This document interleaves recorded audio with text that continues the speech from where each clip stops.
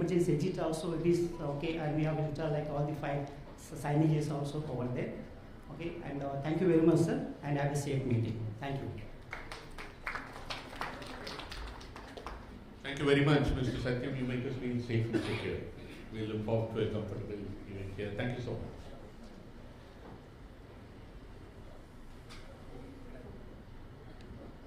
Ladies and gentlemen, it's my privilege and prerogative to invite today's dignitaries onto the dais.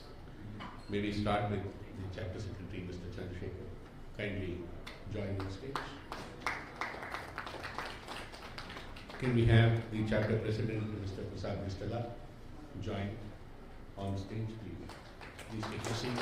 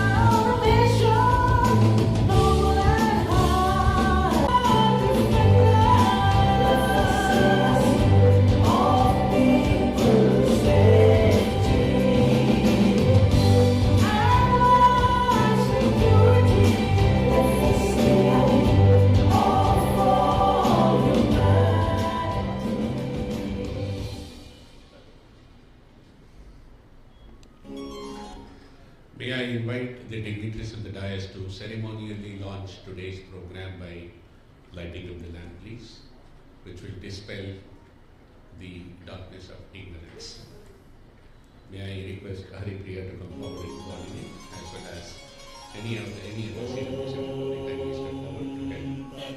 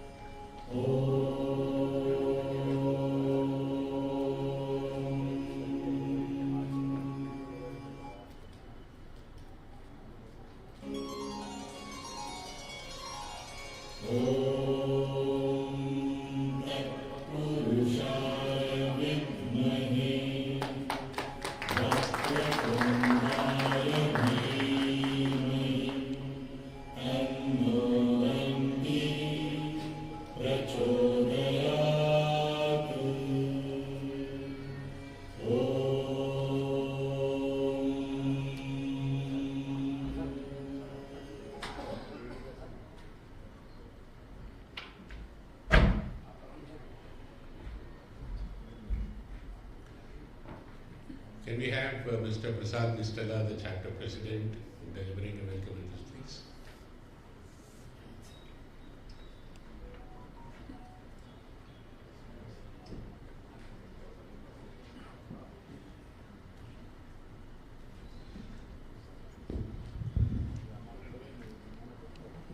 So, good morning, everybody. Hello. We are all on talking terms, right? Good morning. Good morning. I really appreciate, in spite of not having a very proper weather, we are not a full house. I don't have a problem. We will be a full house. But I would like all of you to give an applause for each one of you for being here at the start of the event.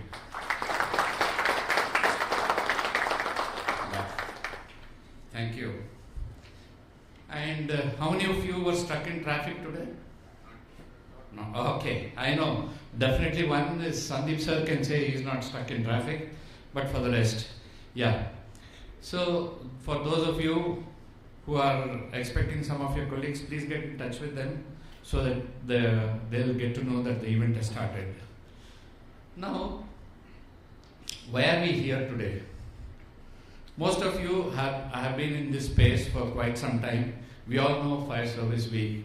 For those of you who are coming from the facility or the electricity space, Fire Service Week is a grim reminder of a huge fire accident that happened in 1944, where 66 people died in the dockyard of Mumbai. And 14th of April is the day where the National Fire Safety Day is done. So apart from that, the most important thing of the theme of the National Fire Safety Day, National Fire Service Day, is to ensure fire safety to contribute towards nation building.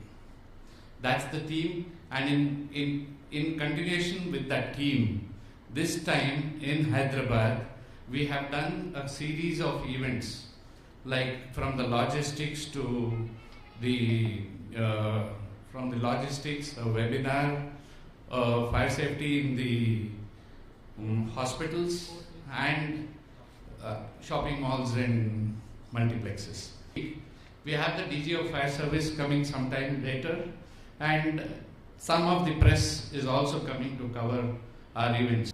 Just to create that awareness amongst the people, we are doing this, that we don't have fire accidents in Hyderabad or anywhere in the country. In fact, FSAI is working towards that to see that there is no fire accident happening anywhere in the country. One of the main objectives is creating awareness and bringing a focus on attention towards preventive maintenance, fire preventive maintenance, checking the operability of the existing systems and the safety equipment. Now, building context to this event, why we chose hospitals. How many of you are absolutely in the hospital space on a daily basis? Quite a big crowd. Congrats. You will be the people who will get the most out of today's meeting. You have very eminent speakers who have come from across the country. But why hospital? What is hospital by definition? By definition, hospital is a place where the injured go to either get treated or a surgical operation is conducted. That is a hospital. Now let us talk about patient. Who is a patient? An individual who is awaiting treatment because of the injury or pain. He is the patient, ambulatory in nature at all. And when somebody is not ambulatory, the challenges are very high. And first of all, with care. And what needs to be done for patients? They have to be treated with ultra care. In fact, today, the event is towards getting that into the right perspective. We are going to take care of that. And if you have seen, there are any number of fire accidents you must have seen happening in hospitals. And if you see the first people who die in the fire accident are nurses. Because by training, they are aligned to patient safety. And they try to protect the patients much before protecting themselves. That is one of the biggest challenges that also is getting addressed today. So we try to bring context in terms of the National Fire Service Week and the hospitals, because the patient is the person who needs utmost care. The others are ambulatory, they can run to the assembly space. The others cannot. So with that context, I thank everybody for coming, and I'm sure this hall is going to get full in a few minutes because some parts of Hyderabad is having a huge rain. But thank you very much for all of you who have been here. Thank you.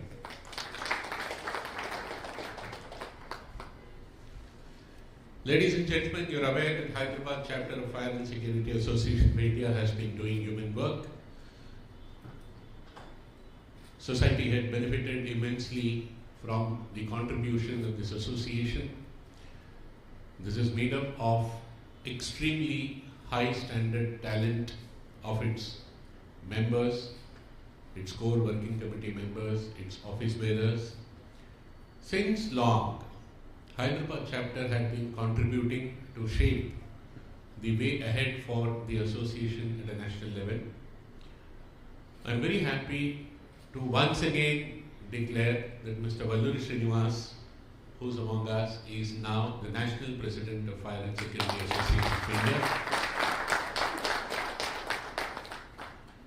Besides that, you people are already aware of him. He does not require a lot of introduction. But still, he is a postgraduate in electrical engineering, is a fellow of Indian Institute of Engineers, chartered engineer, certified energy auditor, accredited professional in IGBC.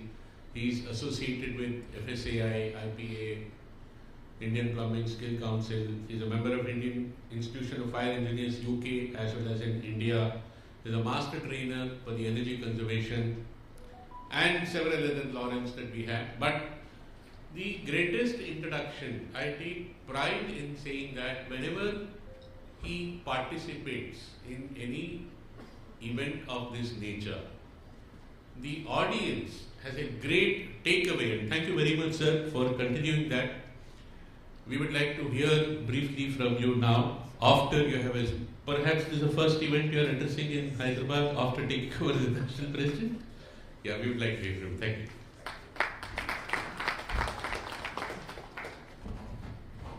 May I request Mr. Vinod Kapsa to the stage, please? He is the other speaker from Mumbai.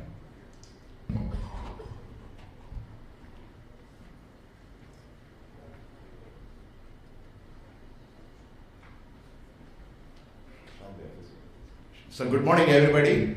I'm really happy to be here. 16 years back we started this chapter. Many of our friends were there at that time with almost around 125, 150 people attended that day. With 80 members we started this chapter. And today, as the national president, this is my first event happening in Hyderabad. And thank you very much for this. And I would like to, first of all, congratulate our entire team of Hyderabad chapter for organizing this during the Fire Service Week. They are doing an excellent job. I understand more than 100 delegates only from hospitals are attending today. I think this is a very good achievement. It never happened. I'm very happy about it. Congratulations to all of you. And the next thing is I would like to introduce you a bit about the Fire and Security Association of India. It's my responsibility. Can I have the presentation? You don't have?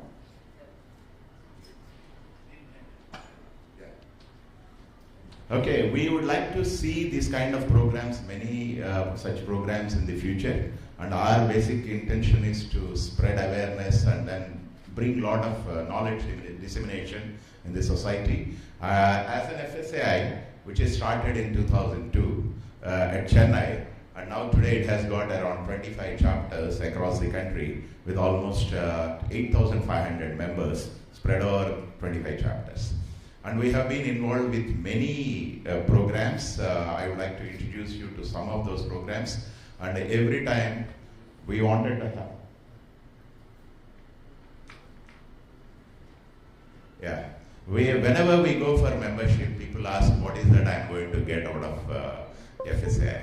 But I'll tell you, we are looking at a lot of benefits for the individual members as well as corporate members, which we will definitely, yeah.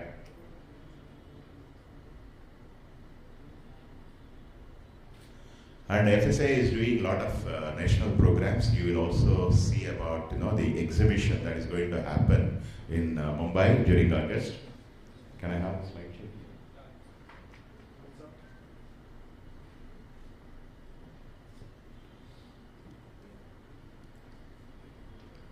Sorry? You want to see it? Actually, they will not do this.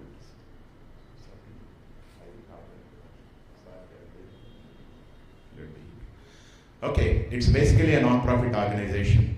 We are only people who are working passionately for the association. It relates to, deals with fire protection, life safety, security, automation systems, loss prevention, and risk management.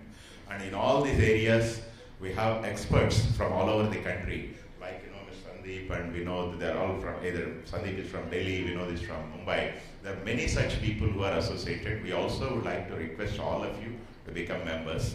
And there were many events conducted between the last year, April 2022 to March 2024. There was a fire safety week conducted across various chapters, and then there were training programs conducted. We had done almost around more than 300 webinars during the last year, and where almost around 65,000 people have attended all these webinars together. And oil and gas seminar was done, and there were many such events. I think every day something or other going on at one part of the country. And next week we have in Chennai, yesterday it happened in Mumbai, last week it happened another program in Mumbai, and again 26th we are going to have one more event in Mumbai.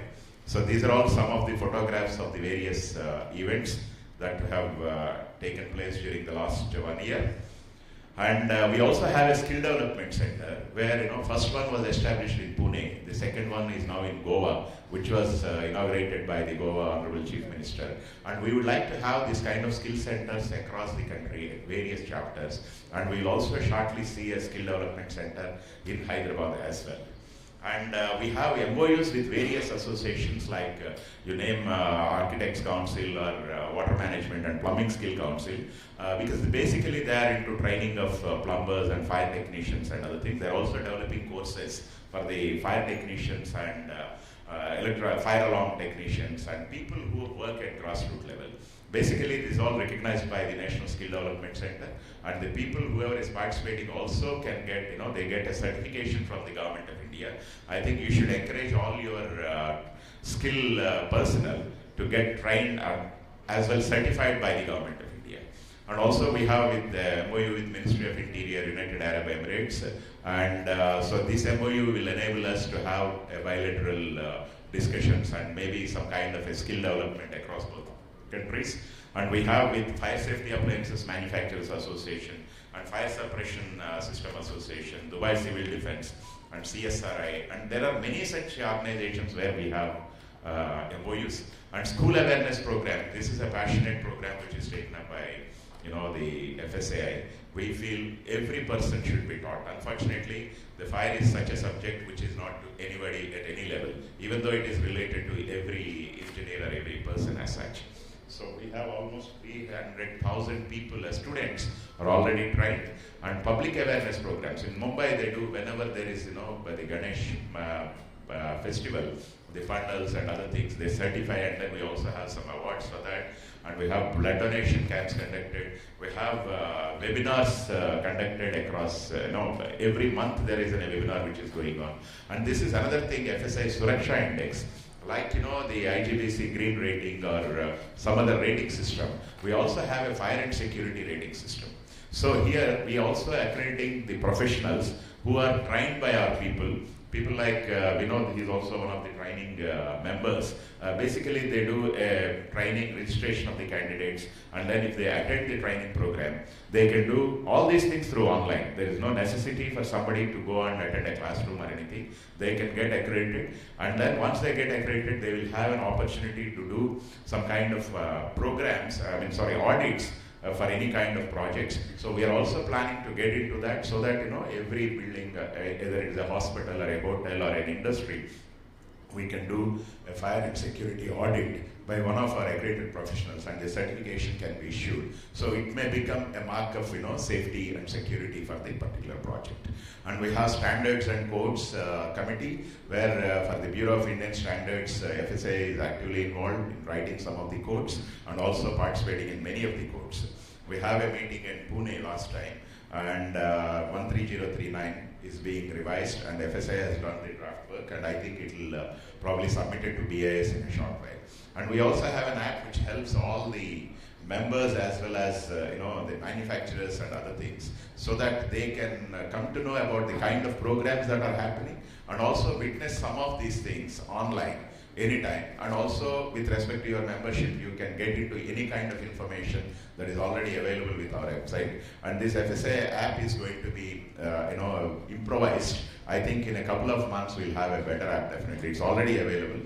And we'll have different kinds of things. One of the important things what we thought for the manufacturers is surplus marketplace. Somebody has got certain material which is surplus with him. He can probably announce it on the website and through app. Then somebody else, whoever is interested, can probably get that kind of material. And some of the other major events, we have FIST Awards. It's basically Finest India Skills and Talent Awards. And this is completely done, the entire analysis and everything is done by a third party, that is PwC. And basically FSAI is instituted these awards to encourage people to go for fire and security. Any of the buildings, it's a government building or it's a private building. So we have different kind of categorizations in that with respect to fire safety and physical security or special categories. Whatever it is done, a good thing is done. If they can submit to the awards committee, definitely during the exhibition time the awards will be announced. And we had only yesterday a meeting, so now shortly by May 1st we'll have the announcement about the next awards thing. And project heads, architects and consultants conclave, some people might have attended.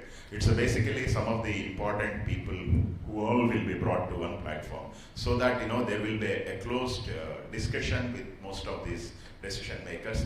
This is another flagship event by FSAI. Next one is going to happen in Hotel Chola in Chennai.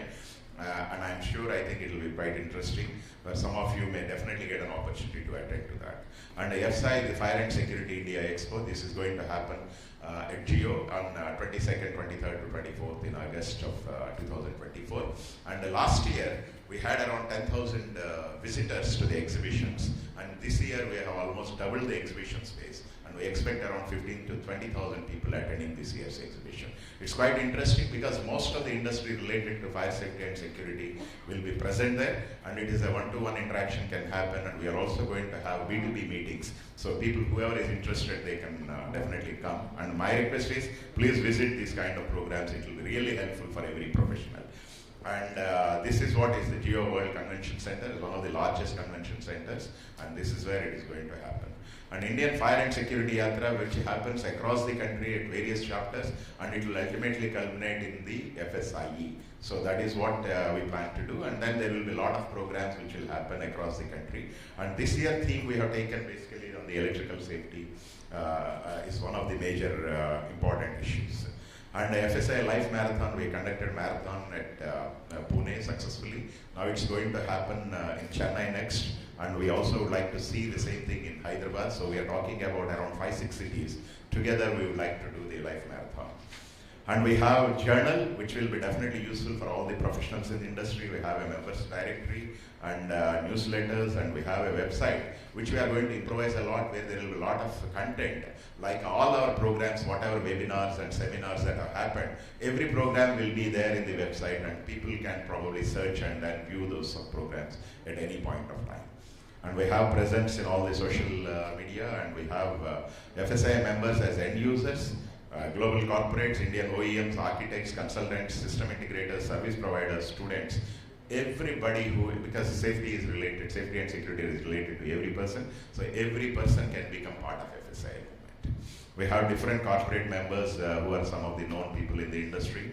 We have different membership categories. I'll tell you, the membership of an individual membership is hardly anything. It's 1,000 rupees a year.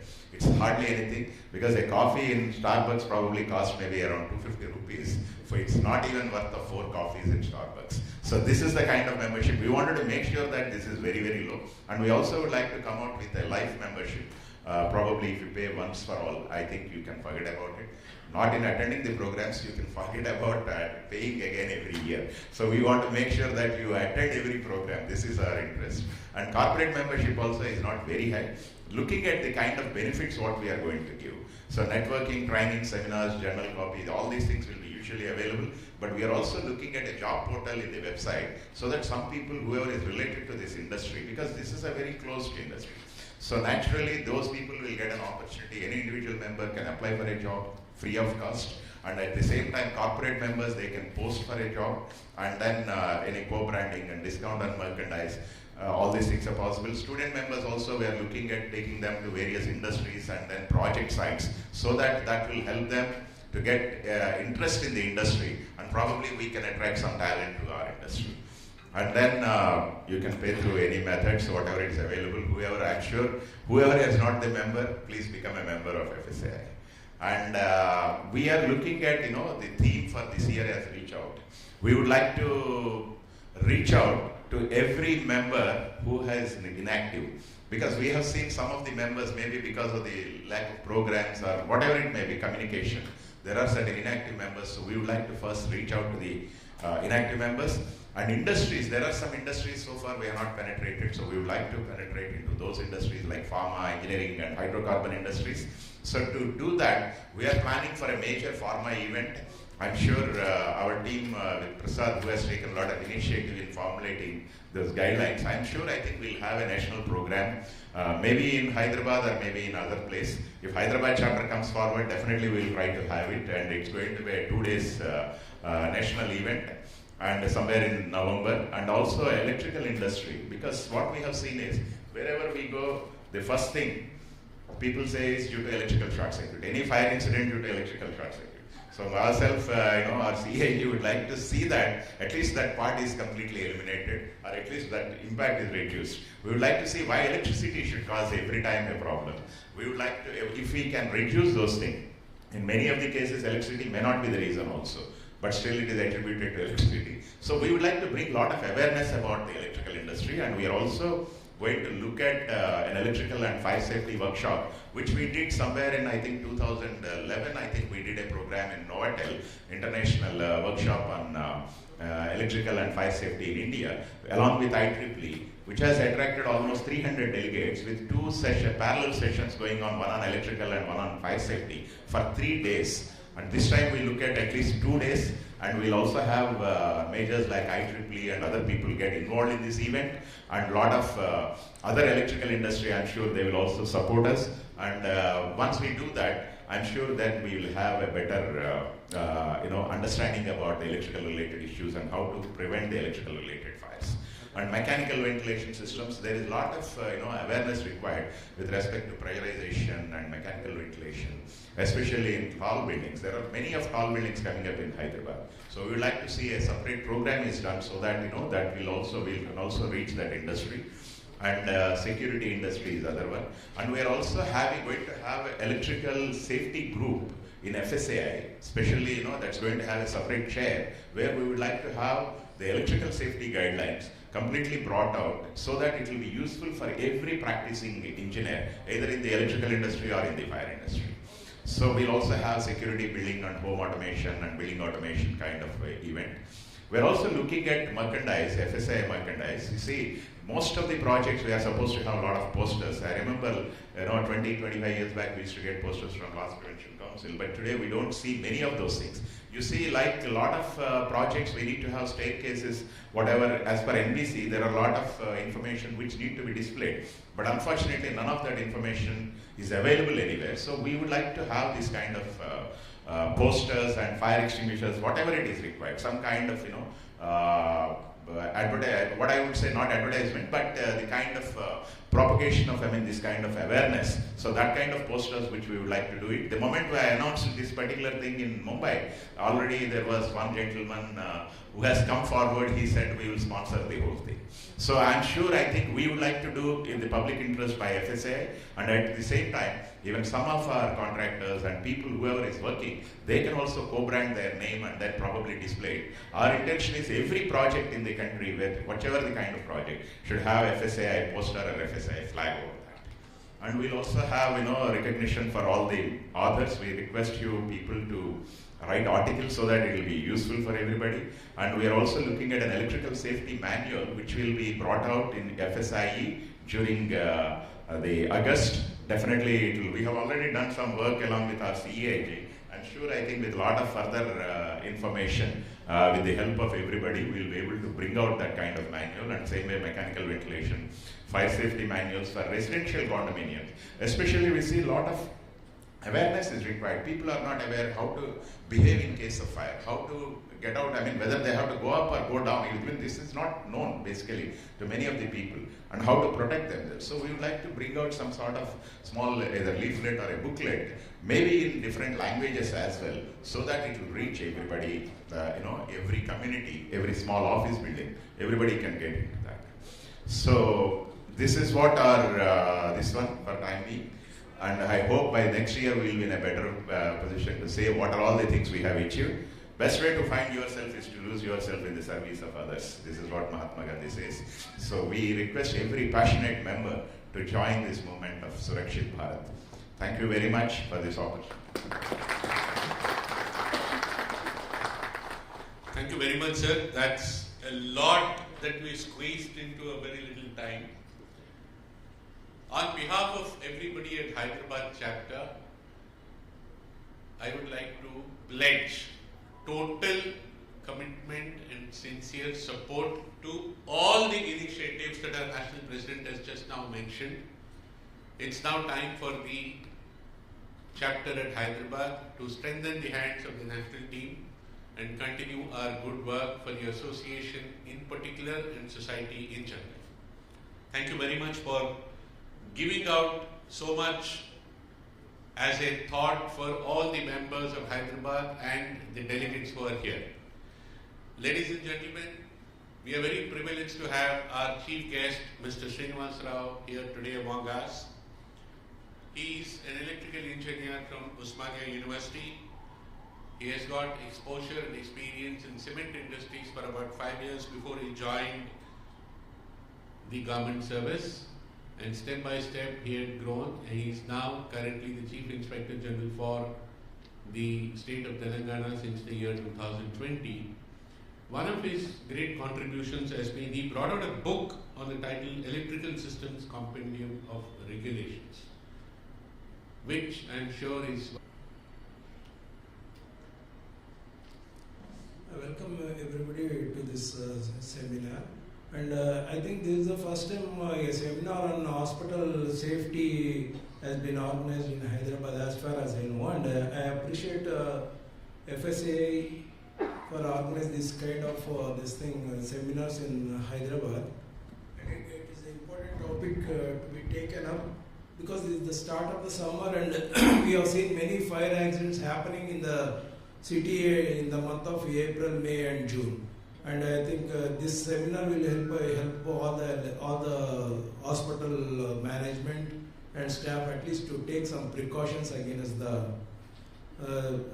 fire accidents to be occurred in the hospitals. In respect of the safety of the hospitals, all the hospitals, majority of the hospitals in the Hyderabad and the surroundings are in the multi-story buildings. That means more safety and electrical safety and fire safety is required in respect of the multi-story building compared to the other factories and other installations. So, electrical engineer who has worked in the factory or anywhere does not know about the standards and systems in the multi-story buildings.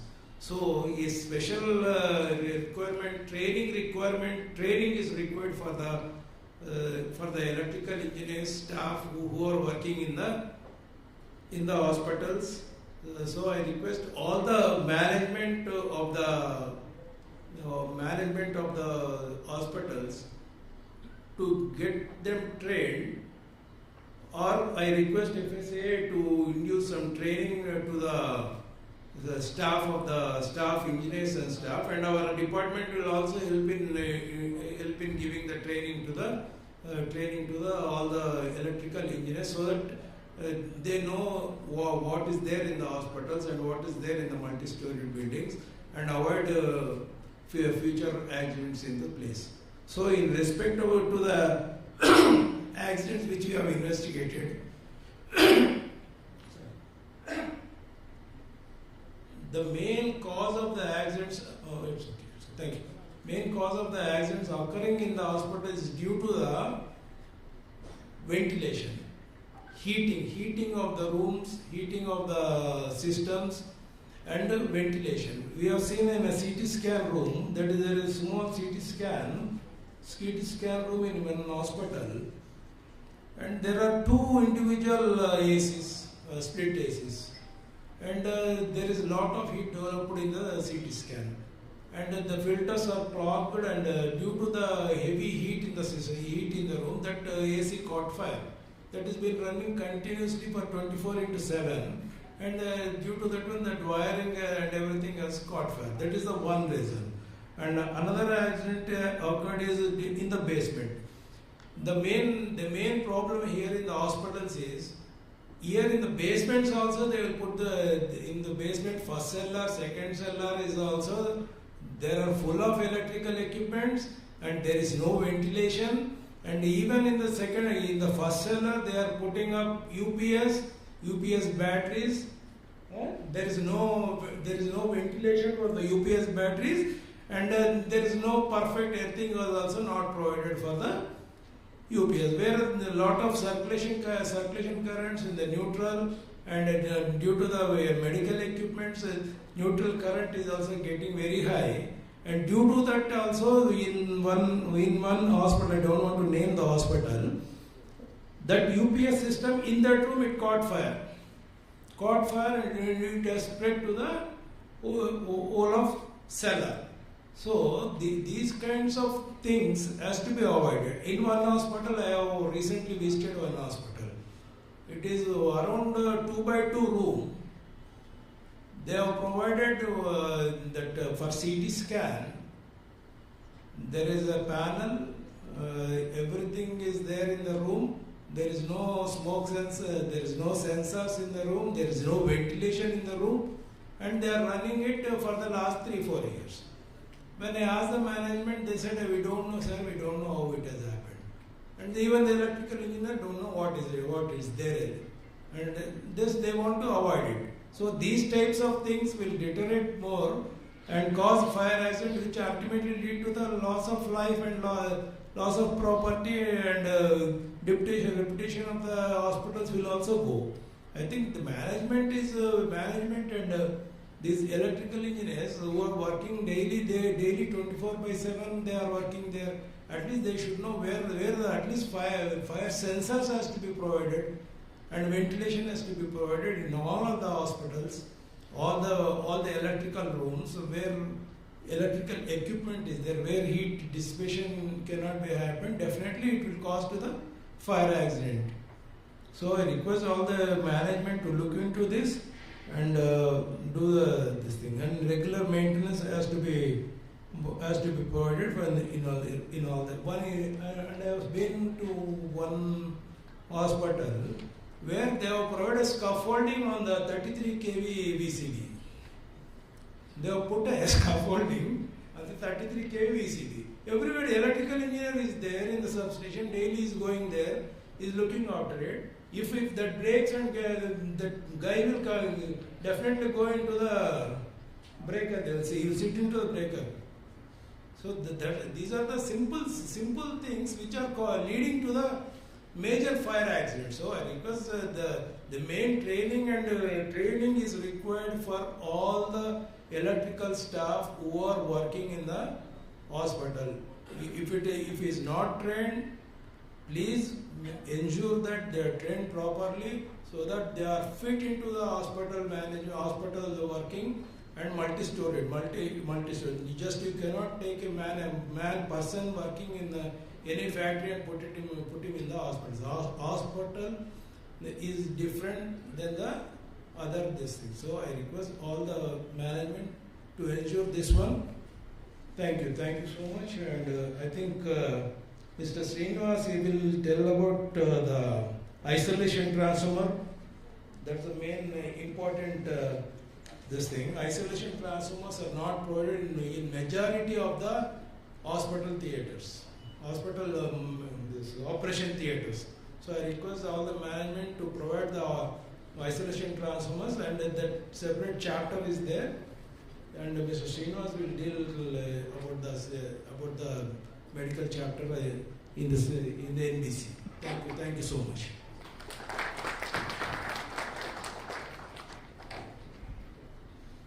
Thank you very much, sir. That's a brief message, ladies and gentlemen, but that's an extremely important message which is going to save the lives. And that's what we are here for. Thank you very much, sir. Ladies and gentlemen, FSAI has grown from place to place, step by step, with active support from a lot of people. We have always been very blessed to receive support, guidance, and valuable mentorship from people who have been experts in their positions and their places. Today, it's my privilege to recognize Sri Lingareddy Garu, who is among us, Chief Engineer, Roads and Buildings. Sir, please do step forward. We would like to hear you a few words about today's event and your association with FSAI also. He's been a great supporter. He's also a member of FSAI. He's been a great supporter for more than a decade now. Sir, please, I request you to come forward and say a few words.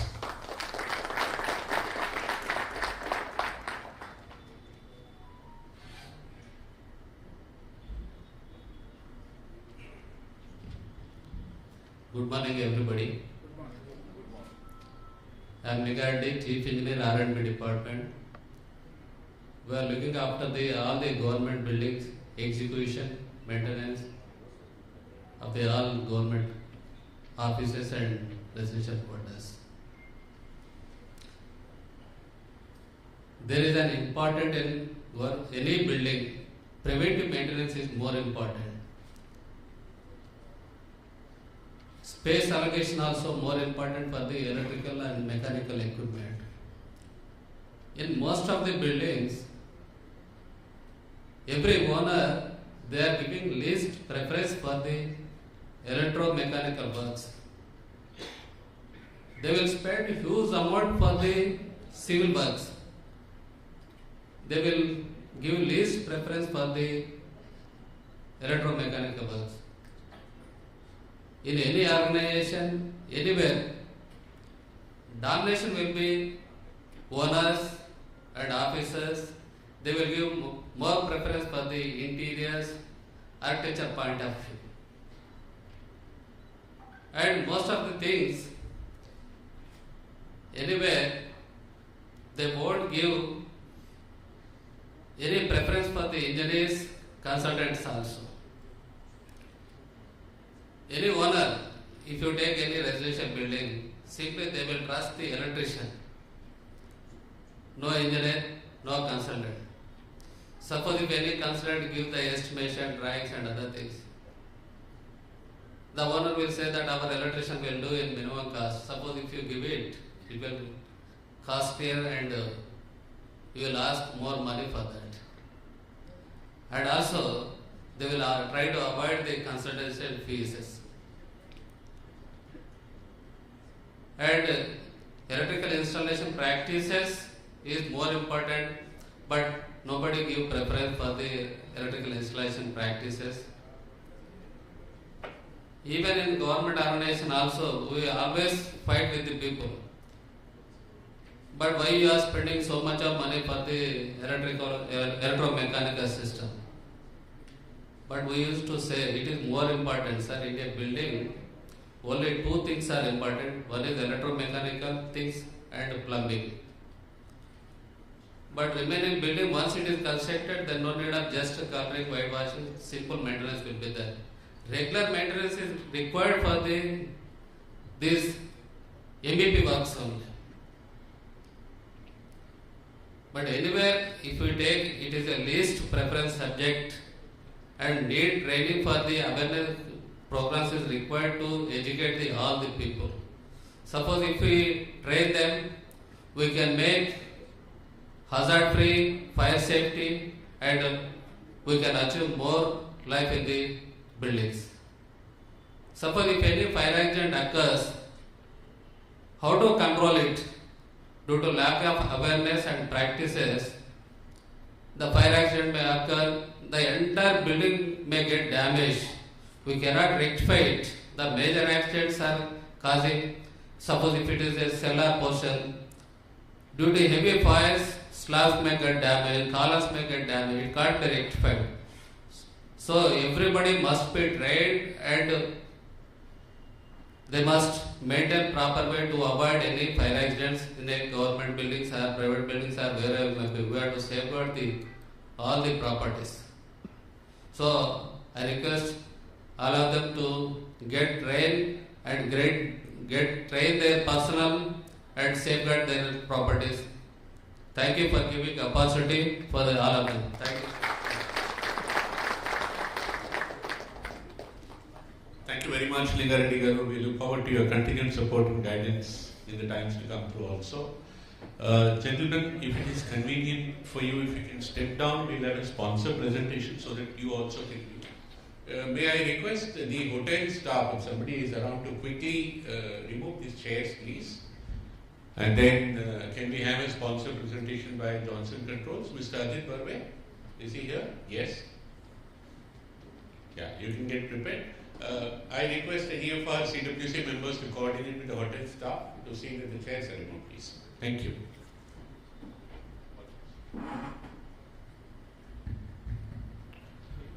Morning, everyone.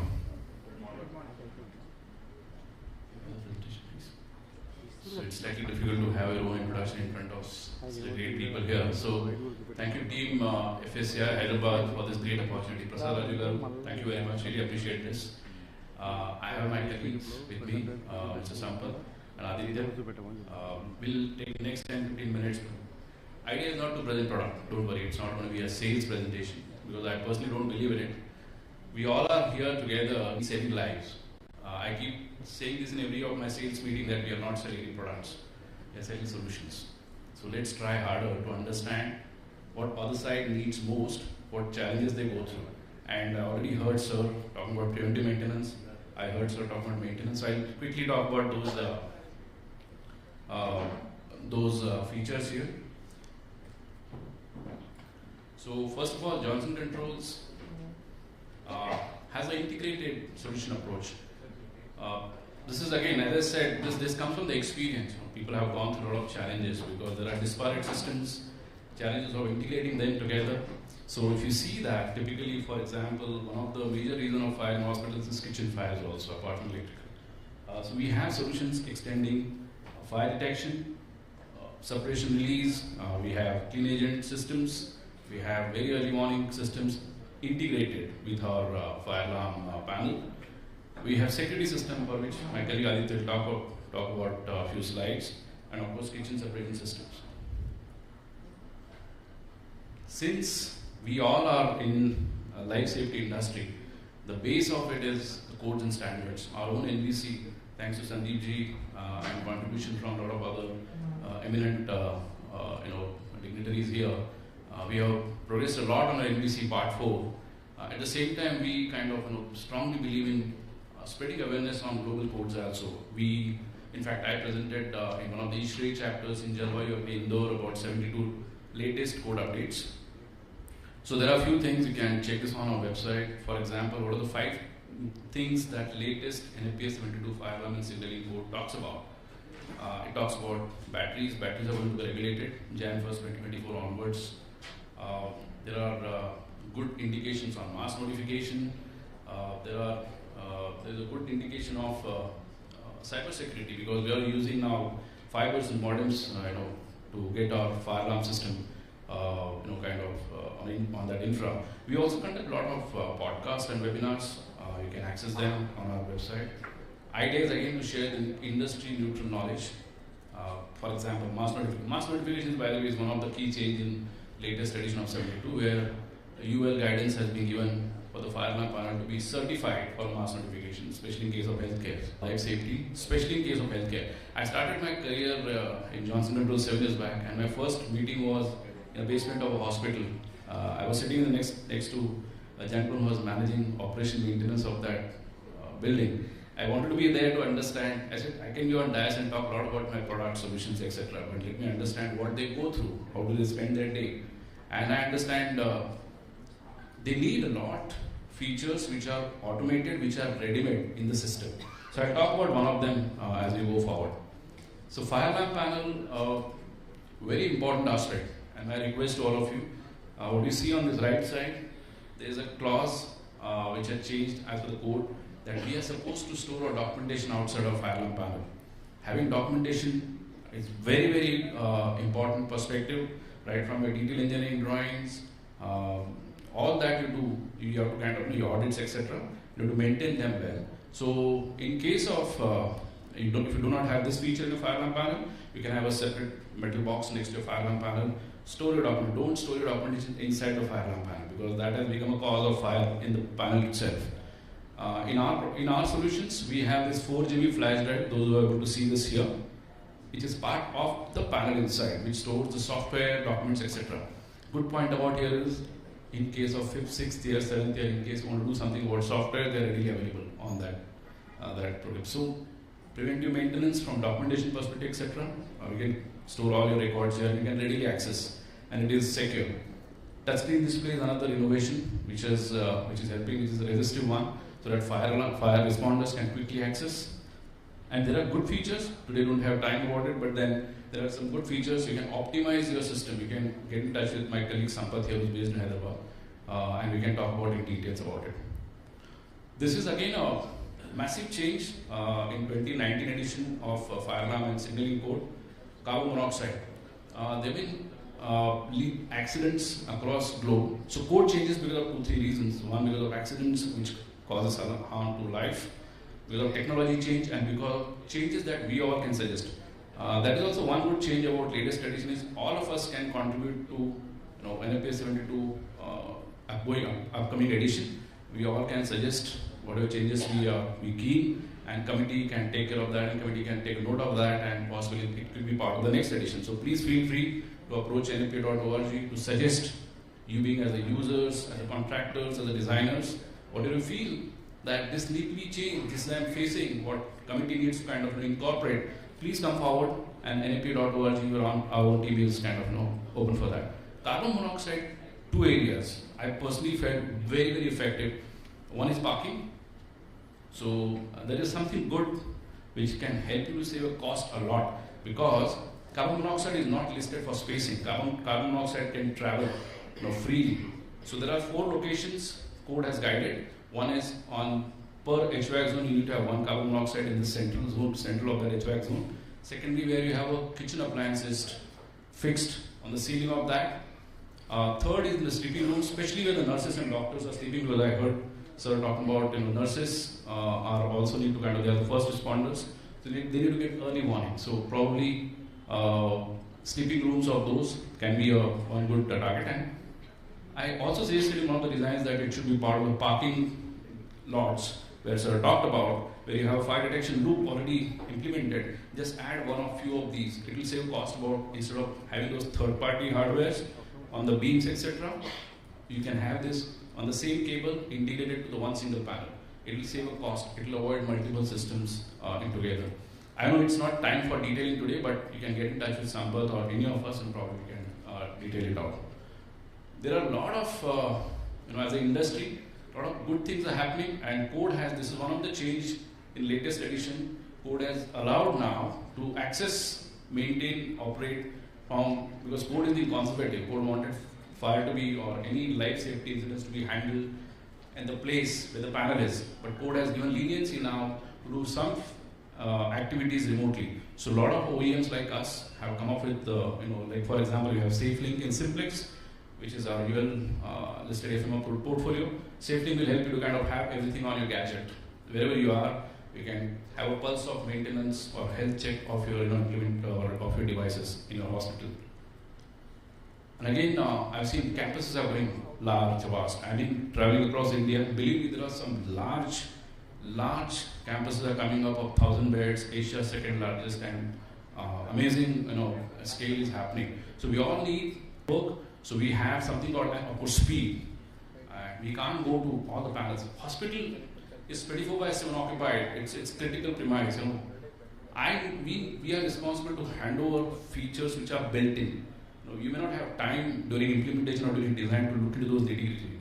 So we should give you system which has this functionalities ready-made available, so that during implementation even labor should not feel that, should not kind of get multiple checks on it. So this is one of them where you have networking, scalability given, you can have multiple topologies and it gives 100 Mbps speed as well.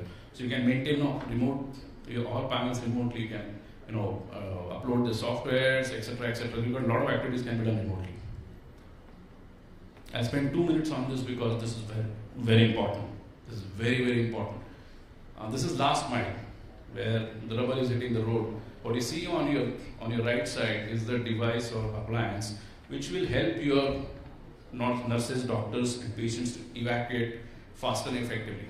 This is just one of the typical schematic what gets implemented in most of the projects. We have modules, you have external power supplies, as sir said, UPS, etc., etc. So more points I have, more hardware I have, maintenance becomes difficult for me, and I need something which is ready-made I can. So these kind of schematics, nothing wrong about it. Nobody produces bad product, as I keep saying. But we need to use solutions. Hospital needs specific solution which will maintain it automatically, etc.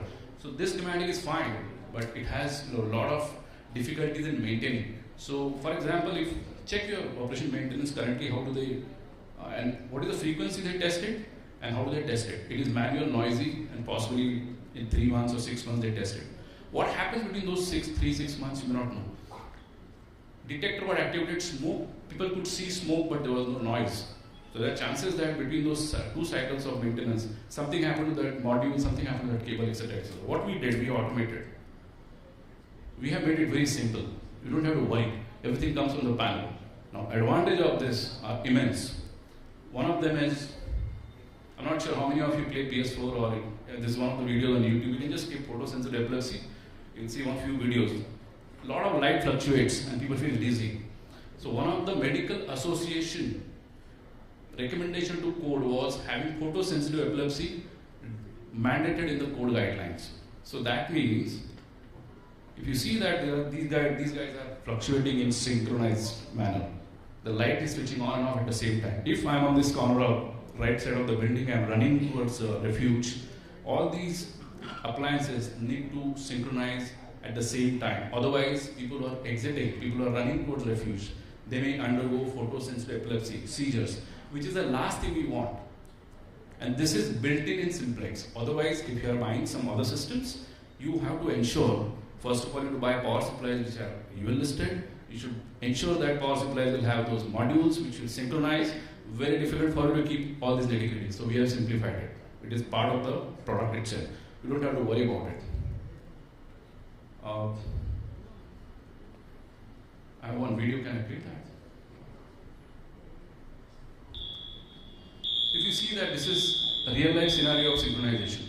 You see all the appliances are switching on and off at the same time. You can skip that. I just thought I'll show you real life scenario how it looks like. And this last point, before I hand over to Aditya, I'm just talking about few things which are very crucial. We are spending whatever penny being spent by you, everything stops here, because these are the appliances which will evacuate your nurses, doctors, and patients. Because defending place is one aspect of design. At the same time, evacuation is very critical. So, what if you can test this? If I have to test this, it is very difficult because hospital is 24/7. So I know all strangers are there. They may not know where the refuge area, where they exit, etc., etc., etc. So I need to and these are these are noisy and these are manual. So it is very difficult to test them. As I said earlier, it takes sometimes months and months to test them. And these are important. If they don't function on time, people may not be able to evacuate in those first few golden moments. As for research, possibly, maybe you know that Sandeep ji can guide me, but as for research, we have 2.5 to 3 minutes to reach the area where we are safer. So these appliances absolutely need to perform, they need to be healthy. How Simplex does it? Maybe I'll just play one last video. Simplex True Alert EF.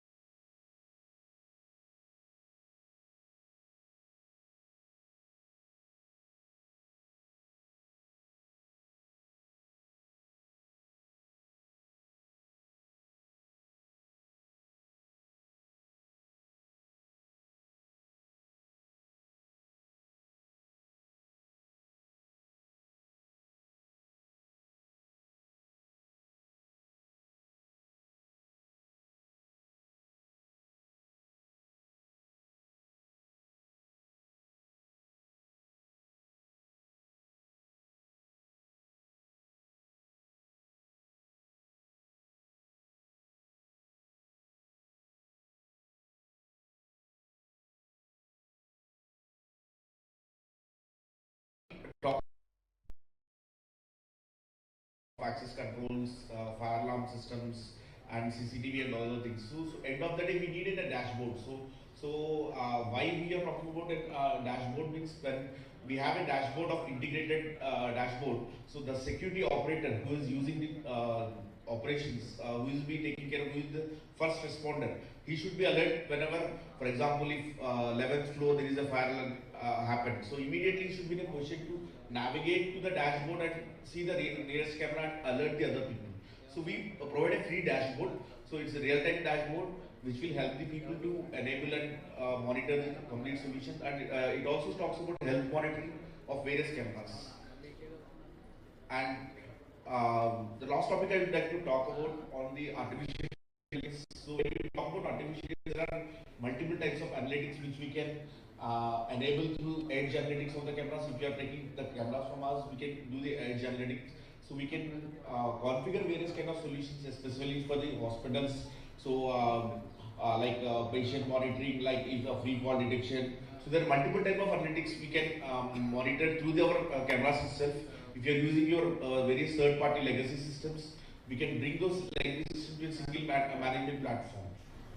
So there are, I mentioned some certain object detection. So these are all analytics. So I mean, people all are having a kind of a phobia that analytics is a it's a Greek and Latin. So I mean, cameras and all those things are becoming edge devices. So end of the day, so what you are getting out of the devices is more important than what kind of equipment we are going to install. So we can also do the facial recognitions. Wherever, whenever you want to have the complete intelligence alert for the operational efficiencies of the hospitals also. If you want to have multiple floors where you want to have the operational efficiency, you want to monitor. So you want to optimize your operational staff. So you want to allocate the nurses and other people where there is a demand is there. So we can operate in such a way using the video management software itself. So one of the key application for, this was being evaluated after the COVID. People are talking about mass detection is one application. So then, like this, multiple use cases can be created using your scenarios. So here we are here not to give the solution what we are having. We want to design the solution as per your requirement from hospital A to hospital A. We can have design the complete solutions. Whatever the generally what happens in the market is. So if someone, some XYZ is using a particular solution, they will try to replicate the same solutions. So we want to give a solution-based approach which will help the users to select the solution as per the budget, as per the requirement. So end of the day, so we would like to give the complete integrated solutions.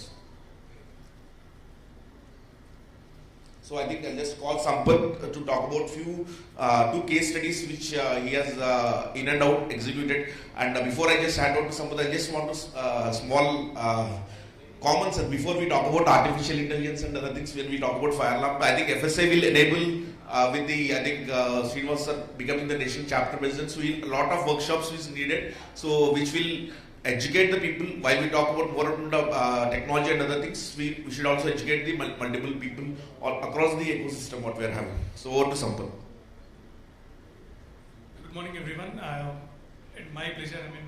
So we have two big references within the city, and that is I can name Yashoda Hospital High Tech City with 2,000 bed capacity. So which is a project almost in final stage and up and running. And we have offered the latest technology what Ajit has shown, true or disable notification devices. And the second one, Sindhu Hospitals, again nearby Yashoda Hospitals. So that is 1,080 bed.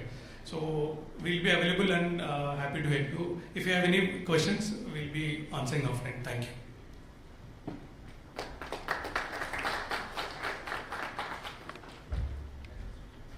Thank you so much, Johnson Controls. We know we have a lot more to learn from you, but I requested the team that we can take any questions offline.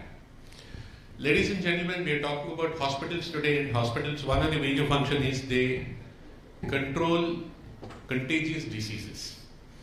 On the flip side, FSAI has got a contagious spirit. The spirit of staying alive, the spirit of life safety, the spirit of fire safety, the spirit of security. what FSAI brings out is contagious. I am extremely happy to note that we have among us a very distinguished person, Sri Rajesh Rao Garu, who is a retired Deputy Superintendent of Police. He had come forward to say that he would like to share a few case studies where he had personally investigated which are related to healthcare institutions. Sir, please do come forward. It's our honor that you want to share your experiences. Please welcome him with a clap of hands.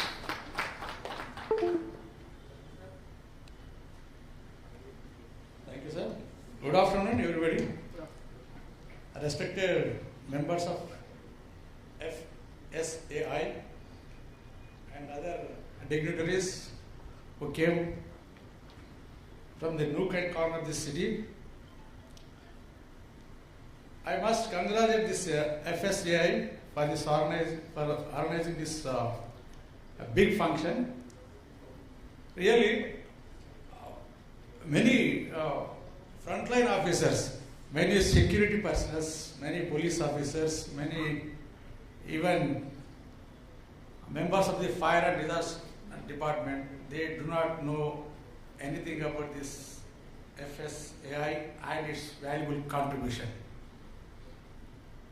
After coming over here, I came to know that you are doing an immense service to the society, sir. I request you to have a panel inspecting team which voluntarily should go to important organizations and inspect their firefighting mechanism, particularly industrial areas. I have investigated many cases of fire accidents in which many casualties were reported. Who were killed there, sir? Innocent laborers who came from the poorest of the poor families. They will be working there without any knowing these 5 norms, how to protect themselves and protect their organizations, under which conditions they are working. And they are killed in the fire accidents. I request you visit such a fire hazardous industrial area and suggest 1 or 2 important suggestions, definitely which will be recognized by the management and recognize your services, sir. Definitely you will be in the limelight. You know that organization will be, the firefighting system of that organization will be run by a poor fire safety officer, fire FSO or fire AFSO, whatever they give the nomenclature. And the entire organization believe that he is the hero. The fire safety officer will be the hero. You see his a background, you will be surprised. So therefore, I request this organization to visit such areas, suggest some of the lacunas or some of the fire hazardous places and electric lacunas. As one of the speakers said that every fire accident will be blamed as electric fault. In many of the fire accidents, not electrical department is responsible, sir. You see the Ujjain, a fire accident in Ujjain temple. Nobody expected. What was the root cause for the fire accident? You know, gulal, which generally firefighters or engineers may not expect. Gulal and camphor. And the important priest was about 79 years serving the god, died. So such many things. Important personality of firefighter, Sir has come. Sir is working as a DJ. I don't want to take much time, sir. So one more suggestion for this organization, sir. call the nominations of the firefighters who are the front lines working in private organizations, sir. Without much knowledge, they will go and stop the firefighting, sir, stop the fire accidents, sir. Save the lives because of their timely action. Because of the timely action, the property of that organization is saved many times. Because of their timely action, presence of mind, they have saved many lives, sir. And their contribution, their timely action will not be recognized properly, sir. Such organizations should call the nominations, identify such persons, give some small token of prizes, definitely it will be encouraging the lower cadre, sir. Sir, since identity, sir, has come, I don't want to take much time, sir. And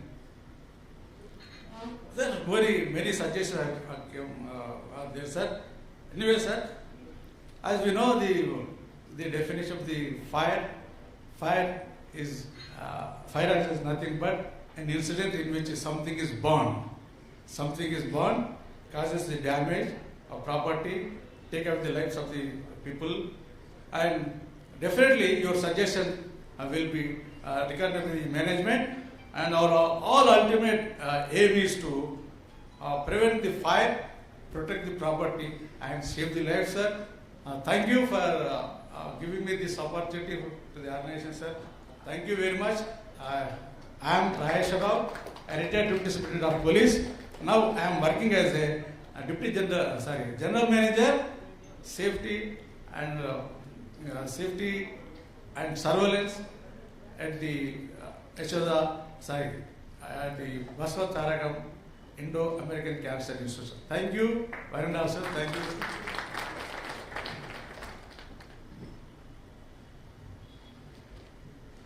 Thank you very much, Rajesh Rao Garu, for these very valuable lessons of life. We all will remember them. We will try to stay alive. We will try to stay afloat.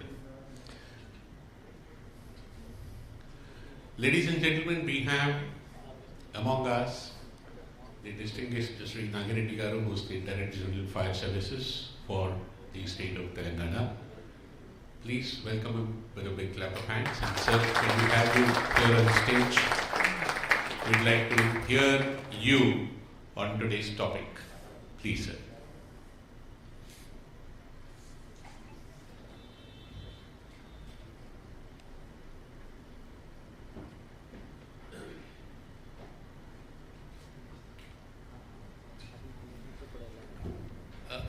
It's a great pleasure for us to introduce Thank you. Nagireddy Garu.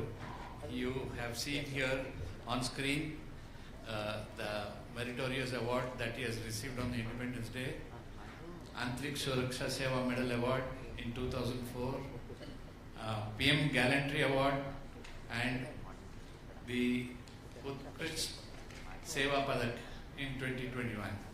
So, a round of applause. And we have a distinguished speaker, so let's have your rapt attention, please. Thank you. Over to you, sir. Thank you very much. Thank you, Prasad and Srinivas. Thank you for this opportunity. We are organizing Fire Service Week this week from last Sunday to today. So the theory, rather the motto of this week is to ensure fire safety and contribute to building of nation. So that is the theory. Basically it was given by the Government of India that this year we should ensure fire safety to build the nation. So I thank this FSAI for being part of this planning. So now today, anyway, the subject itself is hospital fire safety and then electrical safety. Now, as you know, the hospitals are the most critical components in the society. So whether it is a fire hazard or anything, or any natural disaster also, the hospital has to function. So come what may, the hospital has to run so that it will take care of the patients that are coming. It should be robust, it should not waste, and it should provide the services to the people who are coming for its services. And for that, basically the hospital should have contingency plans so that it will remain functional throughout. Now, whether it is hospital or any other building, so the vulnerabilities can be classified into 3 classes. One is a structural vulnerability, then non-structural vulnerability, and functional vulnerability. You can see that a graphic representation of the safe hospital. The structural components, as you know, you will be planning during the construction itself.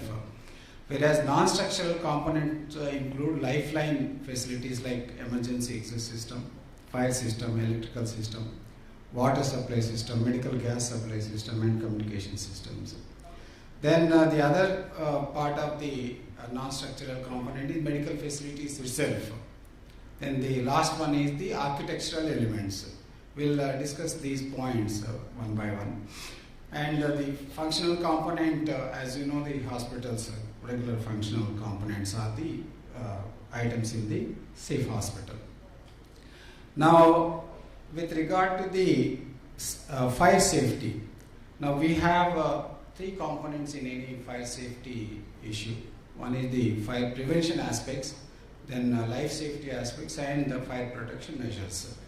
Now, as you know, all the hospitals, maybe except for those clinics, all the hospitals are classified into Group C of the National Building Code of 2016, and within that also there is a subdivision C1, hospitals and sanatoria. Now, we have to follow the National Building Code while constructing any hospital in this country. And in particularly in Telangana, we have other GOs, GO 168 and GO number 2, which gives some specific guidelines for the fire safety in the hospitals. Now, with regard to the fire incidents in hospitals, you know, the patients are basically vulnerable in hospitals. They will not be able to move and they will not be able to take care of themselves compared to many other accommodations, like either office accommodation or residential accommodation or any place. The patients are highly vulnerable in case of the hospital. Now, there were major incidents worldwide. There is one Al Hussein teaching hospital in Iraq in 2021. 92 persons died in the hospital. And in Iraq itself, I don't know why it happened. Another hospital, Ibn Khatib Hospital, 82 persons died. Then in India, Rohini, India means, in Telangana itself, Rohini, a super specialty hospital in Hanmakonda, there was a fire in 2017 leading to 2 deaths and 4 injured. Then IMS SUM Hospital, Bhubaneswar, again 22 deaths. And major incidents, I think in India, this is one of the most notorious incident in hospital fire, Kolkata Amri Hospital incident. So in 2011, 95 persons died in that hospital. So, these are the things. So all the reasons you can see. The first one is poor handling of oxygen cylinders. Second one is explosion in oxygen tank. Then rest is electrical short circuit or electrical issues. Now you can imagine the importance of the electrical systems in the hospitals. Now these are the few photographs of Amri fire incident. The first one, you can imagine there were not many facilities to evacuate because of the smoke. All other exits were closed and then people got brought down from the ladders outside the hospital. Then second photograph, there was no place even for the fire engine to enter into the premises. They have to station outside the hospital premises and then start the firefighting. Then entire chaos you can see, and then there was it was very poorly handled and they were not prepared for the kind of natural disaster. Rather, it is unnatural disaster in case of the Amri Hospital. Now, this is most distressing thing anybody can even imagine. that a patient was brought like this. So my request is, there are many people from hospitals. When you are planning hospital or when you are running hospital, there should be enough contingency plans, particularly in case of the fire or any other natural disaster. So the visibility was poor, and then there were no exits. The hospitals have to be. Now we have national that have to be instruction is made. The risk has to be assessed for each of the hospital, and with regard to the inspected, and then of course only technical people should be able to explain what are these exactly. Now in the hospital, what do? So everybody in the hospital, including the doctors, so they have to be trained with regard to the electric training, the safety of the while there or not, and then for the emergency, everybody. For that, what do you need? Basically, we have to collaborate with the electrical professionals, and then with the collaboration of safety measures. So this is with fire-related fire prevention issue, fire resistance walls and floors. Then, of course, as we have mentioned, the electrical installations should be appropriately done. Then we have to consider these air conditioner now hospital, and generally people may know that whether the things are there or not, like fire sealant, those small holes in the walls have to be plugged properly, and then are not in the room of the fire's origin. And walls and floors, toxic smoke easily spread. To effect passive means that penetrations in walls and floors have been sealed with approved fire stop products. This principle is called compartmentation.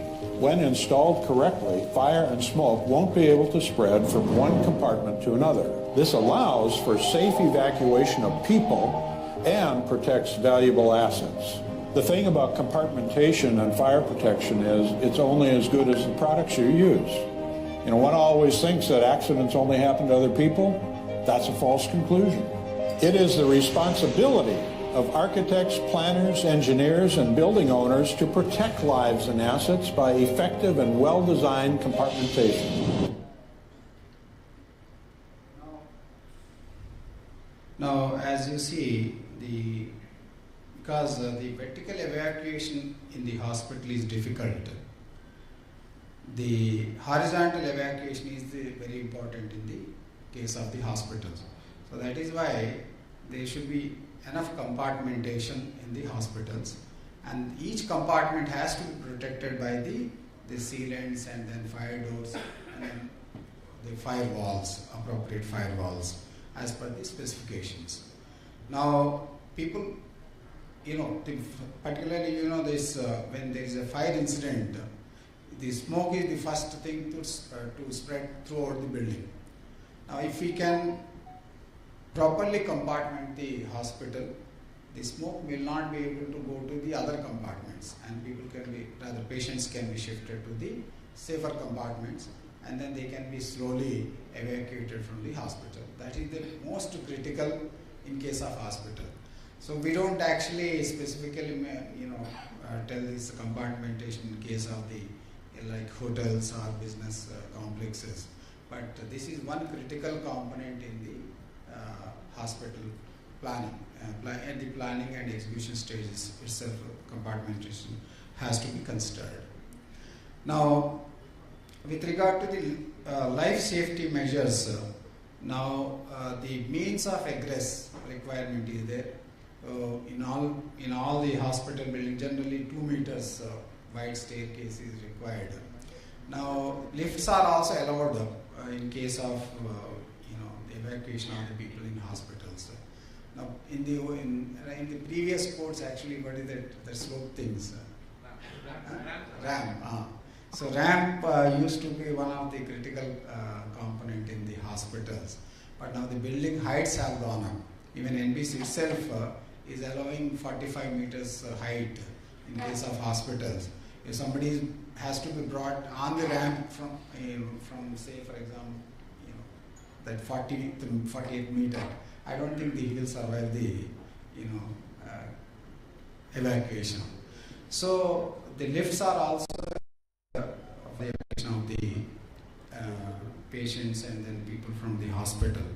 Now that is why the compartment, at least one lift, one fire lift should be available in the safer compartment so that the people will be evacuated in case of the fire.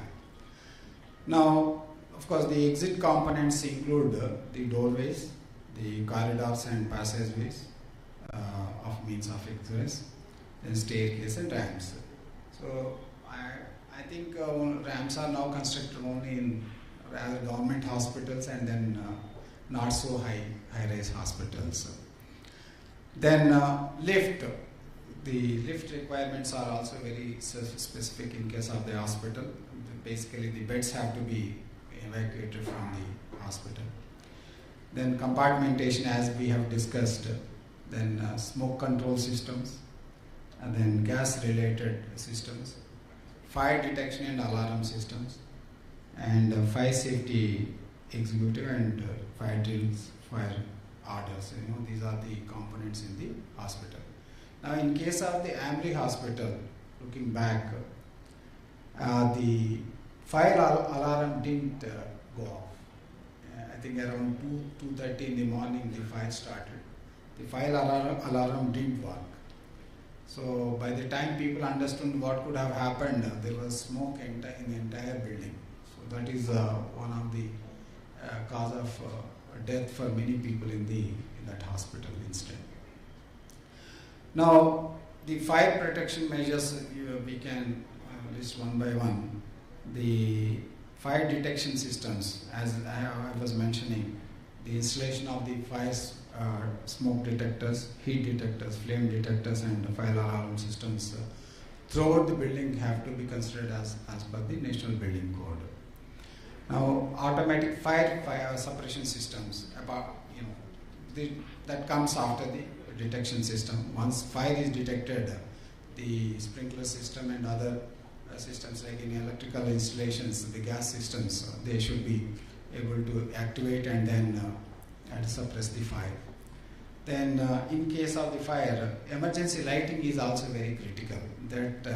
That should never fail until the evacuation of the people is completed.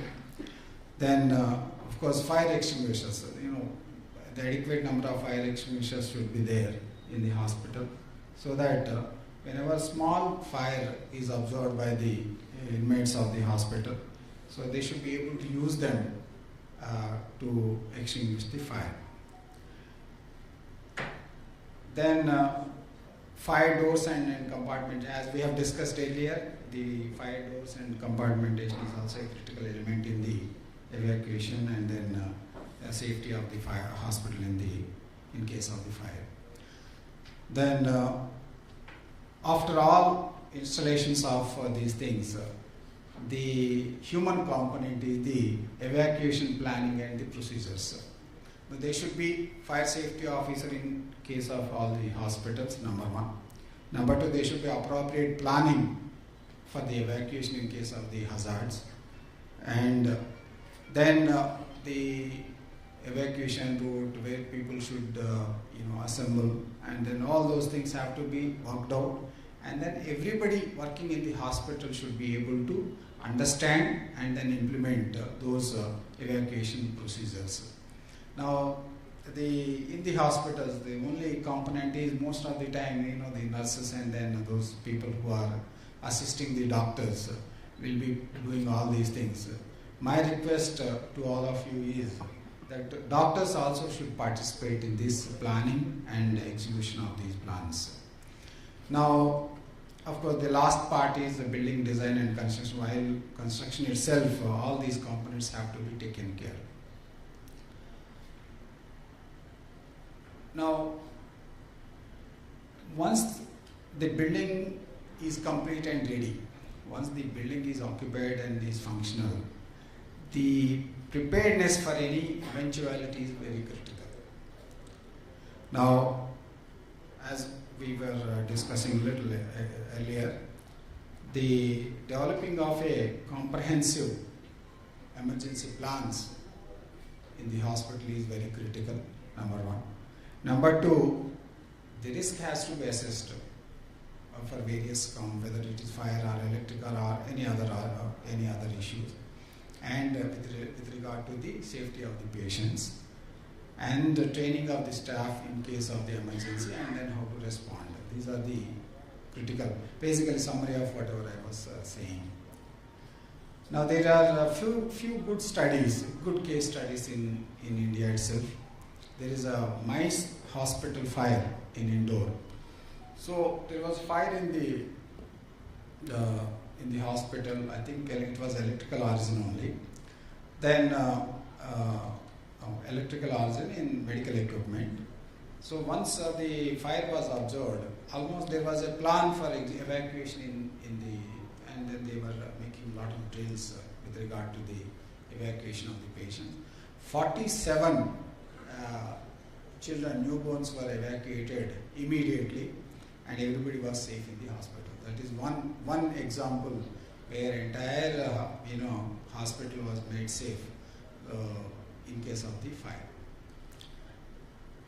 Then, of course, continuous improvement is very critical in case of the safety of the hospitals. As we have mentioned, conducting fire and electrical safety audits, gathering feedback and implementing the improvements, and conducting drills and exercises. Again and again, I am repeating same thing because you put all the systems, but the man has to work there. The man has to be effective in case of emergency. The response of the man in the field, man means man and women in the hospital, has to be appropriate in case of the emergency. That is why a planning and then training and then drills and execution. Execution, of course, it will come only once in blue moon rather. So it is not an everyday occurrence. That is the one time that will happen in any hospital, or it may not happen also. But we should be ready for that one time requirement. Now these are I was mentioning about these aesthetic and facade elements. Now in case of this hospital, the original plan is not having those aluminum louvers on the external facade. Now all you can see those second photograph, all the windows are covered by the aluminum louvers. Now in case of fire, there is no chance of neither those people escaping, nor we even in spite of having some equipment like Bronto, we will not be able to do anything there, at least from the front side. Other sides, okay, we may be able to handle. Same thing, similar story only.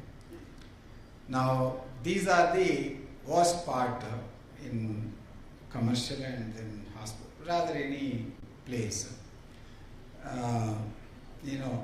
The locking of the fire doors, then keeping trash near the fire doors, fire exits, and then I don't know why grill mesh was also. So fire exit, keep clear. It is written clearly, but for somehow the occupant didn't understand the meaning of that fire exit and keep clear. So that was the fate of many places. So here, my request is, a lot of hospital people are here. The fire department will not be able to come and visit all these buildings. So in any case, during last month, in first 15-20 days, we visited all the hospital in the state, and appropriate suggestions were given wherever we went. Now my request is that you should implement those things. It's not for the heck of we coming and then we telling you. It is the safety of the people working in the hospital and the patients in the hospital. That is paramount important. So whether we tell or not, the voluntary compliance is very critical in case of the fire safety and electrical safety. For fire safety, at least we are there. Occasionally we come and see. For electrical safety, nobody is there. I don't think any contractor will come back and then suggest you that okay, this wiring has become old and then replace it. Now you should take care of these electrical and fire safety issues voluntarily for the safety of your building.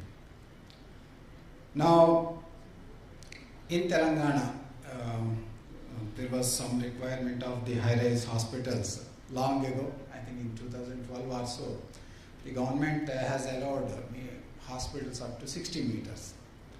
Now, NBC says now NBC is allowing up to 45 meters, but the government again entrusted us to do some homework and then allow the high-rise hospitals.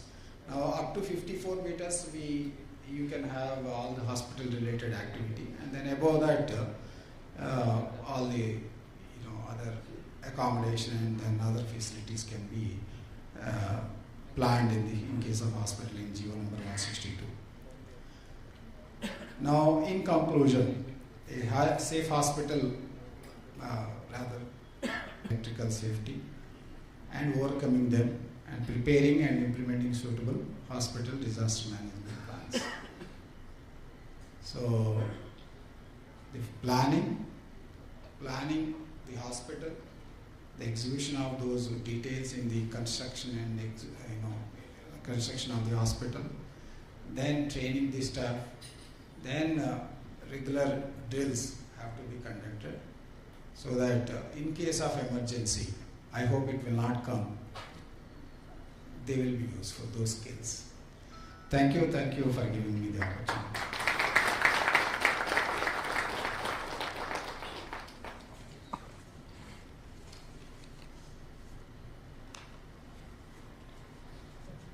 Thank you.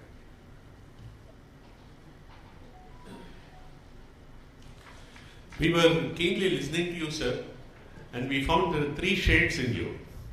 The one shade that you spoke as proficiently and as eloquently as any FSAI professional would speak, and then you definitely spoke as a Director General of Fire Services, and you also spoke as a healthcare professional. I think it's the best amalgamation of what you have to convey, and I'm sure all our delegates have taken a lot of input from you. And needless to say, today's session is going fantastic, and more learning our way. Now we'll take a small pause to honor our speakers who have contributed greatly till now. May I invite our National President, Sri Valluri Srinivas Garu, to kindly step onto the stage to do the honors, sir.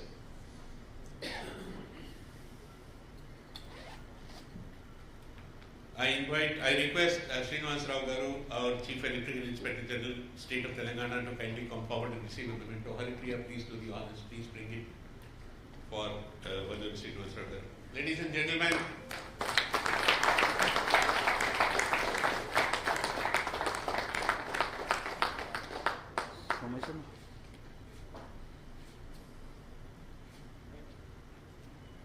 sir, Srinivas Rao Garu request you to stay back.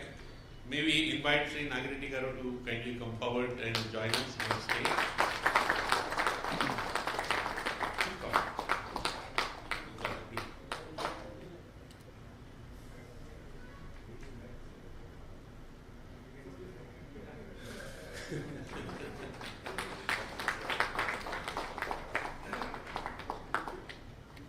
Sir, may I invite Lingarati Garu to kindly come forward, sir. It's our honor that you are here, and we would like to honor you in this small memento.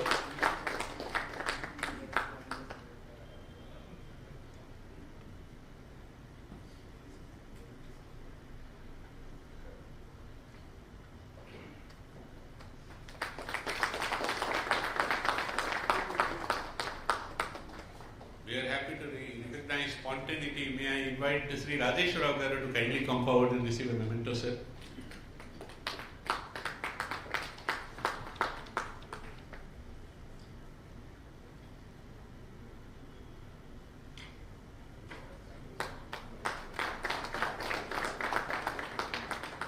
Gentlemen, please stay back. May I invite today's sponsor, Johnson Controls, Mr. Ajit Barve and team to kindly step forward, receive a memento.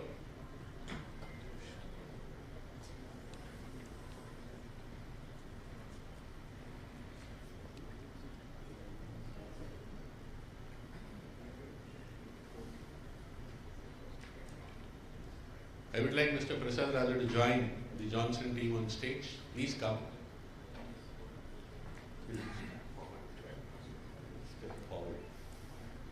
Thank you.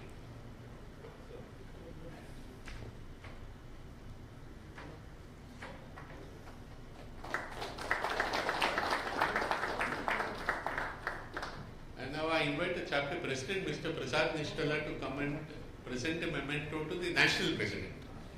Chapter president to national president. Please come forward. Prasad Raj Garu and Team Johnson Control, these two stay back. These two stay back on stage. Yeah.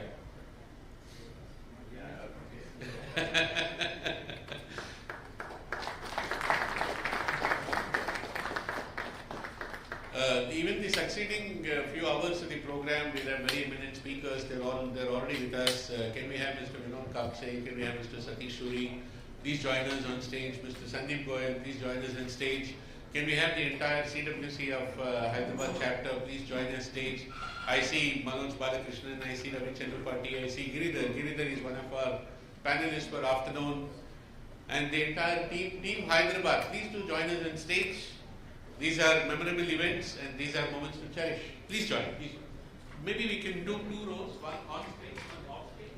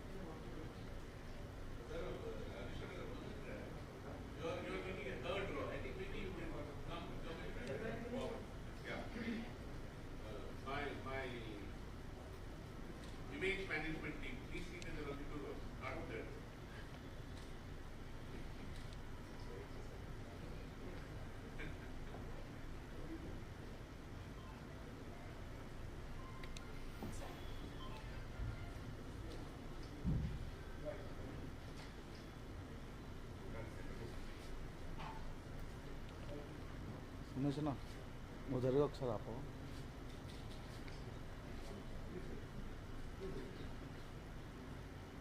भैया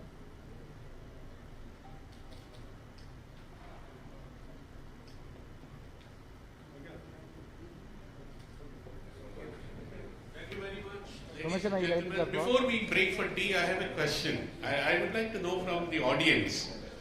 Next time when we do an event, do we start on time or do we wait for the house to assemble? Those who say we need to start on time, please raise your hands. Okay, so I see a majority of the people who say we start the event on time. Thank you so much. That will give us a lot of help. Now, ladies and gentlemen, we have 2 choices in front of us now. We continue to enjoy the excellent hospitality of Taj Vivanta and take an extended tea break, or we come back into the auditorium quickly and continue our learning exercise. We'll take a small tea break for about 15 minutes and let's come back into the auditorium. Thank you so much. Before we all break, our heartfelt gratitude from FSAI to you, sir. In spite of your extremely busy schedule, you have taken time to come here and address the event. On behalf of FSAI, can I have a thundering applause?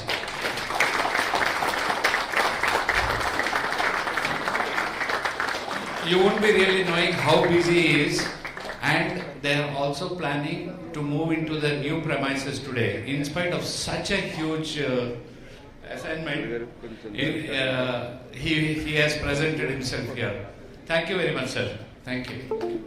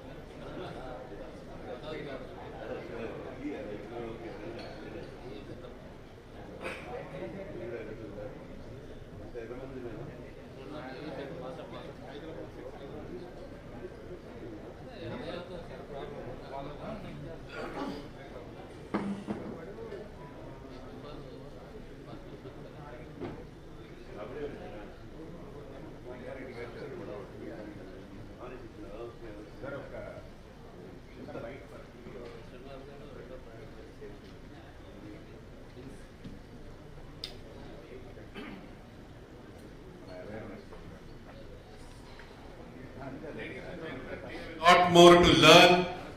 May I request all our delegates to kindly come back into the auditorium.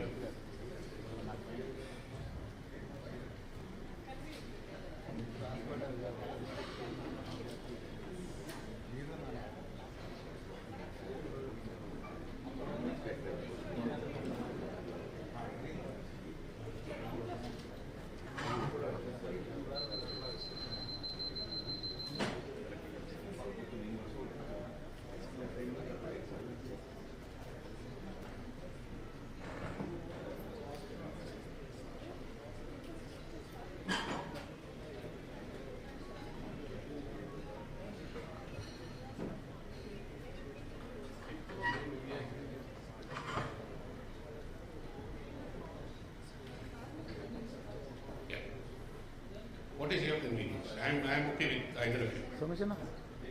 Of course I say. Yeah, thank you.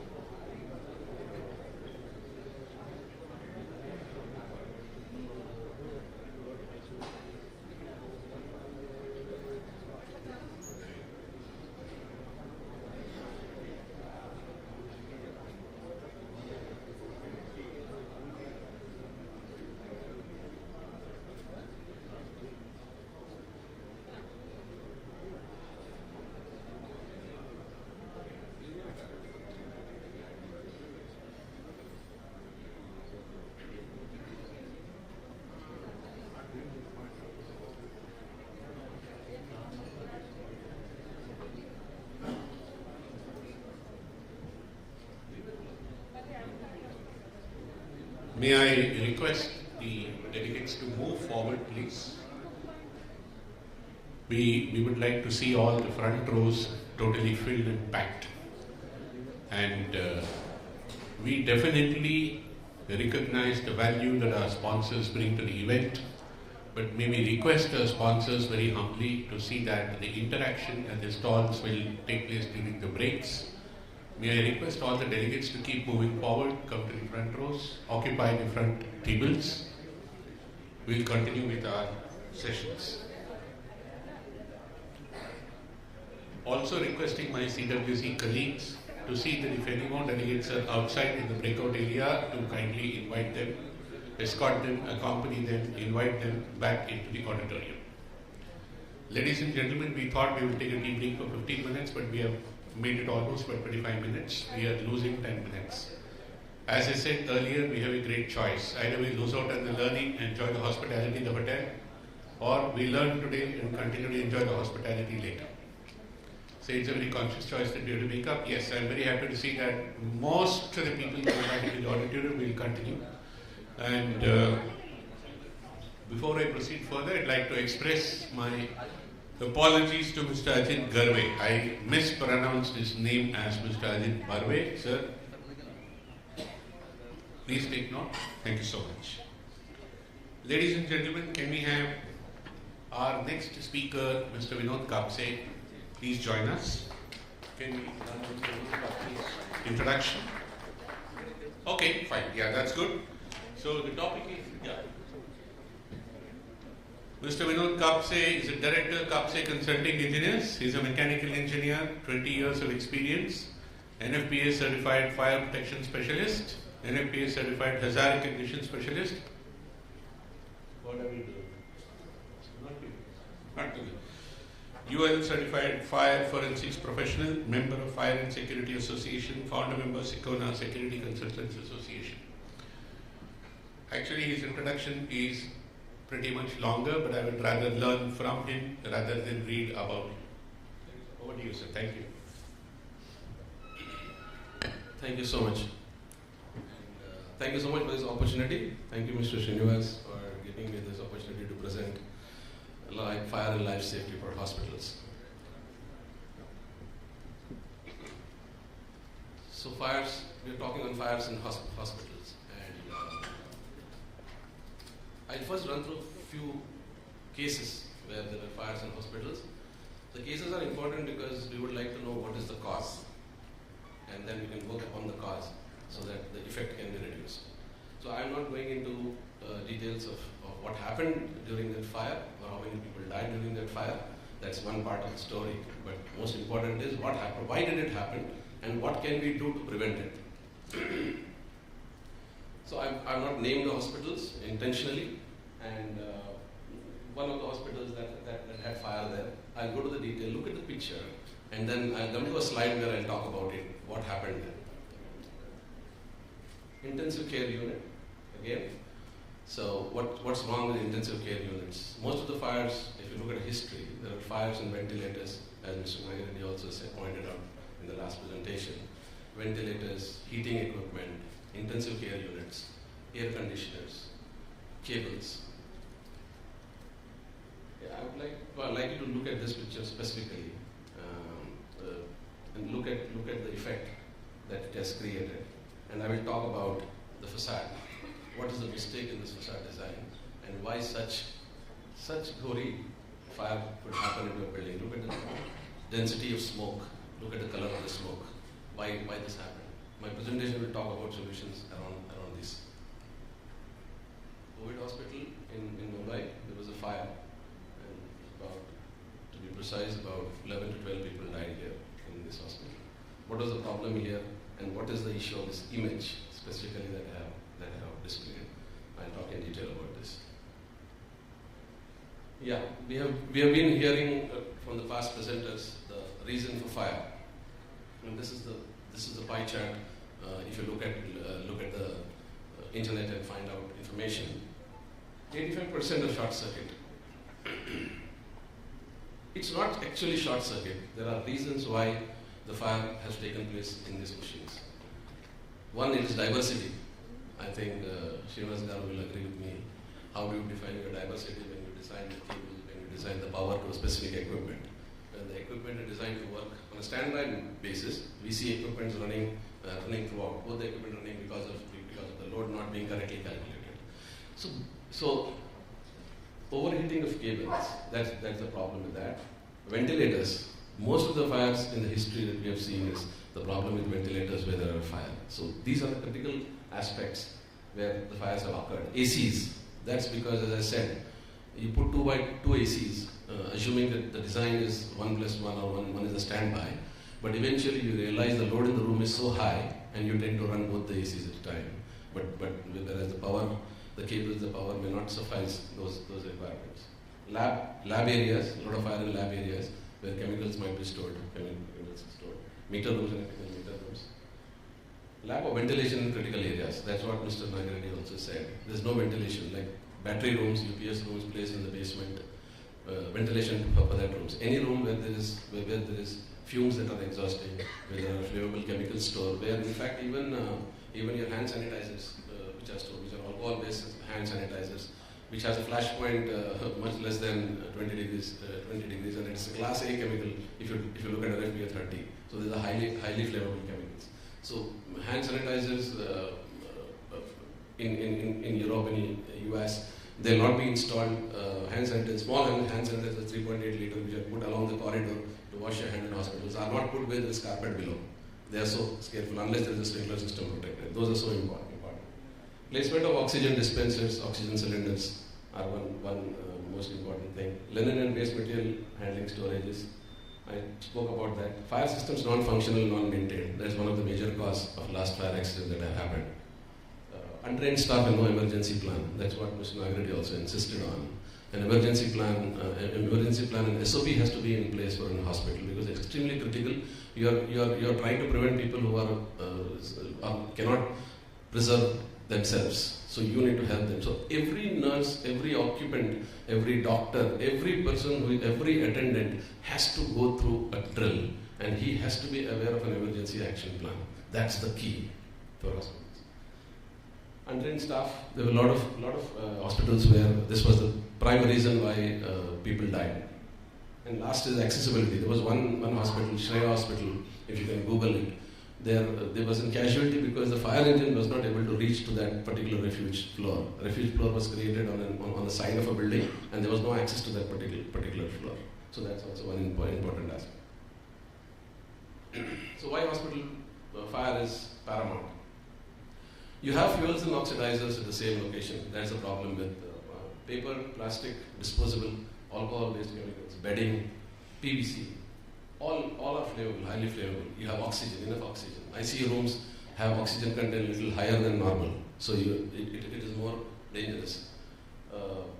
So everything that is kept together, you have heaters, you have probes, you have fuel source, you have fuel, you have everything that is required to form a huge, catastrophic, uncontrollable fire in hospitals. And everybody has to note this important aspect of hospital fire safety. Hence, fire safety for hospitals is extremely paramount. So before getting into any design, we should set our goals and objectives. That's what is the fundamental. Prevention and ignition. So the first thing that I would do is I would ensure there is no ignition. I will prevent an ignition of fire. So if you stop an ignition of fire, the fire cannot move further. The fire cannot grow. So what you would do for that? Segregation. Segregation is the key. What you are keeping where, how the density of materials are there in that place, and if there is a fire, fire can go uncontrollable if the density is more. If I'm protecting a warehouse, my sprinkler density will go up to maybe 200 liters LPM per square meters, and the sprinkler density that's provided here, we are sitting now, is 5 LPM per square meter. So 5 versus 200. Why 200 for a warehouse? Because the contents there, the density, the fire load, and the density that is stocked together is so high that unless you put 200 liters per square meter, the fire will not suppress. So knowing that, keep all the stores, flammable equipment, disposables, linens, flammable material on a separate room and ensure that the room is compartmented. Code compliant detection systems and regular functional test. So unless, as you rightly said, for the fire in AMRI, Calcutta, the fundamental reason was it was not detected early. So the fire alarm system was not working. You need a fire alarm system to give you an initial alarm. Unless you know that where the fire is, there are methods where you can control it. Once it goes beyond that point, then even your sprinklers and all other areas won't control it. Because any system, if there is a sprinkler system designed in this particular building, it will cover a maximum area of 360 square meters, not more than that. The entire pumping system, the design of sprinklers, the pumps, the water storage is suitable only to cover 360 square meters for light hazard application like this. Beyond 360, the fire goes beyond 360 square meters, that is 3,600 square feet, no pumps will work, no sprinklers will work. So you need to ensure that the fire is contained in that specific area. Containment of fire, ventilation, pressurization and compartmentation. Ensure the fire is contained in that specific zone, it becomes easy for you to control. If not, your oxygen cylinders, your level of oxygen inside, your disposables, your cotton, your bedding will carry it to a level where even your sprinklers and hydrant would not work. Extinguishment is one of the major aspects. As I said, sprinklers are mandatory.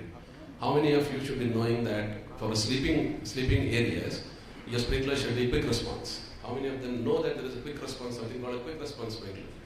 I think Ajit Garve would be a better person to explain this. Quick response sprinkler is a sprinkler which has a lower RTI, response time, compared to a normal sprinklers. A sprinkler that is installed in this room is a normal standard response sprinklers, and you get something called a quick response sprinkler. It is mandatory as per international and national code to install a quick response sprinkler in all sleeping areas.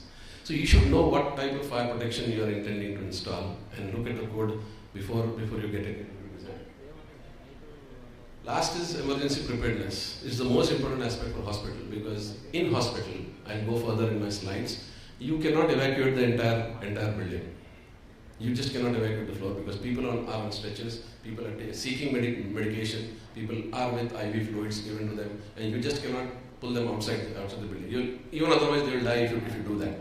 So the fundamental difference between a hospital and any other building as a hotel is that in a hotel everybody can be evacuated. In a hospital you just cannot evacuate people. That should be your last choice. That's defined in international code as a total concept. Okay? So defend and place strategy. Defend and place strategy is to how you can keep the people there but away from any critical fire. That's called a defend and place strategy. And that is what is followed for an hospital. So know your evacuation methods. Then you know how critical it is for an hospital to be prevented. So when I talk of total concept and the framework of design, is that you cannot evacuate all the people in the hospital. You have to keep the critical people there itself and still safe. You need to keep people inside the building where there is a fire and still keep them safe. That's what the code wants. You cannot evacuate all the people. So you need to design your compartmentation, your pressurization, ventilation. Your entire architecture should be designed based on this concept. And it is very clear in NBC what is required. What are the code compliance requirements? I have a slide on code compliance which I will tell. I have seen people using an existing building with a different occupancy, converting into an hospital.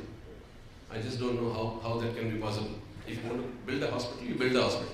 You just cannot take up a residential building and say, I want to put a hospital here because there are 4 rooms in every floor and I'll keep on building a hospital here. You cannot do that if you look at the construction requirements of an hospital. Cross-corridor barriers. I'll come to that. Exit paths, active fire protection, the type of occupancy you are designing, fire design, fire protection measures, rules, regulations and enforcement, common and civic sense in terms of awareness of everybody understanding what you have to do in case there is a fire is very important. Response times, voluntary firefighters and emergency preparedness. This entire concept is called a total concept and we work on this. So it starts with the architecture. I would have loved to have some architectures in this presentation. I would request FSAI from next time to call to invite specifically architects for such presentations, because 50% of the job is based on architecture. Because how well you define your building passively makes a huge lot of difference in case of a fire. Okay. First is minimum construction requirement. Any document that you pick up, you should know what are you constructing. What should be your thickness of the wall? What should be your thickness of the hoistway? What should be your lobby? How you want to segregate? What should be your compartmentation between areas? Sleeping areas and non-sleeping areas. Sleeping areas and corridors. What should be the fire rating? Between the sleeping area and the corridor, as per National Building Code, forget NFPA, I'll not go into an International Building Code or NFPA. As per National Building Code, the corridor has to be a 60-minute fire rated from the sleeping areas. The corridor should have a smoke extraction system as per National Building Code 2016.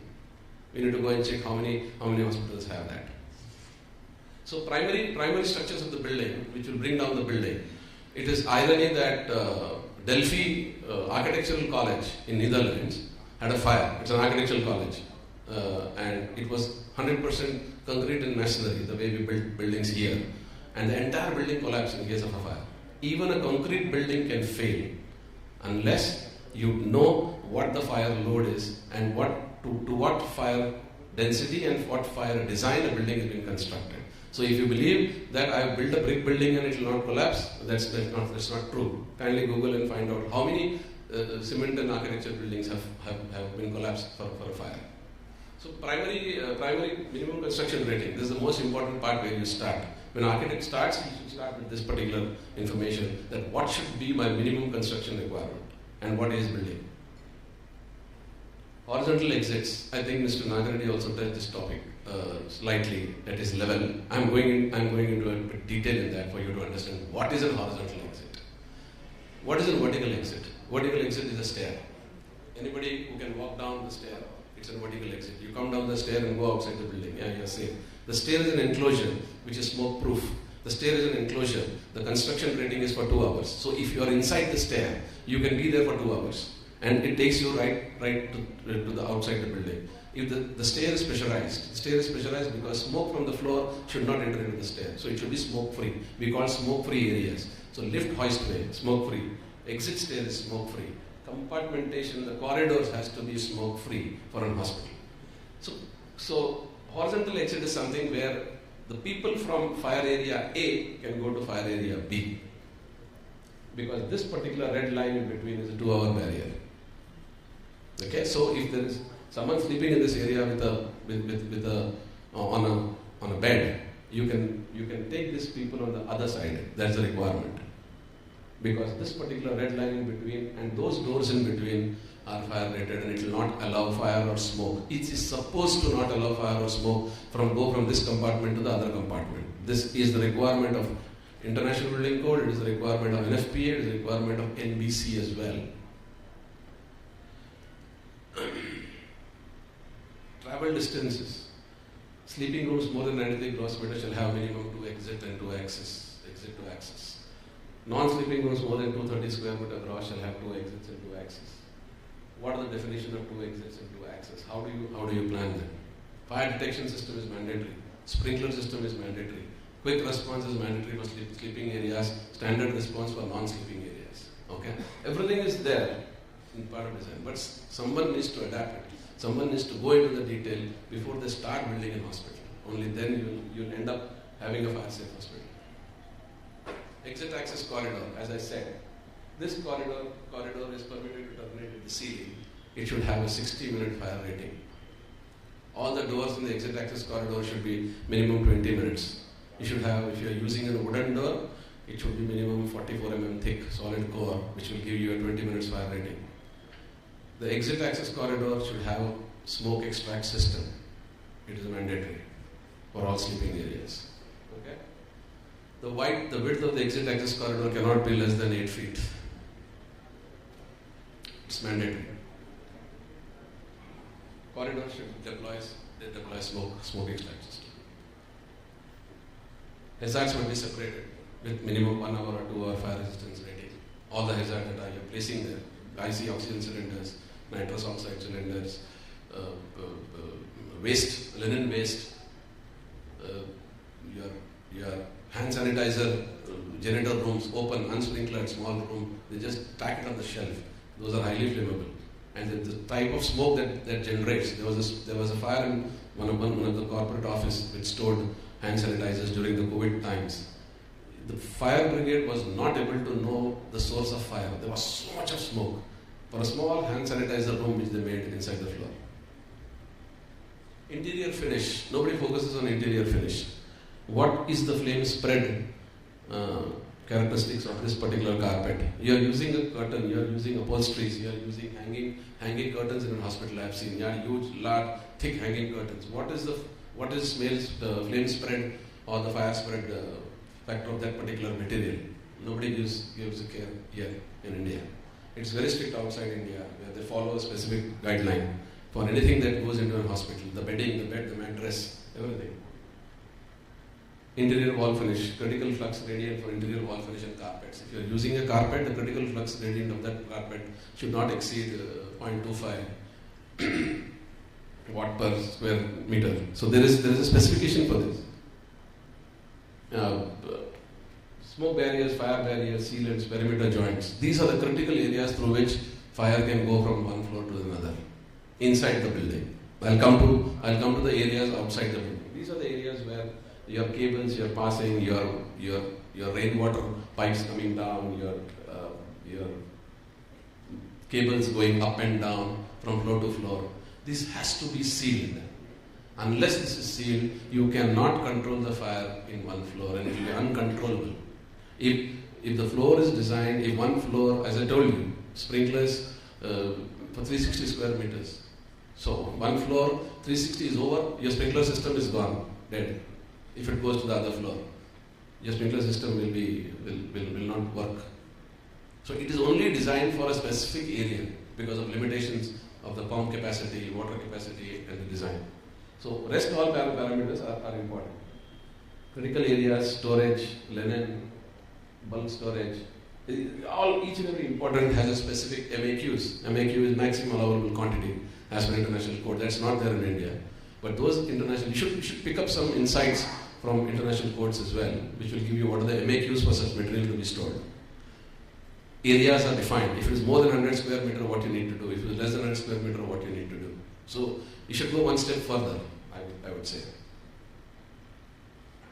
Coming to local compliance, let us only talk about local compliance. What does Mr. Nagireddy clearly said that if you are building a hospital, you need to comply to National Building Code because Telangana has adopted National Building Code Part 4 as their mandatory requirement.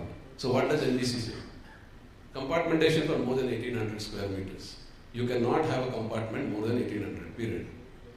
If your floor is more than 1800, you need to have 2 compartments. And as I said in the first slide, you should have compartment door, compartment wall, this side and that side of the compartment. Equal people on this side, all the people from this side should be able to transfer there. That much space should be there in that compartment. That's the law. Every person from from 1800 square meter compartment, if there are 10 beds, and 20 people there, the 10 beds and 20 people from 1800 should be able to go and stay in the next 1800 compartment. That's the law. Width of staircases cannot be less than 2 meters. Unless an architect knows during the design stage, how would you derive? Maybe people will give 1500 staircase and forget about it. Corridors, as I said, shall be 60-minute partitions. All corridor partitions shall be 60 minutes. Fire resistant with a 20-minute door. It's NDC. I'm talking only about NDC now. Minimum reservoir capacity. Of course, there is some storage capacity for water reservoirs. Smoke control system for exits. Every exit has to have smoke control system. In the sense, you either do ventilation, you either do pressurization, do mechanical ventilation, pick up what your designer says, but it should have a smoke control system. Smoke from the floor should not enter the exit. Period. Okay. For hoistway as well. So anything that is going vertical without a closure is critical. So lift hoistway is going vertical, lift is going in between. You cannot close in between. You can close a shaft in between. You cannot close a staircase in between. So whatever is going vertical, look at that in all aspects. Those are the most critical parts. In Mumbai, there was a fire about 10-12 years back in a building called Kalpataru. There, fire officers went to it was on a Diwali day. There was a cracker rocket that went into a residence, fell into a bed, and the entire building caught fire. And six fire officers, not 11, 6 fire officers went to the building. The fire, I don't know what happened. The fire officer thought we will take the lift, because it was on the 8th floor. They went into the lift, and the lift went on the 8th floor, and the lift door opened. All the 6 officers fell dead. The entire shaft was filled with smoke. They were inside the lift only from ground floor to 8th floor. Not even for 30 seconds. All the 6 fire officers, as the lift opened, all the 6 officers just dropped dead on the floor. That critical is a lift hoistway. So lift hoistway has to be pressurized. Critical patients incapable of self-preservation having physical impairment to be housed not more than 30 meters. Geo says you can build an hospital up to 120 meters. That's what I hear in Telangana. 90 meters, 80 meters. But if you look at National Building Code, you cannot have a sleeping room beyond 30 meters. Other occupancies like consultation, canteen, some medical shops, nurses, stations, administrative work can happen beyond 30 meters. That too only up to 45 meters. That's a National Building Code for you. Basement cannot be used for anything flammable material. Lot of guys have CT scan in the basement. They have cancer patients in the basement because of radiation. That's not allowed by the code. Till the time the hospital is running, it will work. If there is an issue, then all these points will come up. because this is fundamental compliance that one needs to do. Operation theatres, intensive care unit, as I said, a lot of fires are happening in intensive care units, ventilators, ACs of intensive care units, wrong cabling, and other aspects. All the intensive care units have 120 minutes fire rating and 120 minutes fire rated door. Detection, protection, all passive measures are extremely critical. Aisles corridor, as I said, has to minimum 2.4 meter. All exits has to be width should be minimum 2 meters, and so on and so forth. More are of life safety aspect. Compartmentation to compartment is 120 minutes. So between compartment A and compartment B, the movie the image I shared is 120 minutes. So the wall has to be 120 minutes, the door has to be 120 minutes.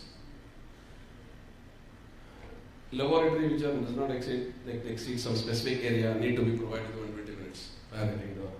Playable storage. Of course, these two extracts are from international code. The stretcher lift, the lift bag shall meet the requirement.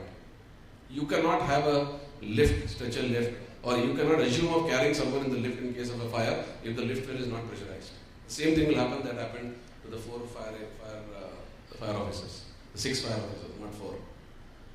Your cylinder storage areas, oxygen cylinders, nitrous oxide storage, dispensers, leakage, gas monitoring, these all are extremely critical in an hospital, because this will add fuel to the fire.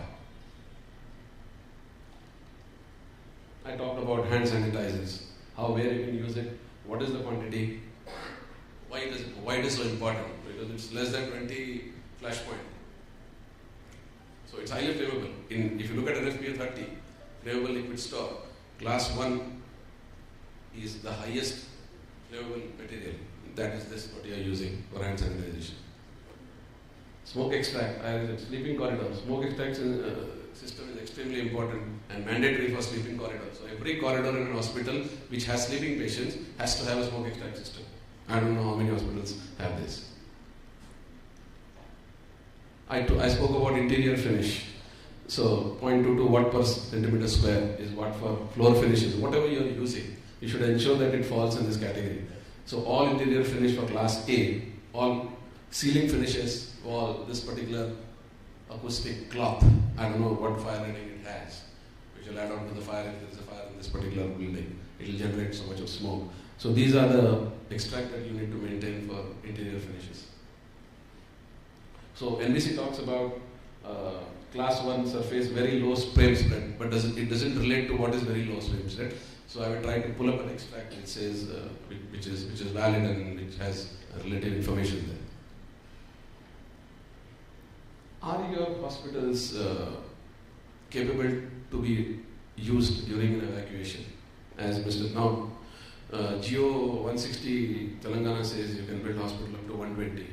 And how many people can walk down 120 meters? Patients can walk down. So you need to have an elevator, which is called an occupant evacuating elevator, which can bring the patients down by themselves. When I say occupant evacuating elevator, it is not an elevator where a fire brigade escorts a person. I am talking about independently.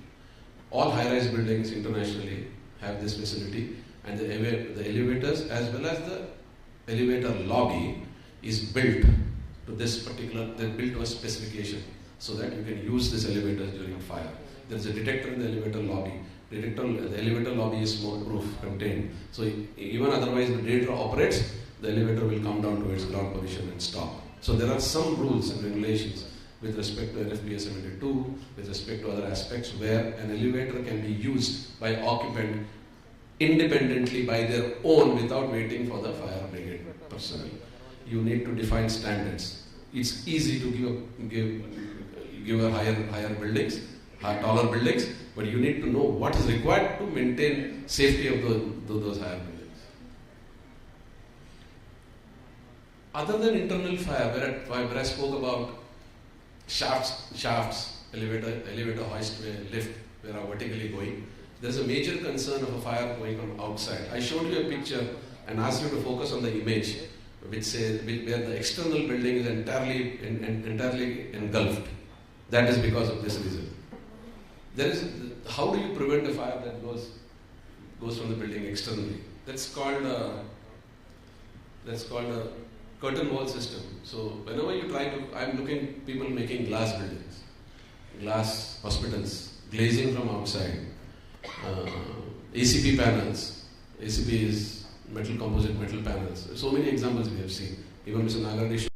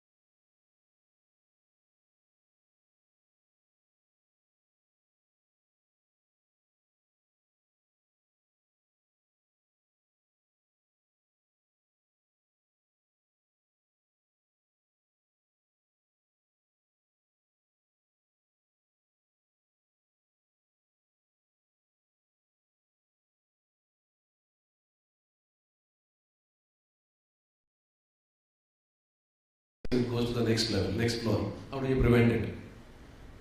So one need to know what should be the sill height, what should be the window height.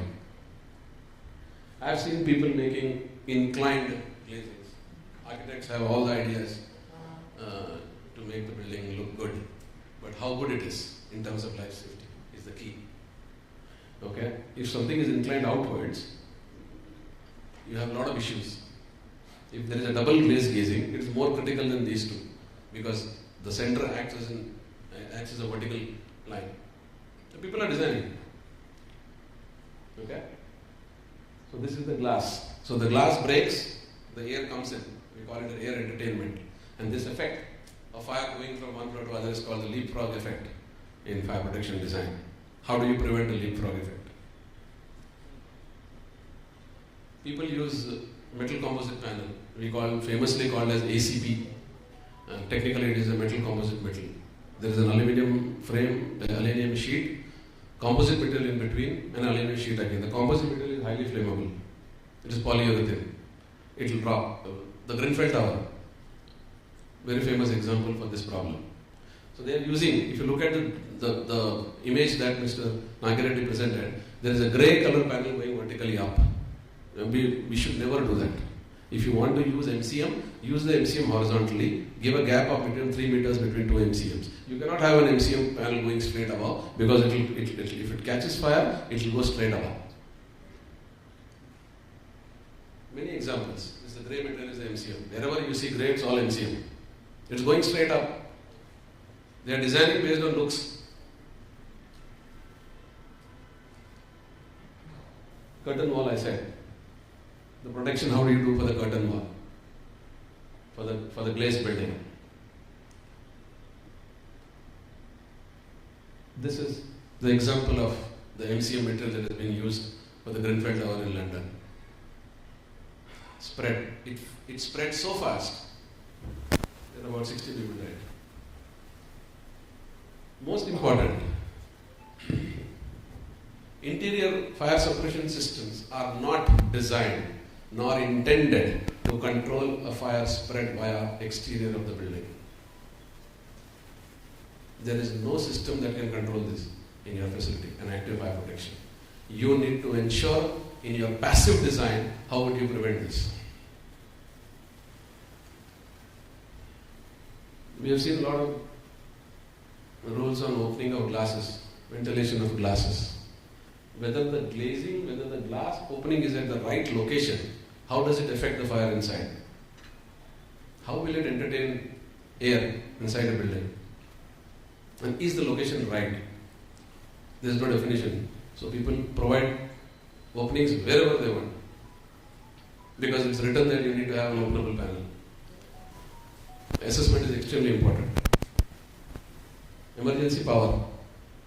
You need to have backup for all the critical equipments for during an emergency and standby power.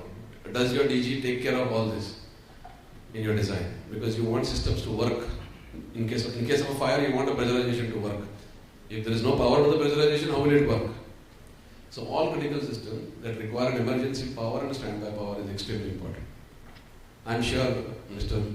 Srinivas, as an electrical consultant, would take care of all this till the time you are with him. As Mr. Nagareddy also said, which fire vehicle is there in your area? Do you have adequate space for it to reach your place in case your exits get compromised, your pressurization doesn't work? There are a lot of scenarios where you would need a fire brigade interface. So Bombay has this. So its turning radius is 17 meters. You need a ramp which allows it to turn for 17 meters if you want to reach a podium level or any level. So whether your vehicle that is there in Telangana, can you exploit the use of that vehicle by providing adequate space around the building? It's important. Shreya Hospital was 11 people died because vehicle was not able to reach them. Emergency light and signages, absolutely neglected subject, but extremely important in case of a fire. Unless you are able to see, people cannot evacuate. And unless you provide an emergency lighting system that will give minimum 10 lux on the floor as per National Building Code and International Building Code, you will not be able to see and go away. So all your corridors, common areas, wherever people try to evacuate should have an emergency lighting system. That is backed up with a 90-minute backup through an inverter, a battery backup system, central battery system. There are a lot of sophisticated systems that are available for emergency lighting today. You can pick and choose based on your size, height of your building. And of course, emergency signage. They say it's not important, emergency signage. If there is smoke in this building, that signage will not be visible. You are seeing when there is no obscuration. But when there is a dense smoke, this carpet burns. I'm sure it will be not of required flame rating, but if it burns, it creates so much dense smoke that you will not be able to see that sign. It should be lit. There is a requirement for it. The contrast between the white and the green is 5 CSD versus 15 CD. There are a lot of rules for this, and people just install anything that is available in the market. Fire detection system is extremely important for a fire alarm system. It's mandatory as per any international code and well as per National Building Code. I will not go into detail because I'm sure Majid has covered it in his presentation. Sprinklers are extremely effective. Sprinklers have proved extremely effective if correctly designed, correctly maintained, to prevent a major catastrophe. Okay, so you need to ensure you have to have a properly designed, that this is the key for fire suppression in any of the premises, hotel, hospital, any of the area. It has been proved worthy of its investment, let me tell you. A properly designed sprinkler system will definitely save your hospital. So when I said of quick response, the bulb that you see in between, the thickness of the bulb is different in standard response and quick response. Standard response has a 5 mm bulb, it takes a little more time to activate. Quick response has a 3 mm bulb, which activates a little faster. So sleeping rooms require a sprinkler which can operate a little faster. Hydrants and hose reels are mandatory, as everybody knows. Extinguishers are mandatory, as everybody knows. I'm not going into detail. Evacuation and evacuation drill is the key for hospitals. Hotels, as guests come in, it may not be very important, but it is. But hospital, if you look at any international codes, any document, any Google for any information on hospital safety, fire safety, you would see this as the most important aspect. Evacuation and evacuation drill every 3 months is mandatory in hospital. You need to simulate a fire and do a drill. In fact, international code goes to an extent to tell you have dummy stretchers, dummy beds, and try to shift that bed between the rooms. People should know what they have to do in case of a fire. Emergency preparedness is the key. There are cases where a good emergency preparedness, good trained people have saved lives. There are a lot of evidences which I can share. You need to do it. I'm not sure Ajit would answer me on this. Can a fire alarm system give a coded information as per international code for the patients not to know it's a fire and only the staff to know it's a fire? Yeah, there is a private mode in NFPA 99 it is covered. Okay. So that's important. I don't know how many people know this. There is a distinguishment. You need not panic the patients. The fire alarm system can give a coded message which only the staff can understand that there is a fire. And then they do the preparedness program, what to do, where is the fire, in which location. Incident commander will guide what to do on other floors and what to do on the fire floors. Because you cannot evacuate the entire building. So that provision has to be in the fire alarm system that you are installing. The rest all is pretty standard. Prioritization of different evacuation scenarios. The entire emergency action plan, prioritization of which floor you want to, which floor, the floor which is very incident to the fire, those floors you evacuate and other floors let the people stay there. When you're trying to keep people on the floor, there are two patients on the floor in the building where there is fire, you need to be extremely careful on what you're doing. You should know what you're doing, right? So it's extremely important that you follow the stringent norms of evacuation drills, and how do you plan an evacuation in a specific hotel. So rescue, alarm, contain and extinguish. I'm not going into detail. I think I'm running over time. So evacuation and evacuation drill happening every 3 months. Every person who is there in the hospital to be trained in the emergency preparedness plan, SOP, training and evacuation is the key to have a safer hospital, let me tell you, other than all passive and active measures. Final conclusion. The building for a hospital shall be specifically constructed and use of any other occupancy conversion should be avoided, because those will not follow the rules that I have already said. All relevant laws, standards, codes, regulations need to be taken into consideration without any exception during the design stage of the building. During the design stage of the building, you cannot apply any of these rules to an existing building. It will be an absolutely afterthought and you will mess up the entire design. Minimum construction requirement of the code, table 1 of National Building Code, to be very precise, or International Building Code. You need to follow the minimum construction rate. What should be the fire rating of the slab, the wall, the corridor, the door of the exit. The door of the fire exit has to be 2 hours. The door of the sleeping area has to be 20 minutes. There is a difference. You need to follow that. Anything that is a fuel, that can be converted into a fuel, like cotton buds, waste, cleanly areas, damp diapers, highly flammable. All this has to be segregated, properly stored, and handling procedures has to be strict. Your incidental commander has to inspect that on every floor, ensuring they don't throw anything anywhere. Smoke-free stairs, lift hoistway, lift lobby, and fire tower has to be smoke-free under any circumstances. Fire and smoke barriers has to be in place as per international and national codes. Firefighting appliances must be in place and in working condition. Ensure you test everything in time and ensure it is fully operational in all the time. Emergency and standby power. Pick up all critical equipments where you need an emergency and standby power and ensure emergency standby power is provided. Test those emergency power in all time. Ensure your ACBs are working. Emergency preparedness and plan has to be, every hospital should have an emergency preparedness plan thing. Assembly area, if you want patients to be drawn and sent to a neighboring hospital because they are on continuous medication, you should have the plan in place. How you are going to transport those patients to the neighboring hospital?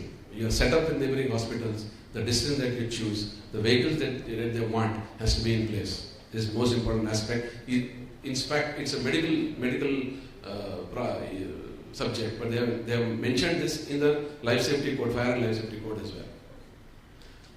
Refuge areas, access to refuge areas and fire drills.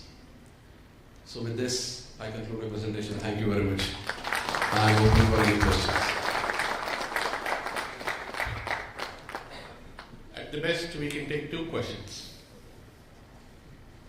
Okay, thank you so much. We will take questions offline. May I invite Mr. Srirang Teglurkar to come over and present a memento to our speaker, Mr. Kapse. Kindly stay back. As he's coming, I want to tell you an experience. Yesterday morning, I was in a hospital here in Hyderabad in Bandara Hills, waiting with a patient. And they made a code blue announcement on the public interest system. I was pleasantly surprised to see that 11 people reached that incident location in less than 3 minutes. And I'm talking about, out of these 11 people, 7 people are visitors to the hospital, they are not the staff. So that's the level of awareness which is also going higher and higher among the people, which is a very good sign. Thank you so much.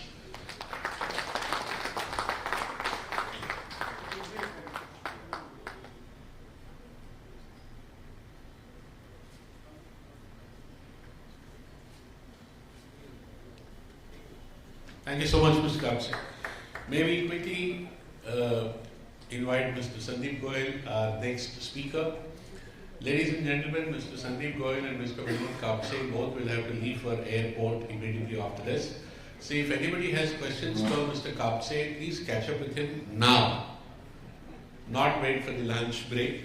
And as we see Mr. Sandeep Goyal, can I have his introductory slide, please? Mr. Sandeep Goyal is the Director of Pro-Ion Consultants, right? He is 27 years of experience in building services, and he has worked as a hands-on design engineer and as a project director with successfully designed systems for numerous projects. We will stop here.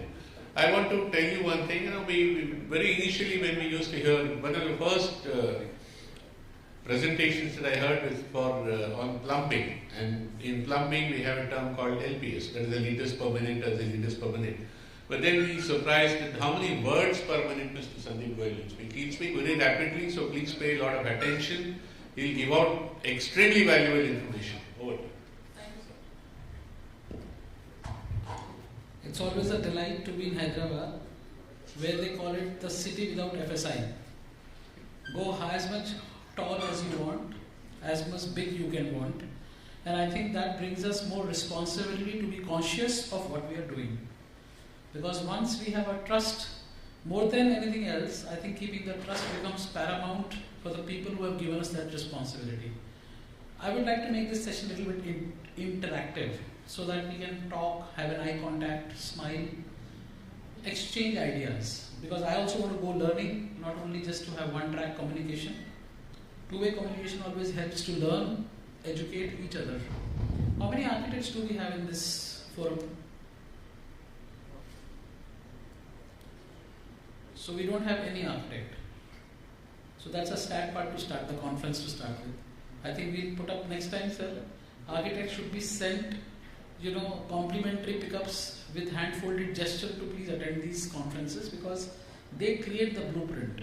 A lot of time engineers like us, when we get involved, Mr. Architect has already decided the design of the building, and anything which you put the paper, the pencil on the paper becomes painful for him.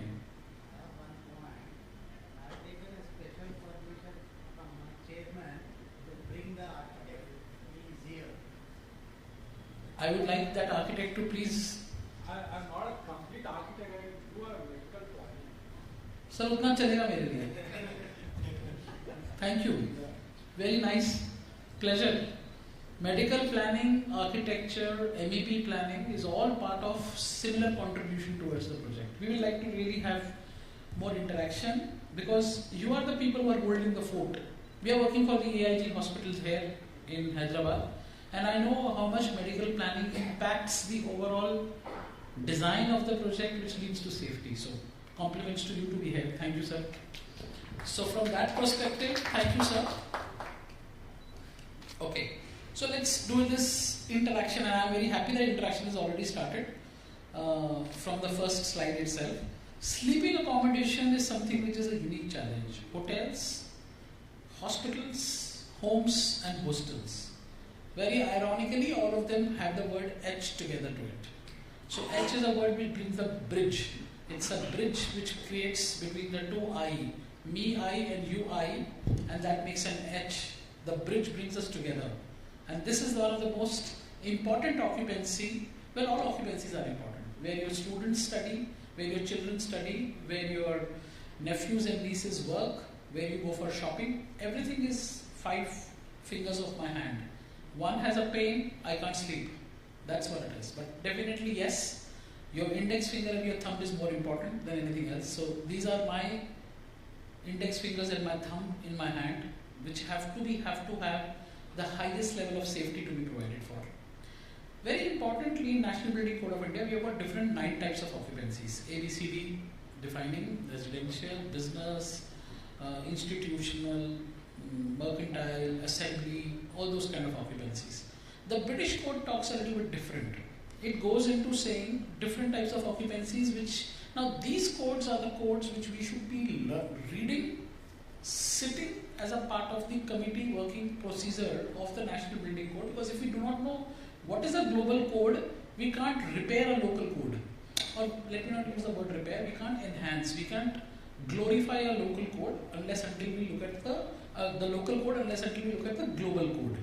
And we don't need to photocopy it, but we need to understand the DNA of it. So now we have different types of occupancies here. I hope you can just take a note of it. Occupants who are awake and familiar, office. Occupants who are awake, unfamiliar, shops, museums, assembly spaces. Occupants who are likely to be asleep and who would be in some kind of spaces where they are not aware of the facilities, hotels. Occupants receiving medical care, hospitals, occupants in transit. All these occupants have their own challenges of the reaction or the behavior due to outbreak of fire. The least risk which we have in any given occupancy is offices. You are awake, it is not a sleeping accommodation, starts at 9 a.m., finishes at 7 p.m. Nobody has adequate daylight. You are aware how to exit out of the space. Fire load is the least. So the yardstick for the fire safety in a office versus a hospital cannot be the same. And this is the reason we will go back to the National Building Code of India and say travel distances in these 2 occupancies cannot be similar. But that's the homework we have to do to go back to the committee so that we can convince either you make travel distance of hospital more stringent as compared to offices, or make offices more relaxed as compared to hospitals. Either of the 2 is right. 45 meters is not right for both of them. That's the fundamental which you have to go back.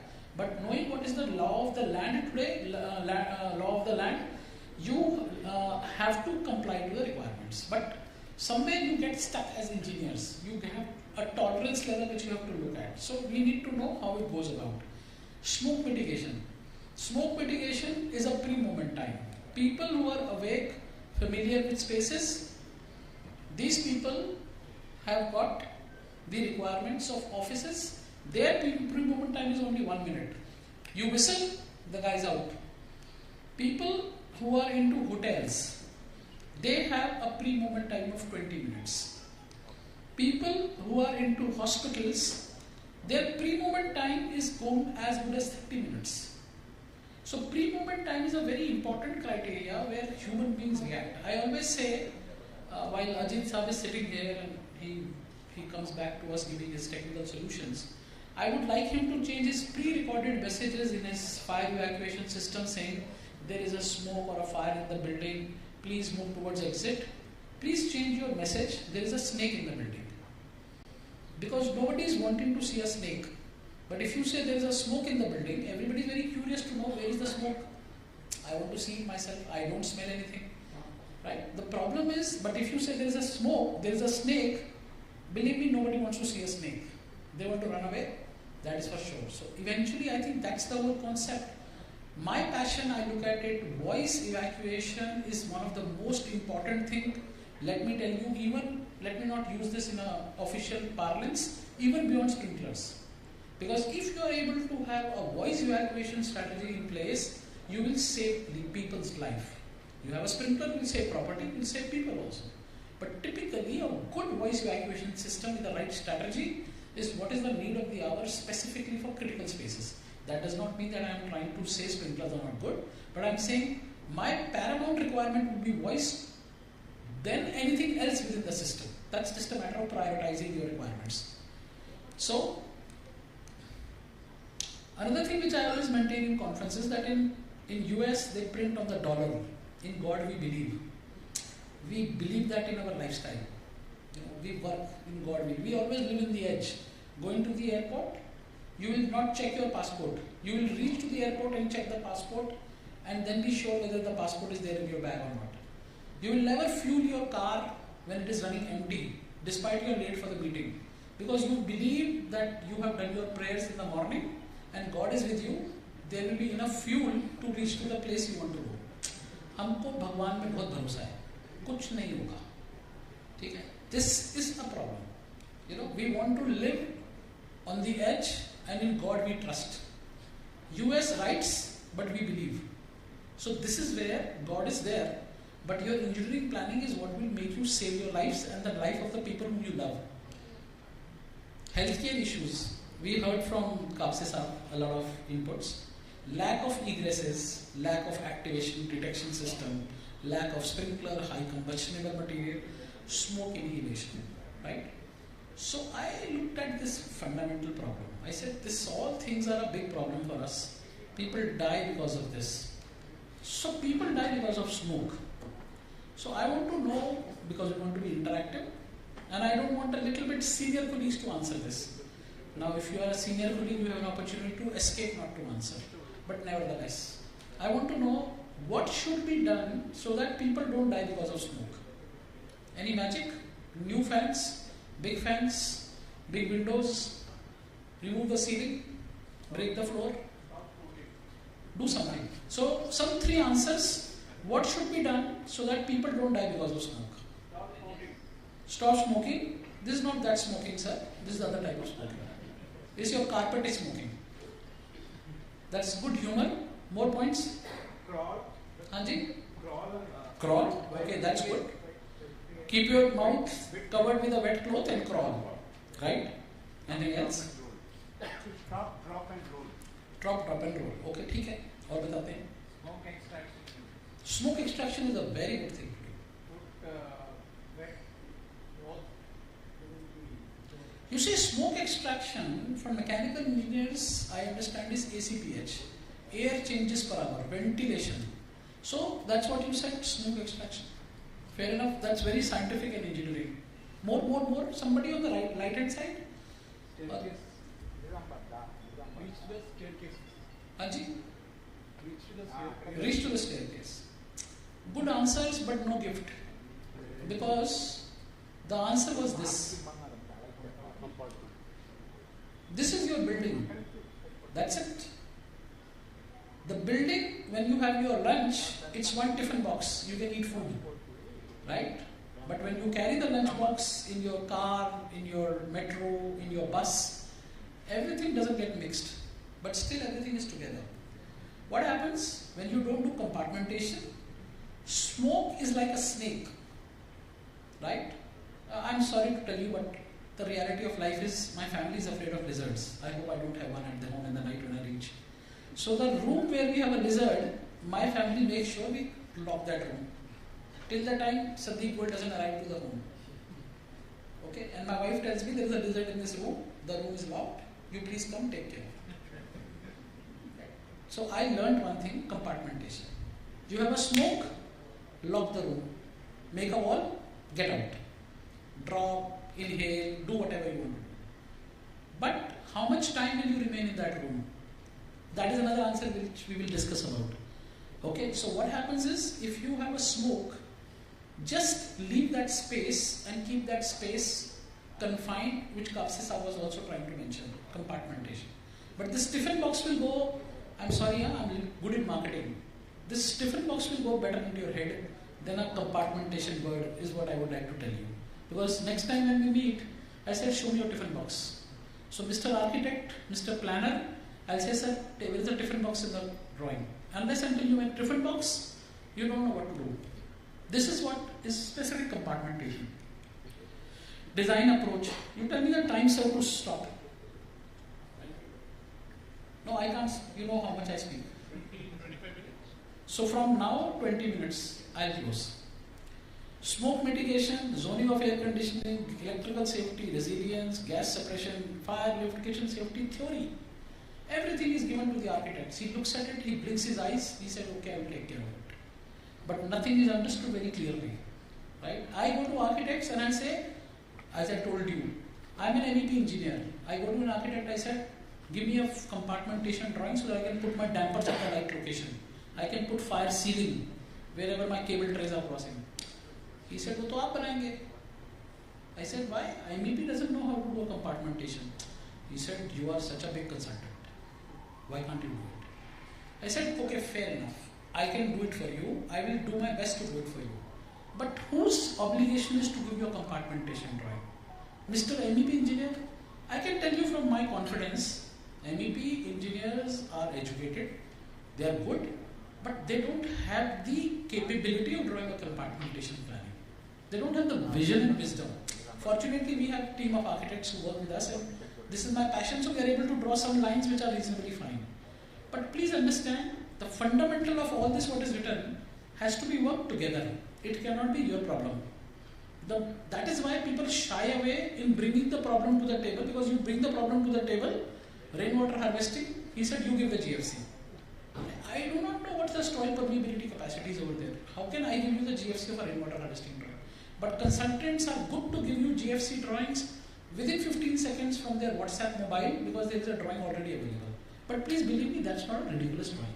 Because the rainwater harvesting system has to be designed based upon soil permeability, groundwater table, many other factors. But everybody has got a photocopy, and WhatsApp is very good. Keep one drawing ready for you. Whenever it comes, just WhatsApp it. Sprinkler will protect the property. Sprinkler will cool the space. Sprinkler will try to remove the fire. After all, sprinkler is important, because if you don't have sprinklers, your compartmentation will also cease after 2 hours. But what is required majorly for survivability is actually compartmentation. While I cannot discount anything else, I always tell my office, I said fire design, or for that matter any MEP design, is dialing your mobile number. All the 10 digits have to be in the right sequence and the right number. You press one wrong number and you get wrong. You get connected to the wrong person. Fire engineering is also the same. You have to press the buttons in a specific format to get connected to the person who you want to talk to. Similarly, this is what Mr. Kapse said, showed you in NFPA. I am showing you from NBC. The red line over here is what divides zone A and zone B, and then the mathematics of, fire resistant wall, compartmentation and all that. This is what is to be put. Now you see over here we have got doors. These doors are very different doors. These doors are not opening in one side of the direction, it opens both sides. So if A has to go to B or B has to go to A, the door works both ways. So this is where our planning lies. Now when I do projects ourselves, we put doors on magnetic hold open. One goes left, the other one goes right.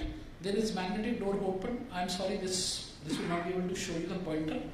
But there are mag holders on either side. When the fire happens, the mag holders, what Ajit ji always keeps discussing with me, that mag holder gets the connection from the fire alarm system, the mag holder gets deactivated, the door closes, but you need to have a door coordinator. Which door goes first, which goes second. Both the doors can't go together because they will have a problem. So there is also engineering required in the release time of the mag holders. But then, the moment the mag holder works, this becomes a China wall. Everything becomes China wall. But then you have to take your patient from one place to the other place. You open the door and get to the other side of it. The fire, the devil is left behind. You are out of the devil. The moment you go away from what we call in our engineering event zone. It is the event zone where the fire is happening. So you move from the event zone to the safe zone. Compartmentation. I am little surprised, and I am telling you now, hopefully in National Building Code of India, we will prohibit atriums in healthcare, specifically IPDs. A lot of people, they show picture and they say, I will not tell the name of the project. This is JP Hospital, Noida. We have a similar hospital, Max, and there are many hospitals which I have gone through. There is an IPD, what you see on the screen, and these IPDs are all having atrium-based common corridors, like what we have in a hotel. how these designs get passed. These designs don't have a compartmentation system. And if you have a fire, what Mr. Kapse was showing, outside fire leapfrog, in this inside fire will leapfrog.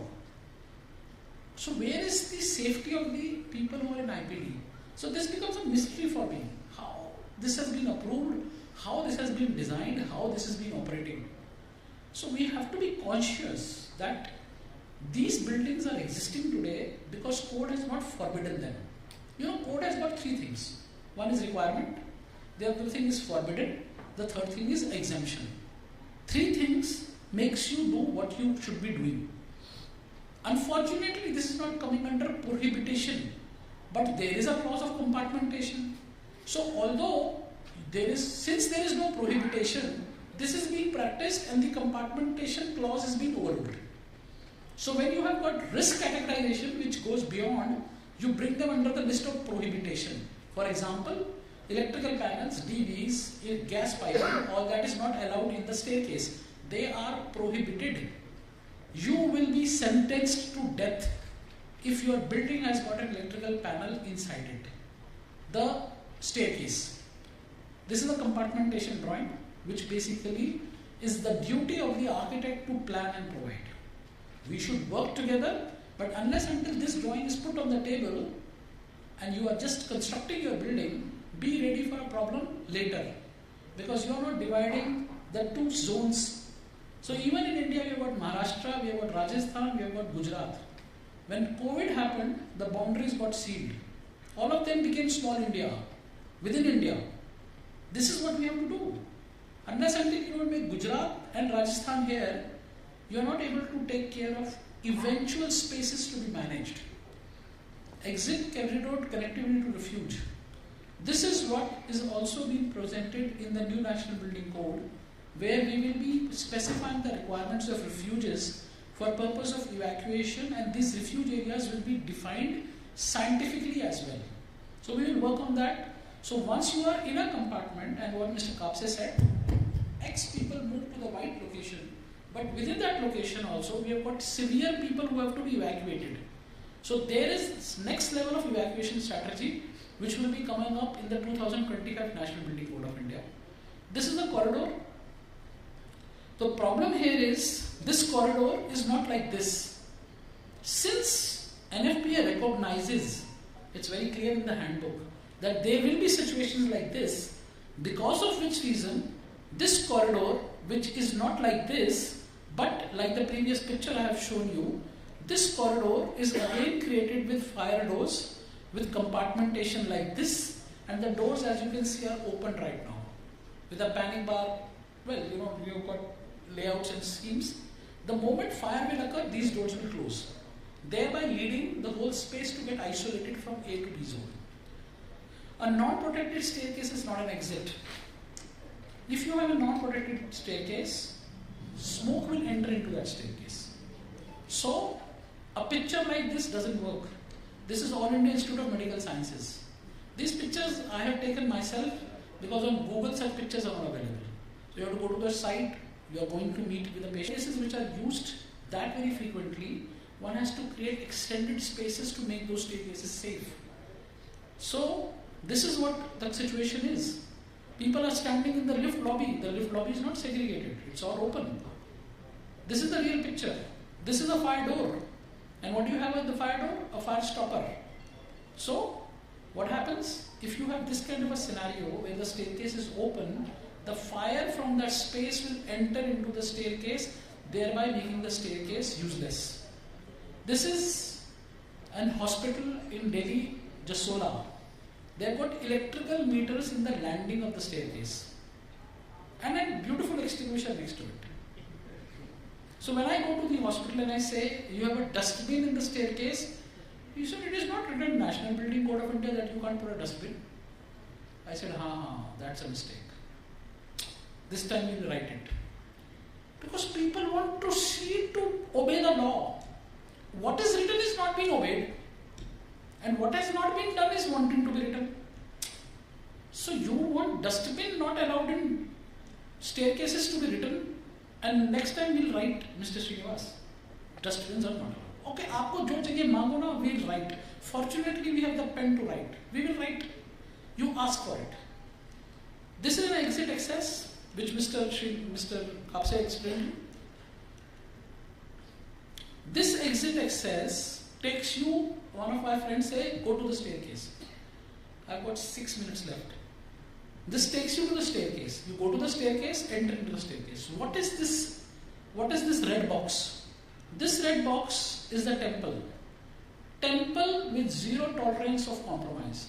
How many of us have got small little temples in our homes? Everybody more or less has a temple, right? And even if you don't have a temple, today also when we were lighting the lamp, everybody took off the shoes. And they went to light the lamp. It has to be kept pristine, clean. If you don't keep your survival space clean, be ready to be dead. Problem is you die, I don't care. But the problem is our loved ones die. That is what sounds. I've been into committee for 22 years. Typically working till 3 a.m. in morning. What do I get? After working for 6 years, 8 years, I get one book. Thank you, sir. That's all. But the problem is we have to take it as a mission. If this staircase in the new National Building Code will come up with a staircase with a detector. Today people are not providing it. We will put a detector inside it. What happens? If there is a smoke in the staircase, this man will shout to the PA system which my colleagues will install and say, staircase number 23, please, staircase number 2, please do not enter, it is having smoke filled. If you don't have a PA, you don't have a detector, people enter into the staircase and they get into space which is having smoke inside it. And what we learned, when people die in 30 seconds, you enter into the staircase, you absorb the smoke, you're gone. So people say, why do you have a detector in the staircase when the staircase is pressurized? I said, why do you have a guard outside the bank when the bank is locked? You need to be double safe. That's why you employ a guard. The guard sits outside the bank despite the locker of the bank has got the best Swiss locks. But still you have a lock guard. This detector is a guard. It is keeping a watch. Is something going wrong? Somebody has put a cigarette butt into the staircase dustbin and the staircase itself is having smoke. So this is going to come in the new code. Occupant load factor is something we'll talk about, nothing big deal. This is what we wanted to do. Offset the door of the staircase behind. Specifically a little longer staircase for people to accommodate because there are too many people there. So this is what is there in the code today. Travel distance. People, and I know I don't want to blame the architects. Our dear architects make circles. The travel distance ho gaya. When you start with a circle, you land up with a triangle. That triangle is put outside your house, dead. The problem is you don't do circles, you measure. Ideally you should do A, but my dear friends will not have drawings to put the furniture. So my dear sir, please do C. But please don't make circles. We all learnt in our maths, hypotenuse is greater than 5 square is equals to greater than that. Why don't we do article C? The problem is we want to take a shortcut at the start of the project. Take a shortcut later. Don't do it at the start of the project. So this is basically some fundamental requirements, National Building Code of India, everybody can read because I have got 4 minutes more. This is another thing which we have incorporated in the National Building Code of India where every staircase is being given its name inside the staircase. So God forbid if you get stuck, you say, I am stuck. I've got a broken foot, what do I do? You say, I am in block number A, staircase number 3, floor number 5. That is your GPS location. Today when you take a picture from your camera in Mumbai, Chennai, Hyderabad and go back home and you open up your camera, it tells you GPS positioning of the picture which you have taken. That you love it. But what is your GPS position when the building is in the fire? Nobody knows. Because the camera, the GPS of your mobile will give your short message to the fire control command room. My name is Suresh, tower number A, floor staircase number 3, floor number 5. Sir, there is a fire in the IPD, please help, people are over there. And you go. but at least give them a staging. Today, traffic is all maintained by Google. Earlier, people used to report to radio. Traffic is there on so much highway. Radio used to say, traffic jam, highway number 24, please don't go. This is another problem. People think they will evacuate people from outside. So I always ask in my conference, you will evacuate people based on their Aadhaar card or PAN card? Aadhaar card is age, PAN card is your status. So if I have to evacuate this gentleman, God forbid, I should ask either Aadhaar card, your age is high, you are young, so I will take you out. Your PAN card, you are a taxpayer, 2.2 crore income per year. So what do? You can't do all this kind of things, evacuating people like pigeons from outside. You need to have a robust system of evacuation strategy. Last thing, smoke management. We are talking about pascals or air changes. This is the place which is the God's, where the God lives. Keep it pressurized, keep it clean. If this is where you keep neat, clean, go, this is your highway which will bring you down to the ground. Unless until we don't have the sensitivity involved to keep this space like pristine, please believe me, I have gone to malls where they have put furniture, they have put mattresses, they have put LPG cylinders inside it. It's killing. It goes out of my words to say what the hell is going on. But don't go what is written in National Building Code of India. National Building Code of India has written something. But where is the vocal code that National Building Code has got? It doesn't have a vocal code. Oh well, it has got law code. When something will go wrong, they'll put you in the jail. But why should we do that? We should understand the sensitivity involved and be involved in creating these spaces, not only for hospitals, for schools, for offices, for assembly spaces, for residential, everywhere. This theory is not only for hospitals. This is a space which is likely to be filled up with smoke. You and I cannot do anything. If you compartment it, you are happy. But typically speaking, this space will burn. Once it catches fire, nothing you and I can do manually. Even God can't do anything to take away the smoke from here. Unless until the smoke is extinguished, then human intervention comes. And that is happening by sprinklers. So this space is human occupied space. This is a red zone after fire has happened. The green zone is what brings you down to the ground.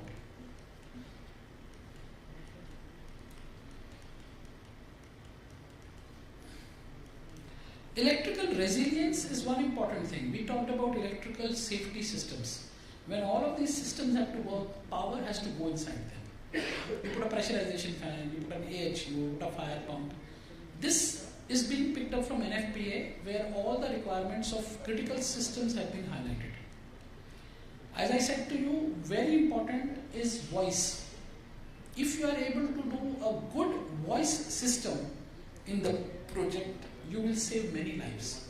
So human management is possible if I have the hardware. Hardware is required for people management. So, and then people skill is required again to communicate the right messages. All this is tying the dots. An architect can't do anything. You have to be careful what is your strategy of voice evacuation in your hospital today. Can you please go back to your hospital and call your commandant and say if there is a fire on the third floor, what are the steps you will take? What is the protocol you will follow? That all is out. We have a detector. We are happy. That doesn't work. Fire alarm cause and effect integration. Fire happens, lift stops, this happens. This has to be drafted and created in blueprint on the project. Fire audits, very important. We have to conduct surprise audits, identify hazard, people at risk, evaluate, remove, reduce and protect. This will circulate ahead. Last question, 2 more slides. People say do what is stringent. I go to a client, he said, I want stringent guidelines to be followed. We are doing the best. Make the global guidelines for my project. I said, okay, give me one answer. Hydrant pressure as per NBC is 3.5 bar. As per Tariff Advisory Committee, earlier it was 7 bar. The pressure as far as NFPA is concerned is 6.9 bar. You understand the pressure in the hose? So let me tell you, fundamentally, rather than confusing you this with engineering stuff over here, NBC requires 3.5 pressure, NFPA requires 7 bar pressure. Okay, I can now get some answers. What pressure should I design my building at? Can I get some answers? If I hold the hose, Srinivasa, following Indian guidelines, 3.5 bar. I am following international guidelines. This is 7 bar. What should the designer design the project when the key is to be given to the operator? 3.5 or 7? 3.5. Okay. Some more things in between. Chalo. Na idhar na udhar. 8.5 is at the far end. Sir, I have to design stringent. Just don't forget that. Pressure required for the complex. What, sir? Pressure required for the entire complex. No, I want to know when I open the hose, I should get 3.5 or 7. Because I have to design as per stringent. The pressure available at that place, you have to design. How much? It depends on the height. Give me the number, sir. I want to know the number. Because I am designing stringent. Sir, here diplomacy wala answer hai. Give me a number. I want 2 numbers. 3.5, 7. What should I design? I have to fill up the passport. 7. Good. 6.9. 6.9? 7. Good. More? The pressure that is required to handle the fire load at that place. Diplomacy. Consultant will reply like that. Good people will not say all this. Sir, do this. So some people are 7, some people are 7. Okay. Oh, I saw some hand also. Good decision. Because we have to follow the stringent guidelines. And you follow this guideline, and the best part is this is what will happen. When in Rome, do as Romans do. You know what is the weight of a firefighter in India? 70 kilograms. 80 kilograms. 55 also. Ramlal. Right? What is the weight of a firefighter in US? 250 pounds. Convert that. 125 kg. Height 6 feet 10 inches. Right? 6 feet 5 inches. 6 feet 2 inches. Ramlal is 55 kg. He will open 7 bar. Sir, you made a mistake. He'll open 7 bar. This is what will happen to Ramlal. In US, they use hoses to break walls, to break bricks, to break windows, to break glasses. They control the hose pressures. You give a higher pressure to break open. In India, we are removing fireman axe from your hose cabinet. You know why? Because we have this hotel. There is a fire hose cabinet outside. See from the glass, what do you see? Fireman axe. Don't carry the axe if you want to kill somebody. Security will stop you. Come into the hotel, break the glass, take the axe, kill somebody. I am giving you the ammunition inside. Why you have to carry from outside? But look at a firefighter in US. The axe is part of his belt. This axe is not distributed to Ramlal when he comes. Here is your hose, here is your axe, here is your helmet. Come on, let's play fire. You know, in US, developed nations, they don't have a hose reel. This man carries his hose reel on his back because he doesn't believe you. Your hose reel is eaten by the mouse. He will get killed because he will put the hose and the hose is blasted. It's not even maintained. The copper wire is wound. A chef will always carry his knives. A painter will always carry his brushes. An engineer will always carry his calculator. 3 things for sure. The fireman will carry his hose. Don't think the man needs your hose. He gets his hose. That hose which he loves, because that hose has fought fire last 14 years and saved his life at least 19 times. He has the trust on that hose. Like you love your best car, your best shirt, because you go for an interview, you say, I wear this shirt, I get selected. I'll go next time. He carries his hose. So we have to learn. Don't give him all this fireman axe, the helmet, the hoses. This all will get changed in the new National Building Code of India, hopefully, if we are able to tell Mr. Committee. because committee has got another 16 people to whom I have to make these presentations. But I'm very happy that we need to become one force and be in Rome as Romans do. We also have to learn what Romans do, but we also have to be not copying their codes and adapt the codes what we have to do in India. So what we need is commitment, we need awareness, and most importantly, please unlearn, relearn. Because what I have done 20 years may be wrong, what you have been doing for 20 years. So this is where we have to make a change. Thank you, but I have still gone 10 minutes ahead. I could not have stopped. Thank you.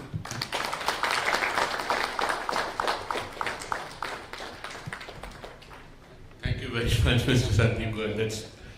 We could see pin drop silence in the auditorium. They've been absorbing every word that you said, and then I wish we could continue for a little longer, but I realized you have a flight to catch. We respect your commitment, so thank you so much. Ladies and gentlemen, a big round of applause.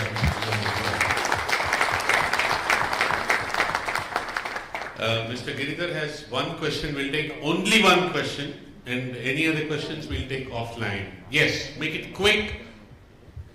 Mr. Giridhar, you could also come here. You will have the honor of presenting a memento to Mr. Sandeep Goyal while we're doing it. Basically, see, since you are a part of the NBC since long, actually, that's a great. Mic closer to the mouth, please. Yeah, great work you are doing.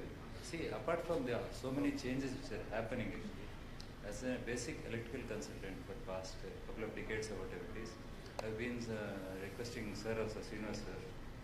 See, what about alternate power in case of a fire happening? Actually, that's simply switching of the power. See, like actually, the air changes, whatever it is discussed. Smoke extraction system or actually was parallel lift which actually Mr. Kapse has stopped. How they are going to run? Sir, as per 2016 version, there is already a mention of a separate panel to be feeding the emergency loads. Yeah. Emergency loads, what is happening actually, in fact it is not getting implemented seriously. So actually, if like you told that actually it has to be stringent or it has to be mandatory. Yeah, then actually it will certainly help. First you have to believe. I always believe that first you have to believe. Otherwise, if you say these are instructions, nobody will follow those instructions. What is happening actually, there are several particular agencies which come in. One is the client side, actually on the facilities side, or the implementation side. Due to several pressures and everything, only certain things are getting implemented or I think. If something is mandated, yes, it gets implemented. Otherwise, actually, why do I spend that money? Where is it is written? So these are the challenges. So my request actually, please see that actually as a matter of importance, quite important. This alternate source has to be part of it. Yes, please. Thank you so much, Mr. Giridhar. Mr. Giridhar, please stay back. Would you like to present a memento to Mr. Sandeep Goyal, please? While he is doing it, I'll also say.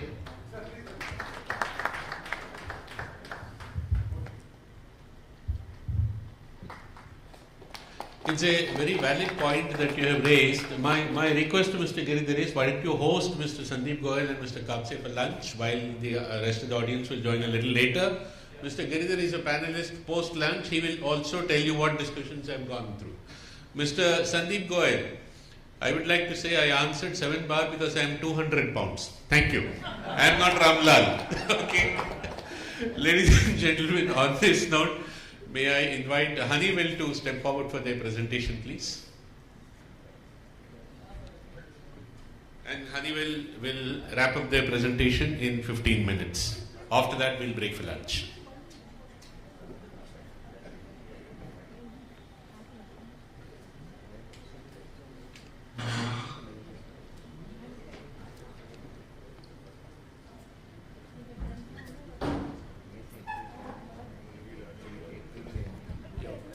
Good afternoon, namaskar. Before I start, actually, I would just want to personally thank for the opportunity being provided to us to present our products and solutions to this elite crowd.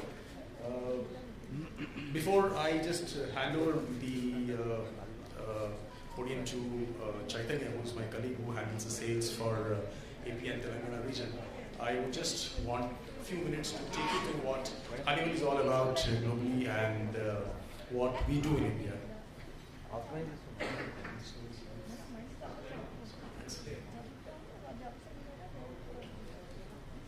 So Honeywell is actually, as you know, it's a Fortune 100 company with almost $37.5 billion revenue and with almost approximately 97,000 employees worldwide. And Honeywell is actually divided into 4 large enterprises. We call it as a global gold business enterprises. The first one is primarily your aerospace technologies. Second is your building automation. Number 3 would be the energy and sustainability solutions, and then the industrial automation division. So in aerospace technologies, what we do is primarily we manufacture aircraft engines, the cockpit management systems, the wireless connectivity systems within the flights, and thousands of hardware components which actually goes into the aircraft that is being manufactured by Honeywell. Building automation, primarily we use very unique softwares, hardware, and predictive analytics to support the customers, to help them to convert their, I would say that their buildings to more safe, more secure, more sustainable assets. We have a large building solutions team which actually undertakes SITC or IBMS packages for large infrastructure projects, maybe metro or airports or smart city projects, large commercial buildings. And we also have a complete product for from Honeywell Fire and Security Division. We also have the Honeywell EMS, that's building management systems, with the widest range of products, which in the next few slides we will take you through. And next comes to the energy and sustainability solutions, wherein we manufacture advanced materials, primarily performance additives, which actually goes into the industrial paints and coating industries. And then we have very specialized materials which actually goes into the defense, and military regulation, military fields. We have manufactured catalysts actually which goes into oil and gas refineries. When it comes to industrial automation, the complete automation for the process industries, we do. We have manufactured advanced sensors actually primarily for defense and then for large OEMs, primarily who are into automotive and industrial segments. We manufacture PPEs, the personal protection equipments. We have automation solutions for making your warehouses more smart and more efficient. And then we have some of the best and finest automation solutions actually for your energy sectors also. Honeywell in India, we are almost around 2 decades old in this country, and we are committed to the growth of India. We have currently at around 1 billion revenue in the country, with almost around 13,000 employees spread across around 20 facilities. We have got 4 large development centers in India. One is based out here in Hyderabad, and 3 very large manufacturing sites too. We have committed close to around 150 crores towards environmental sustainability initiatives, and we are tied up with multiple schools and institutes, and to promote the STEM education, we have got a technology incubation, what we call as, to support the startups to do research in deep science. So it's just an overview of the products what we are showcasing here today. It's primarily the Honeywell building systems, wherein we have the global field devices, where we have the complete range of your commercial walls and control walls, what we say. Your complete versions of manual butterfly walls or motorized butterfly walls, your strainers, your balancing walls, and then your pressure independence control walls, in fact. And you have your fire and smoke tamper actuators, widest version of range of sensors, be it temperature and RF sensors or CO2 sensors. And then we have the building control systems, where we have the softwares, hardwares, DDCs and PLCs, and also in the guest room management systems in a big way. and then the BAV controllers and the boxes for that. We also are big time into the lighting controls, primarily the occupancy-based and daylight harvesting control systems, lighting control systems, car parking systems, and then also wireless lighting control systems too. We have launched around a few years back. We are now into healthy buildings. This particular initiative, which we had launched in the pre-COVID times, around 2017-18, we had launched this particular division, wherein we have the electronic air cleaners for HEs and UV lamps and upper air UVs. We also have the complete range of indoor air quality monitors. You can come to our stall and you can see a couple of those air quality monitors we showcase there. We have the complete range of the electrical products, starting from the basic modular switches with different designs and different budgets. The cable management systems, trunking systems, be it the underfloor trunking or the floor or wall raceways, and the complete range of circuit protection. With this, I'll just pass on to my colleague Chaitanya. Thanks. Thank you, sir. Good afternoon, everyone. Myself, Chaitanya. I am the branch manager for Honeywell, Hyderabad, handling all these products. Except fire and security, barring everything, we will be taking care. We have the complete team along with us in this occasion. So, with respect to the line of businesses, whatever we have shown, the first thing and one of the most successful line of business is the global field devices, wherein we have all the range of valves which falls under HVAC, plumbing and fire businesses. So, we have categorized into broadly some 7 individual sections of this global field devices.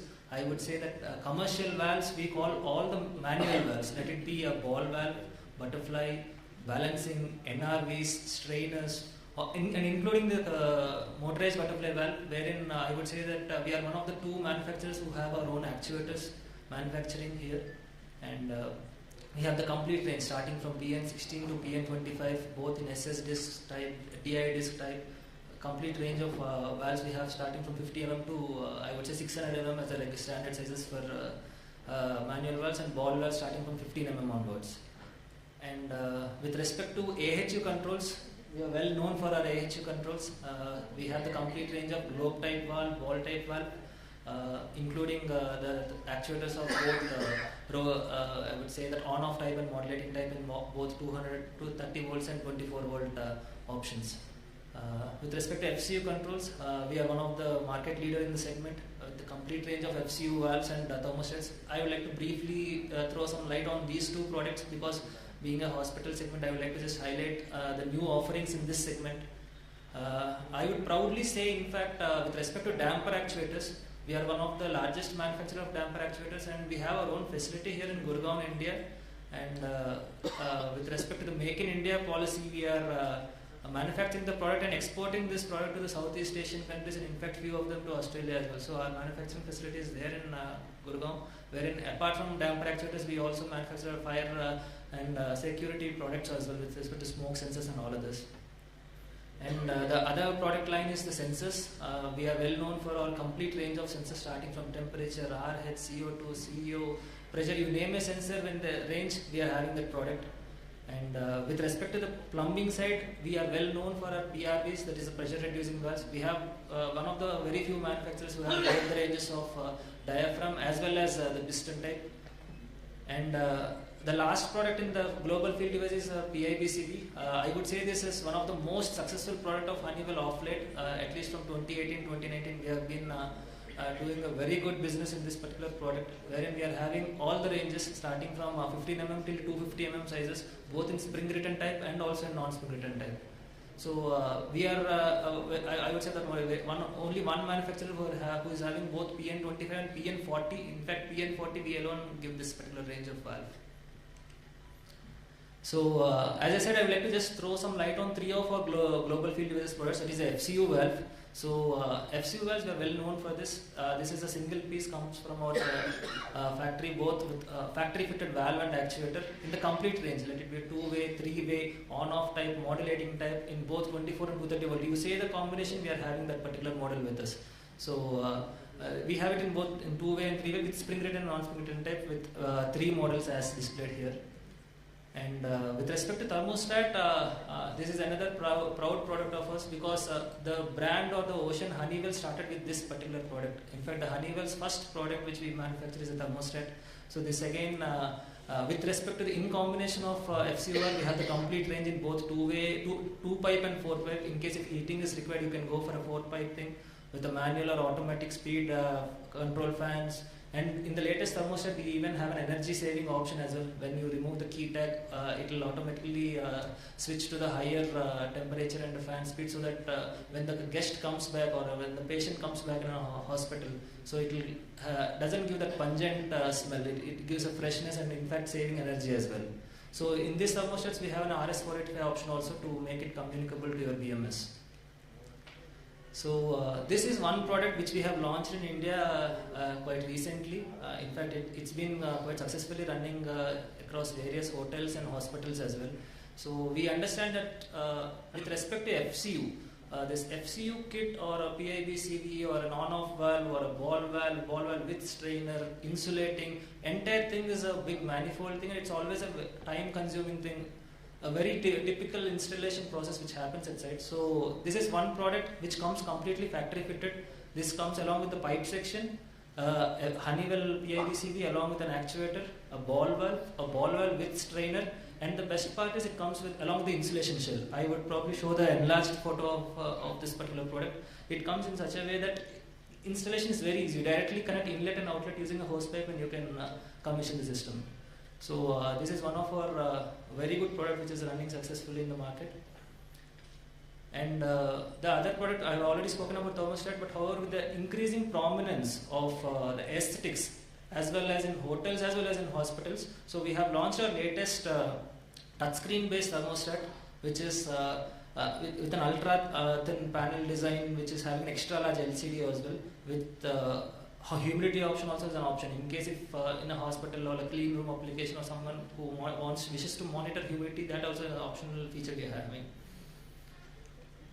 So in global field devices, we are well known for our HVAC controls, we are well known for our AHU controls, but of late, early last year we have entered into this plumbing valves scheme. Of course, we are there in PRVs from long time because it's one of our flagship product, but however we have entered into the business of complete plumbing valves, starting from a ball valve to a butterfly valve, sluice valve, non-return valve, mortgage butterfly valves, or vice tennis, whatever we are there in HVAC segment, we have extended also these products into the plumbing range, suiting to the plumbing market. Yeah. So with respect to the constraint on time, I'll try to just rush through some of the slides what we have. So the other line of business, the major business of ours is the BMS. I handle BMS from last 4 years in Honeywell particularly. So we have the complete range of building management systems. We are one of the few brands who have a design specific to the vertical. Say suppose in trend we specifically give it to pharma applications and industrial applications. Webs is something which we give it to commercial projects. LRTN is something which is a product based out of US, we give it to commercial things. Sayabach is a PLC based systems. Incom is one of our guest room automation system. Phoenix is a VAV control, precise VAV controls, and a very well known VAVs. So this is a complete range of BCS products what we have. This is a brief overview of trend wherein we are one of the first people to launch an IP based controller. However, I will not get into the architecture because of the time constraint. So this is a webs. Again, we have both an MSTP as well as an IP based controllers with the complete range of sensors. I would say that we have starting from a sensor or be a DDC controller or be a third party integrator, be a software. You name anything in the architecture, Honeywell is one manufacturer who would say that we are their original manufacturer of all the products in a BMS system. So as I said, this is exclusively our guest room automation system. I think starting from a sensor to a light control or a drape control, you can control the lights as per the mood of the guest. You can monitor the air conditioning system, everything through a exclusively guest room automation system, which we call it as an Incom. It is coming from our American factory of the facility. So after field devices and BMS, we have a complete range of lighting sensors. We got in a very general terminology called it as occupancy sensors. So we have it in all ranges. Let it be PIR, which works on human temperature, ultrasonic, microwave. It can be used anywhere. Let it be in a hospital, office space, cabin, conference room, corridors, lift lobbies. Everywhere we have a particular, even in parking, where it can detect a metal instead of a human temperature. So let it be an application. We have that particular type of sensor which can control your lights. So these are some of the models which I will not get into. So this is one thing which we would like to highlight is our complete healthy buildings portfolio, particularly after the COVID. So a lot of prominence has been developed for these products. One of the products we have displayed, of course there are electronic air cleaners, UV lamps, upper air UV, which I will not touch at this point because of time, but IAQ monitors is something which we are doing very well even in the southern part of the country. We have displayed two of the models here, which I will request you to please view the model.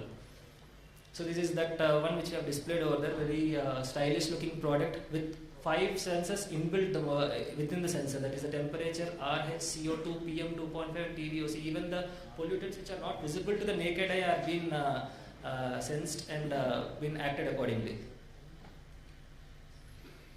So I'll just take 2 more minutes roughly on our electrical products. 2 more minutes on our electrical products.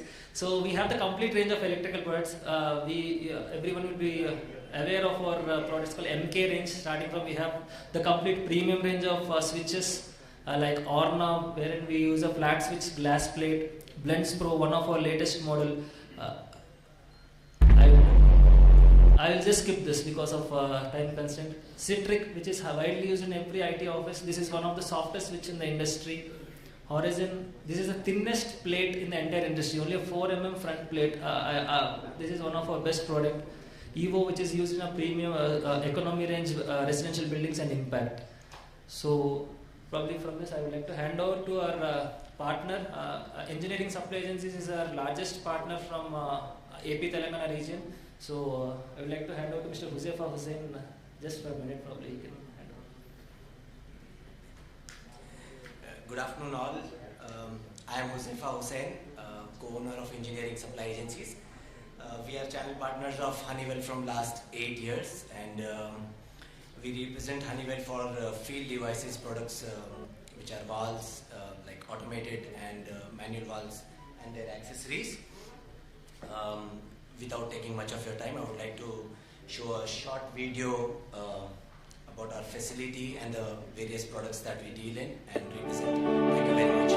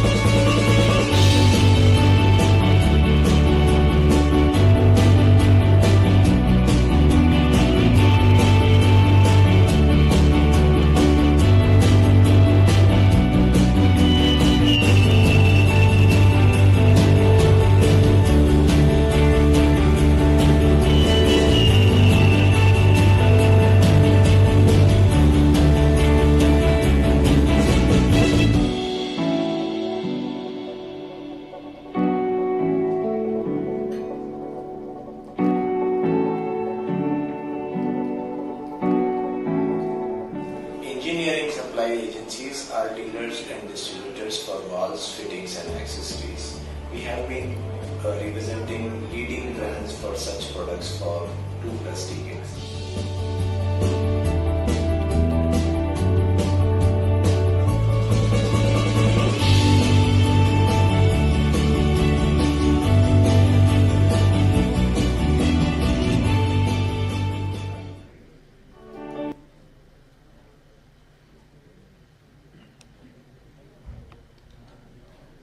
May I invite Mr. Praveen Upadhyay, my colleague, to come and present a memento to Honeywell team. Team Honeywell, kindly step forward.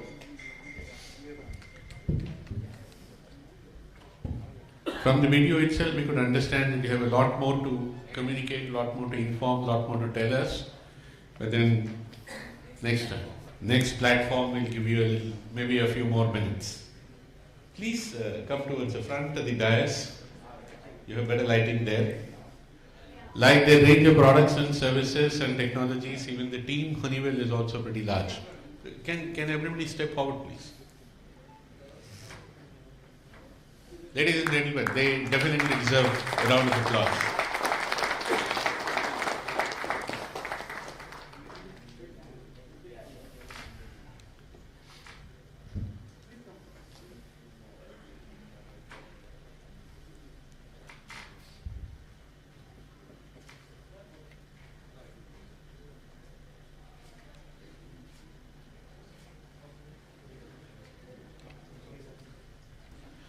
Okay, ladies and gentlemen, I have a question. How many in this auditorium are not members of FSAI?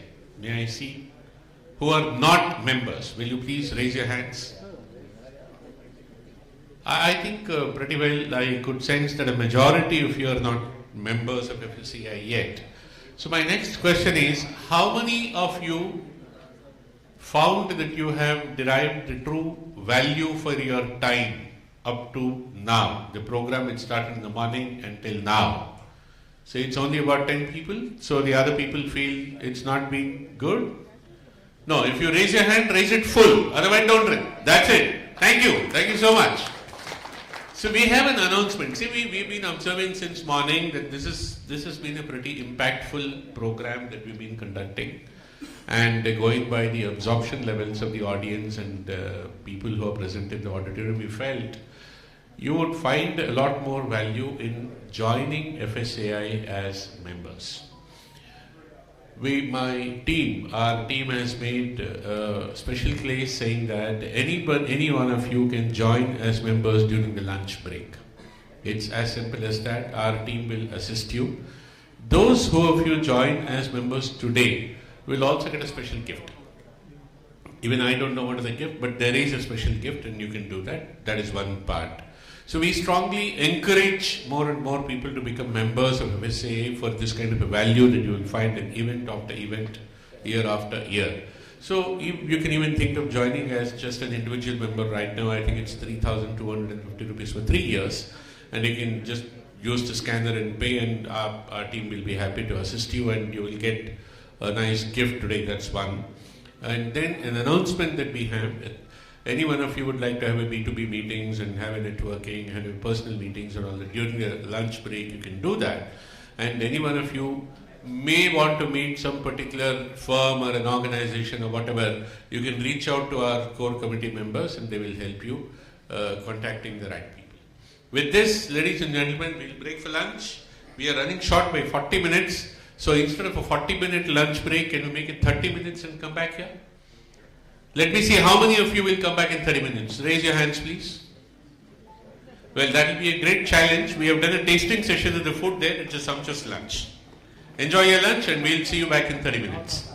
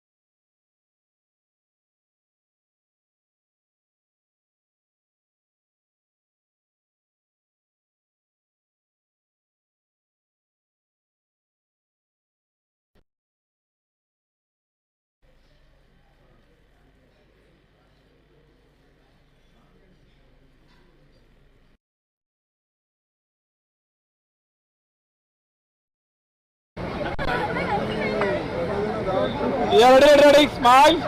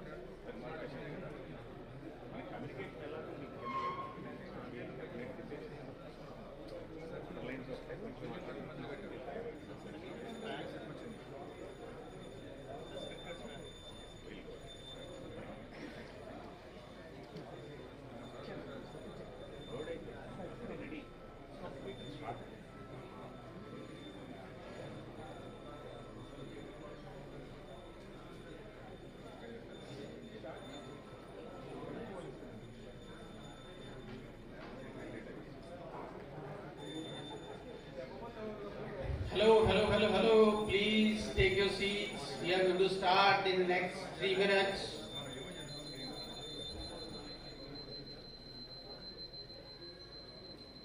Audience is requested to take the seat, please.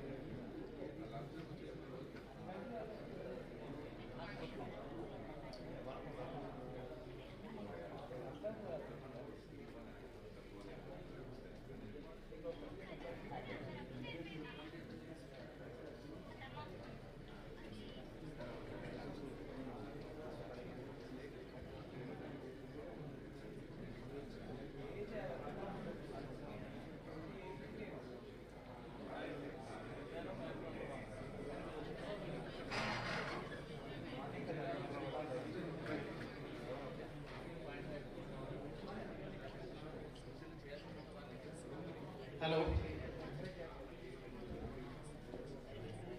Friends standing in the last are requested to take the seats, please. Thank you. Mr. Shravan had requested the people who are interested to take the membership, they are requested to contact Miss Haripriya. She is sitting at the FSAI table. She is there. You can connect with Miss Haripriya to become the member of FSAI. Few people were asking me during the lunch like whom we should contact.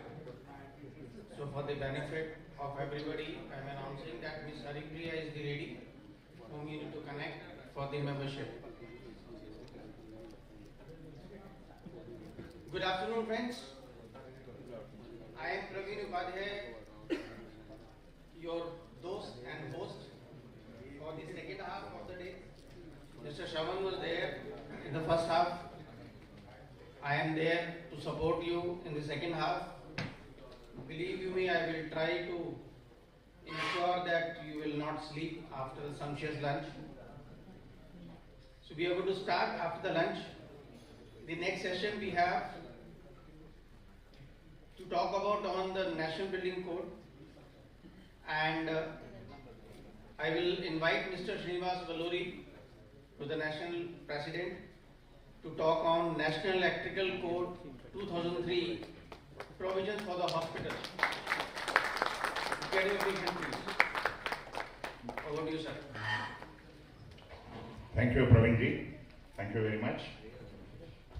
Yeah, this is morning we were discussing about the importance of electrical systems in a hospital, because I'll tell you, hospitals are completely different when we talk about the safety issues.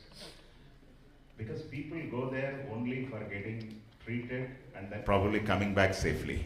If we create a problem there, then it is going to be a major disaster. So my presentation is basically, you have heard about the fire safety and life safety, and a lot of, I think probably takeaways from that. As well as now we wanted to talk about the electrical safety. You can see 35 Indians die in fire accidents daily. This is not our statement, this is by National Crime Records Bureau. So why they have to die? And people say, every time, whenever there is a fire, they say it is due to electrical short circuit or electrical incident. Does really electrical short circuit may be a usual word which people use, may not be short circuit actually. It could be overloading, it could be any other reasoning that can happen. 101 people lost lives in 106 electrical short circuit incidents across Uttar Pradesh in 2022. So these are the kind of statistics, whatever it says. This is one of our own hospital fire because of a flexi which got into flames. And you can see another building in Begumpet. Nothing will be left out the moment you have an electrical fire. We don't know whether it is due to electrical or some other persons have created this kind of issue. If you look at the records, NFPA, they say, NFPA is National Fire Protection Association of US, they say 1/3 of the incidents are due to electrical related problems, 1/3 due to arson, 1/3 due to negligence.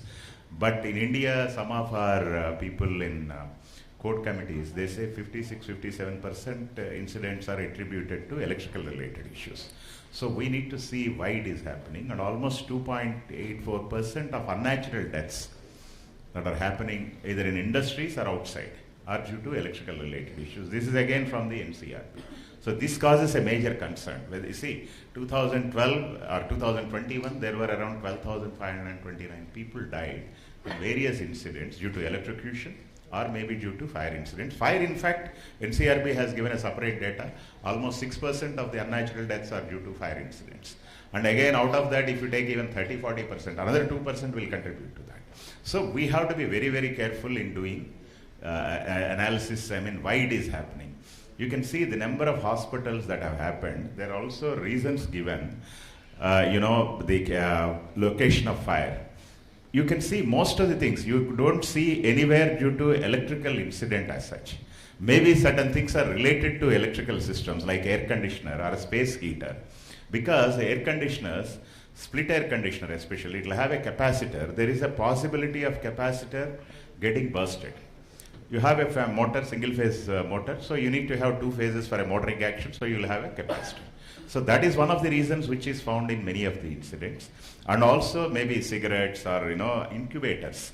So these are the things which caused a lot of fires. And the major reason how hospital is differentiated from any other building is hospitals will have higher oxygen content. They're all oxygen rich environments. If you see any place, generally we know that we studied that oxygen content in the air is around 19.2% or 8%, whatever it is, roughly around 20%. NFPA says if the oxygen content goes up to 23.5%, even a small spark will ignite. So as the same way, if the content is brought down below 16%, even fire can never catch up. So there are systems even for that also. I know a different kind of systems where you can bring down the oxygen content in the air, especially for storages, aircraft hangars, even that kind of systems are also available. Because one of the things has to be eliminated to eliminate fire, either fuel, oxygen or ignition. So fuel cannot be removed, oxygen cannot be removed, and the only thing is ignition is what we can prevent. And these are all other fires up to 2012. And here also you can see most of these small hospitals are COVID hospitals. Whatever we have seen, almost around 27 hospitals during COVID, they caught fire because of oxygen rich environment. Where we have seen with our own eyes, we have an oxygen meter which we have taken 2 years back, 3 years back. When we went and checked in an ICU, the oxygen content is around 23%. Because there will be a lot of leakage of oxygen from many of these things, and then there is a possibility the oxygen content will go up. So in such a situation, any system will catch fire. I have certain videos which I don't want to present because they're all from Hyderabad hospitals. Maybe some of our friends, this one only. Of course, this DGV also, fire, he has also shown the worst incident that happened. What we call it. Generally, you have a short circuit which is zero resistance, and where there is a improper connection. So that is where the connection, if it is not proper, that there will be a high impedance that will result in a lot of heat. Even in that kind of, whenever there could be a spark over because of that heat, there could be a spark over, and that means air breaks down, and that will have a different kind of signature in the waveform. That will be caught by the this arc flash detection device. The unfortunate problem is we don't have many manufacturers for these devices. Otherwise, once you do that, include it in every building. I'm sure along with RCCB and regular MCB will give over current protection. RCCB gives leakage protection, and then AFDD gives arc fault protection. So the moment you have and maybe such protection device, that is a part of the lightning protection. The moment you have these things, now today NEC 2023 addresses all these issues. They have to be part of all our buildings. And the leakages in electrical systems, which can create shocks and electrocution, that can be avoided by RCDs. And the equipment shall be double insulated, especially in hospitals, wherever you have. Then you know that definitely you don't need RCBs and other things in such cases. They can be safely handled. So the hospitals will handle, physically impaired patients, and they also have a sleeping risk. Morning, DG sir was talking about a hospital, Rohini Hospital fire in Warangal, where there was only one casualty. That was the person who is a 200-bed hospital, the person who was in the operation theater. From there the fire emanated. Only he is the casualty. Who was under sedation, he can't move on his own. And most of the other people have come out of the building. So this is one major issue. We have a sleeping risk where inside the rooms, people are under sedation, they will be sleeping, and they can't be moved just like that. So you need immediately some kind of assistance. And inflammable liquids in labs and operation theaters, this is another major concern. Oxygen-rich environment, sealed buildings to maintain pressure differentials. Because when you look at a hospital, ICUs and operation theaters, we need to maintain certain facilities under positive pressure, some facilities under negatives, and oxygen cylinders, room circulation type air conditioners are not allowed by any codes. But most of the small hospitals, they can't afford. They look at a simple wall-mounted air conditioner even in operation theater. These are the things which are causing trouble, and addition of medical equipment over a period of time. Because initially the project is not designed for that kind of equipment, and huge stores. Now I think it all come down. But a lot of paperwork used to be stored. So that is again a potential fire hazard. Laundry, cooking equipment. You name anything, everything is required in the hospital and it will be available. Right from medical gases to cooking, laundry, a lot of fire loading in the hospital. So that is why we have to be relying on the compartmentation. I think morning already speakers have talked about it. And the second thing is how to make our electrical systems really foolproof. And another problem what we started recently seeing is harmonics. Especially we have tall buildings which are around 30-40 floors which are coming up in the city. We have already started getting lifts are all getting man traps, and then they are not working because of harmonics. We see a lot of harmonic content is going very high because of variable frequency drives. And especially hospitals, they use a lot of UPS systems and medical equipment, which causes again harmonics. We can also see some of these things. And most important thing is lack of awareness beyond this. So he has also shown some photos. These are all from our audit photographs, fire audits wherever we are done. So how you can see exit ways are closed, and then I have in the still other pictures. I think by looking at it, we don't want to step into any hospital further. I think that is that is the kind of situation for some maintenance of some of the hospitals. Anyway, I'll just see. You can see here the exit ways which are covered, and then they are completely closed. So this is what is the problem. You can see here the air conditioners. You can see there is a wall-mounted fan, and then the split air conditioner, and there is an oxygen supply point and a voltage stabilizer. Most of these things, whenever there is a leakage of oxygen, they can create a problem. And the COVID hospitals, these are some of the issues what have been noticed. So we need to look at, when we want to look at the electrical safety, power distribution, adequate lighting, and then while designing the systems itself, we need to make sure that the system is proper. We have to follow all CEA safety guidelines. That is what we would like to look at it, and earthing as well as protections, whatever is specified by the new Central Electricity Authority safety guidelines issued in the November 2023, as well as National Electrical Code 2023. They have also given a good clause about the arc flash analysis and arc flash boundaries. Whenever there is a fire, let us not think the fire is only causing some kind of electrocution or some accident, but it can also give an arc blast, where the kind of noise that creates at 750 dB, your eardrums can rupture.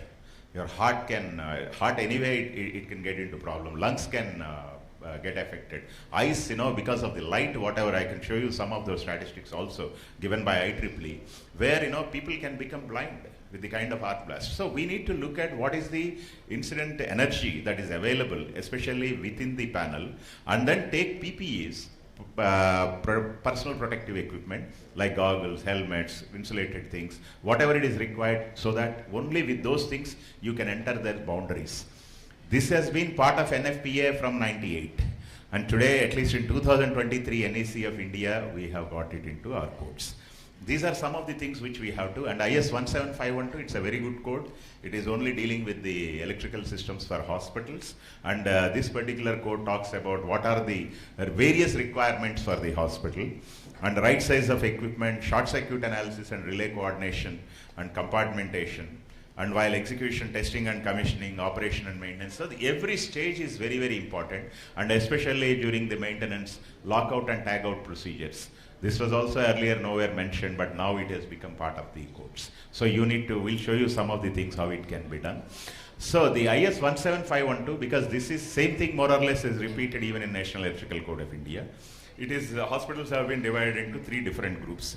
Group 0, where no applied parts can be touched by any patient.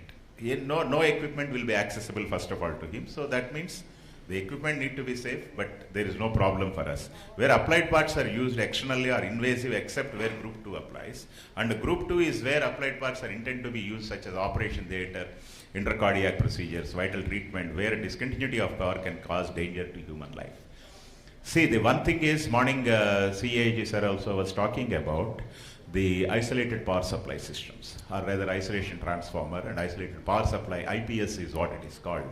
The importance of this is, you have a surgery going on, and you provide, because everywhere we need to have earth leakage protection. Even otherwise, if a doctor gets a shock while he is working on a patient, that can create a problem for the patient. So you need to make sure that the doctor and patient are protected. At the same time, you can't isolate the power supply when a cardiac surgery or when the person is on a heart lung machine. You cannot switch off the power supply. So you need to have continuity of power supply. So for that, what you need to do is, you have to have, in earthing systems, we have different type of earthings that is called TT or IT system. So you have to employ an IT system where you need to have an isolation transformer which will give galvanic isolation between the primary and secondary, so that the whatever the kind of the leakages, that will be monitored from a nurse station. If it is crossing 5 milliamperes of current, then it can give a warning to the doctors or whoever is responsible. So isolated power supply systems are supposed to be done. And what kind of power tolerance also is specified in that. Whether group 1 or group 2, whether it should be working within 0.5 seconds, less than 0.5 seconds some of the systems, that means there should not be any interruption. 0.5 seconds is hardly anything. We can't even get generators, can be switched on. So you need to have uninterrupted power. And probably certain cases, the automated generators can take care of that. Otherwise, mostly it will be UPS supplies. These are some of the provisions which have been specified in the new Central Electricity Authority guidelines. That is Rule 38, provisions related to multi-storied buildings. And here, what they have specified is fire barriers at every floor. This was also there in the earlier guidelines also. Now it has been mentioned again that there has to be, every floor has to be separated out properly. That is one thing. And another thing is FRLS low halogen wires. And earlier it was only fire retardant, low smoke. But now we have to use low halogen wires in all buildings more than 15 meters in height. And especially where you have airports, hospitals and hotels, you should use zero halogen wires. So this is also one of the important things to my knowledge, because what will happen is whenever smoke is the most dangerous thing. Smoke is, as a part of tenable conditions. Whenever there is a fire, 3 tenable conditions have to be maintained. One is the temperature, other one is visibility, third thing is toxicity. So toxicity wise, if you have PVC wires, it will give a lot of, hazardous gases. The moment you inhale them, the death is going to be instantaneous. So whereas zero halogen is one of the things which could cause that kind of dangers. So that is why they have specified, especially hotels, hospitals and airports, you need to have zero halogen wires. Rest of the occupancies can have low halogen. And again, the problem is some of these things we don't have Indian standards for the product. So we follow, some of the international, some of the companies, they get international certifications. Today that is what is being followed. And non-metallic conduits can be used, that's what it says. And another thing is appropriate fire extinguishers and other things. This is anyway done in most of the cases. And baffle valves in case of oil-cooled transformers, which should go between the two insulation resistance, whether earth continuity is there, in case of fire, fault loop impedance. So for everything, now these things are, the electricity authority says, whatever the BIS standards, now today they're all part of the implementation of Indian standards that forms part of the regulations. So that's why if you are able to check this earth loop impedance, then we'll come to know. That means if a 6 amps MCB, once we check it, we need to use installation meters to check that. Unfortunately, we have seen many of the contractors are not ready to do these kind of things. But if we do one typical thing, I'm sure you will try to, because again, impedance, you know that, it all depends on the length of the circuit and other things, and the size of the wire. So that means all those things are to be regulated based on this resistance. So this is what is not being practiced. We want to make sure that everybody does that. And the neutral point of every transformer shall be connected, earthed by connecting earthing system to the earthing system by not less than 2 separate and distinct connections. Let me tell you, we have separate presentation again on earthing as a part of this. It is not that 2 earth pins are required for every transformer. It should be connected to the earthing system by 2 distinct separate earth conductors. That's the one thing which has been specified. Residual current device, this has been specified, and it is as per, again, what rating and where it is to be provided is not mentioned in this, but it says RCDs as per relevant standards are to be provided. The moment you look at the NEC, then it says it should be any installation 2 kilowatts and above, we need to have RCCB. That means every house, every equipment, more or less, other than to a person, he can take that current. But anything beyond that, it will have different kinds of effects on the human body. And the moment it crosses 30 milliamperes, probably he may die. So that is why most of our RCCBs for personal protection, they are all supposed to be rated at 30 milliamps. And National Electrical Code of India 2023, it says minimum 300 milliamps at the upstream side to be provided for fire safety protection. Actually, I don't know why they have given, but some of the international papers, they say anything above 100 milliamperes, it can cause a fire hazard. So, but whereas our code says 300 milliamps, But again, further distribution side, we have up to 30 milliamps, so that's not a problem. Even in case of indirect contact, you know, you are not touching the direct live part, but you are touching another part which is connected to the earthing system. Then part of the current will go through your body, part of the current will go directly to the earth. So even in that case, there is a possibility he may get 46 milliamperes. Again, the body resistance is taken at 2000 ohms, but it could be much, much lower if the body is wet or person has just then taken a shower or whatever it is. So these are some of the things, and this is an RCCB. What will happen is there is a toroidal transformer, and which can check up whatever the leakage current, and that will be magnified and it will be connected to a relay. Only dry type transformers are allowed inside buildings, and also the code also suggests that we need to have 2-hour fire rating for the dry type transformers as well. And one of the interesting clauses also I'll show, because now onwards maybe CA also may ask, insisting on that, wherever we have dry type transformers, we need to have direct entry from ground level to the transformer room through a staircase. Like so far we have that only for the fire pumps. Fire pump rooms, as per new NBC, we need to have a direct entry to the fire pump room. Similar way, it is also specified in the Electricity Authority guidelines that we need to have staircase directly, so that people, in case of anything, they can go directly to the transformer. And DG sets can be only at a ground floor or basement one. Whether we can allow the stacking of DG sets or other things is a point of question, but the issue is they are not supposed to be taken to any upper level. And smoke detections will be provided in electrical rooms. This is also there. Not only in electrical rooms, IS 15105 says it should be provided, sorry, not 15102, 2189, it says that it should be provided even in the electrical shafts. All electrical shafts and risers need to have a smoke detection system.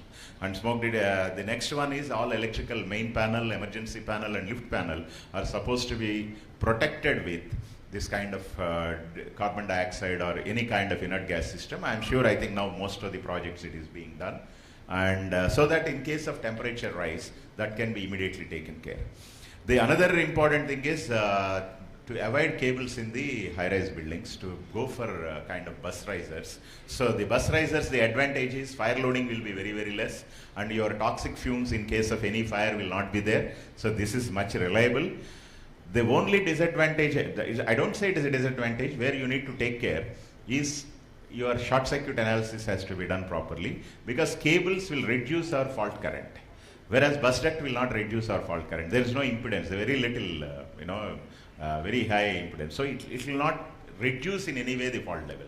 So what we have seen is in some of the cases where your transformer fault level in the panel room is 50 kiloamperes, whereas they take a riser directly from transformer, terminate it every floor and provide an MCB there.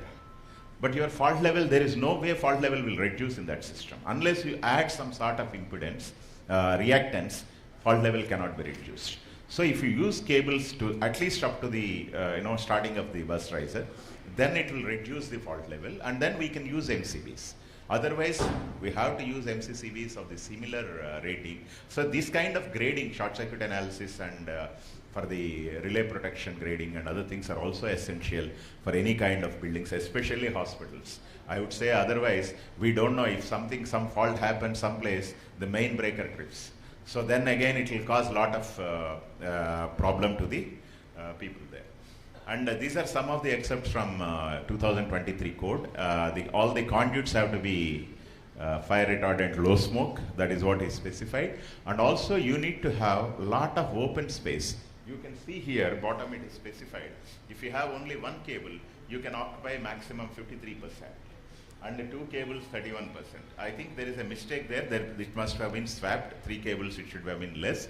But otherwise, the problem is when you have conduits and wires running, because we know that every conductor will have some resistance. The moment you have a resistance, you have heat generated. The heat generated, it has to be taken out. So if you have cable, conduits fully, with wires, full of wires, then in case of any kind of overheating or even normal heating also, probably the insulation may fail. So that's why even the earlier code IS 732, it says minimum 40% free space in any kind of conduit. We are not supposed to close them completely with wires. And also the code has given how do you work out with the number of wires and what is the size of conduit and how many wires can be taken. So this could be made into a proper this one. And the minimum size of wires is lighting circuits, they said 1.5, otherwise 2.5. I'm sure most of the cases these are all being followed. And loads again, lighting loads, fan point loads and other things they have given again, all these things, and the air conditioners. And if you look at the other things, the MCBs, we have different type of characteristics of MCBs, which is, you know, in case of short circuit, how much time it takes basically to trip off the MCB. So you have B, C, D characteristics. So depending on our type of load, we are supposed to use what characteristic of MCB to be used. And voltage drop. How much voltage drop we need to consider when we design, because voltage drop is nothing but losses in the system. And also for the proper functioning of your motors and other things, the moment you have less voltage, you will have more current, more losses and more heat generated. So that is why the code, whatever it says, is 5% in case of public low voltage distribution system. That means you are getting a CT meter and then distributing it. For all other things internally, you can go up to 8%. And also they have allowed 0.005% per meter exceeding 100 meters length. So this is also given in the code. So 8%, generally we used to design for 5%. And some of the codes, because today energy conservation also has become very important because these losses are continuous. So most of the other codes, they talk about 3% or 2% also. And harmonics. Harmonics are again, you know, another thing which are creating a lot of problem, especially in hospitals. We have seen in some of the cases there are a lot of harmonics present. And if you have more harmonic content, then you need to make sure that your cables are suitably derated. Otherwise, they get overheated. So that is what, if it is harmonic content is up to 15%, you need to sell it should be based, it could be equal, but if it is between 15 to 33%, cables have to be reduced, derated by 14%, and beyond that 45%, you know, it should be based on the neutral current. It's not for the phase current. It should be equal to the phase conductor or double to the phase conductor depending on the installation. But unfortunately, these harmonics will come to know only after the entire project is commissioned and the systems are at working condition. That time it will be too late to do all these things. So we need to get a lot of data. My request is to most of the hospital people, if they can come forward, we can create a good database which could be shared among everybody, and it will be helpful for all the new projects as well, even for the existing. Such production devices, we have different type of such production devices. Type 2 SPDs is what we are supposed to use in most of the installations. And then I talked about arc flash detection devices, wherever there is a sleeping accommodation. In premises with sleeping accommodation, in bedrooms and habitable rooms in kindergarten and daycare centers of children, and also wherever there are elderly people, we are supposed to have arc flash detection devices. And this is one of the important clauses. But again, as I was telling you, if our CIs are insisting on this, we don't have many manufacturers who can supply these things. We have to import them as and today, and they are quite expensive. So we need to see when we have to implement this, and we are asking the industry to develop all these things. And the RCDs, we have already talked about it. It says about 2 kilowatt is the minimum rating. For wherever it is more than 2 kilowatt, it's supposed to be having an RCD. And another thing is all industrial shall have to limit and the touch potential and step potential. We generally use TNS system. And and this is another most important thing, all earthing systems. This is actually extract from the CEA. And I just wanted to show you some of the extracts from the various international codes. Unfortunately, wherever we go, people say, at lift I want 2 earthings, UPS separate, this separate, that separate, lighting production separate, but none of the codes, either national or international, talk about separate earthing systems. You can see this is from IEEE 1100, that is emergency and standby power supply systems. They have given very clearly that it should be connected to the building earth. All grounding of the proper system, communication systems, grounding of light shall be effectively and permanently bonded to each other as required by the National Electrical Code is nothing but NFPA 70E, and as per NFPA 780. 780 is for lighting protection.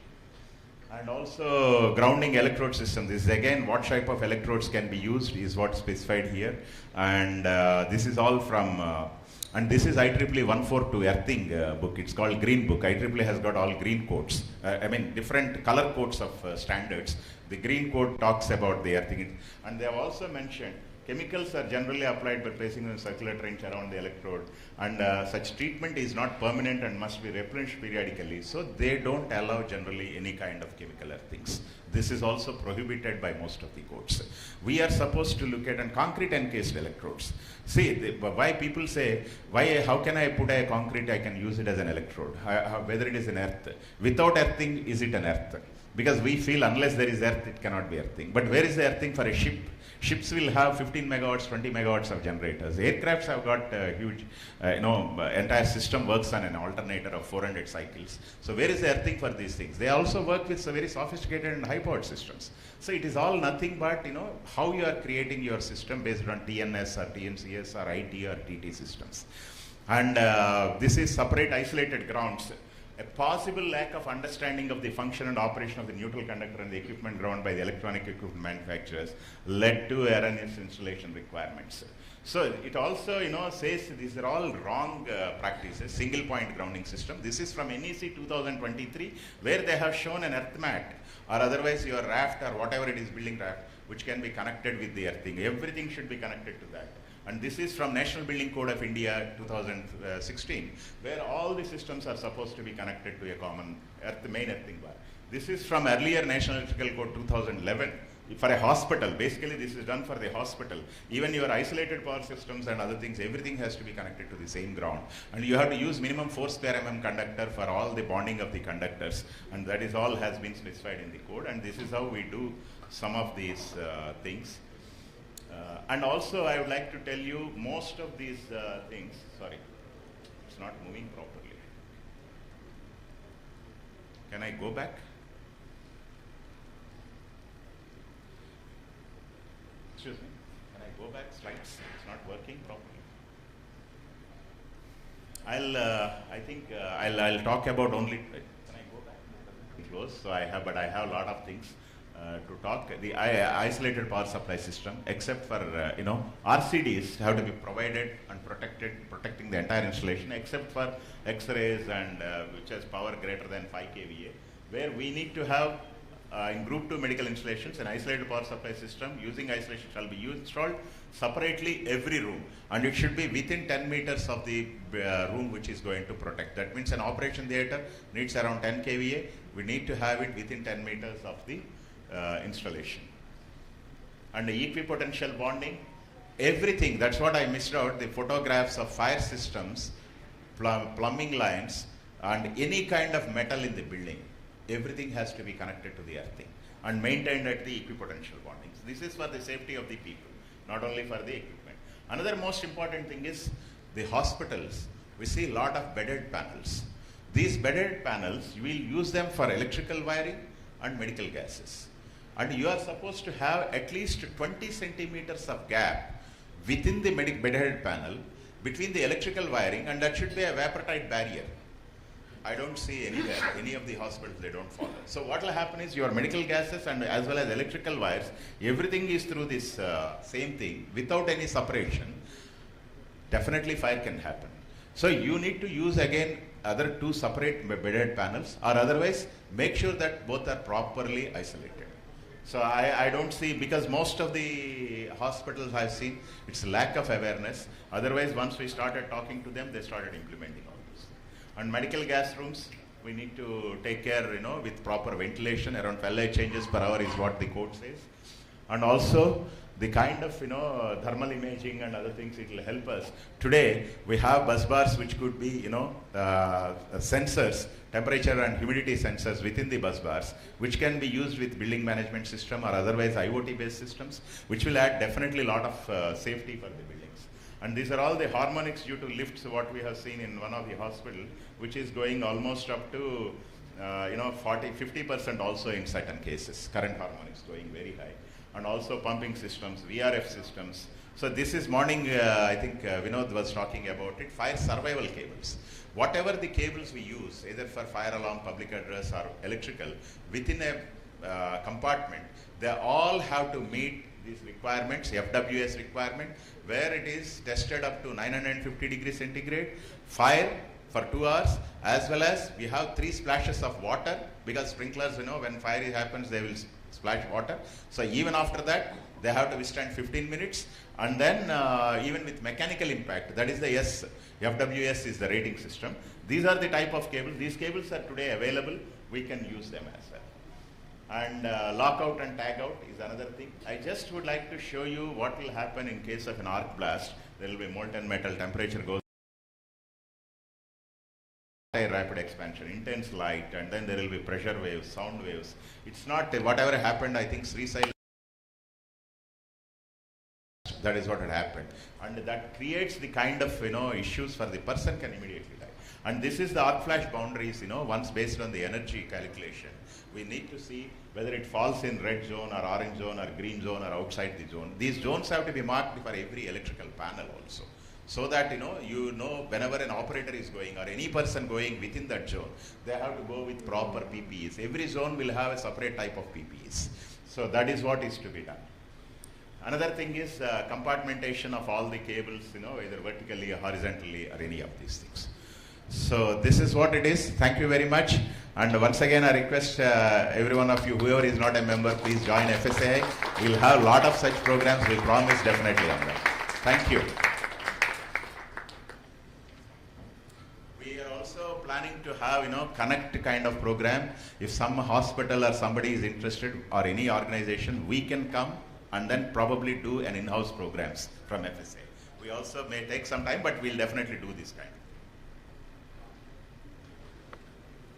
Thank you, sir. Yeah, the questions will be offline. Very nice session. I remember that you mentioned that 35 people die daily due to fire as per NCRB, and this is 2.84%. And hospital is a critical space having oxygen-rich environment. So I hope you guys would have taken the note of it and will take corrective measure. Can we have a round of applause for all of you? Why I am saying, because I saw some people are sleeping, so I just want to wake them up. Another round of applause. Let them wake up. Thank you. I would request Mr. Srinivas to be on the dais, and I will request Mr. Prasad Nishtala, the chapter president, to honor Mr. Srinivas Nalluri.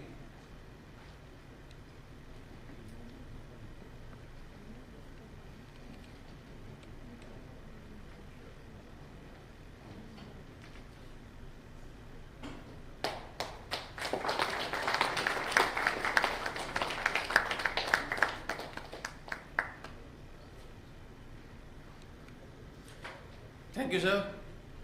Mr. Prasad Nishala, since you are there, so I would request you to talk about basic elements, and the time is for you. You have 10 minutes.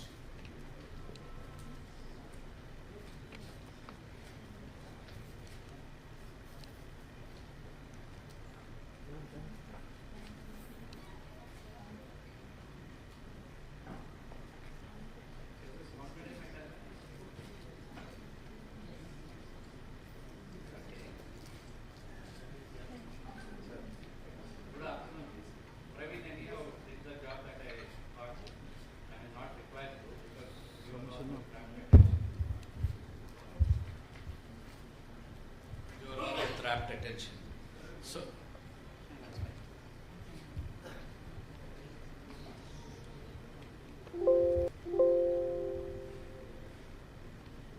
okay, can we go to the next slide, please? Basically, safeguarding your hospitals from fire hazards. Yet again, actually, can we? Hello, it's working. Okay. Yet again is our social media channel, where you see a lot of videos that we find in our day-to-day fire accidents being posted. Yeah. Hello, can we reduce the lights, please? I have a video. Food was good, ambience is good, don't go to sleep in just 2 minutes.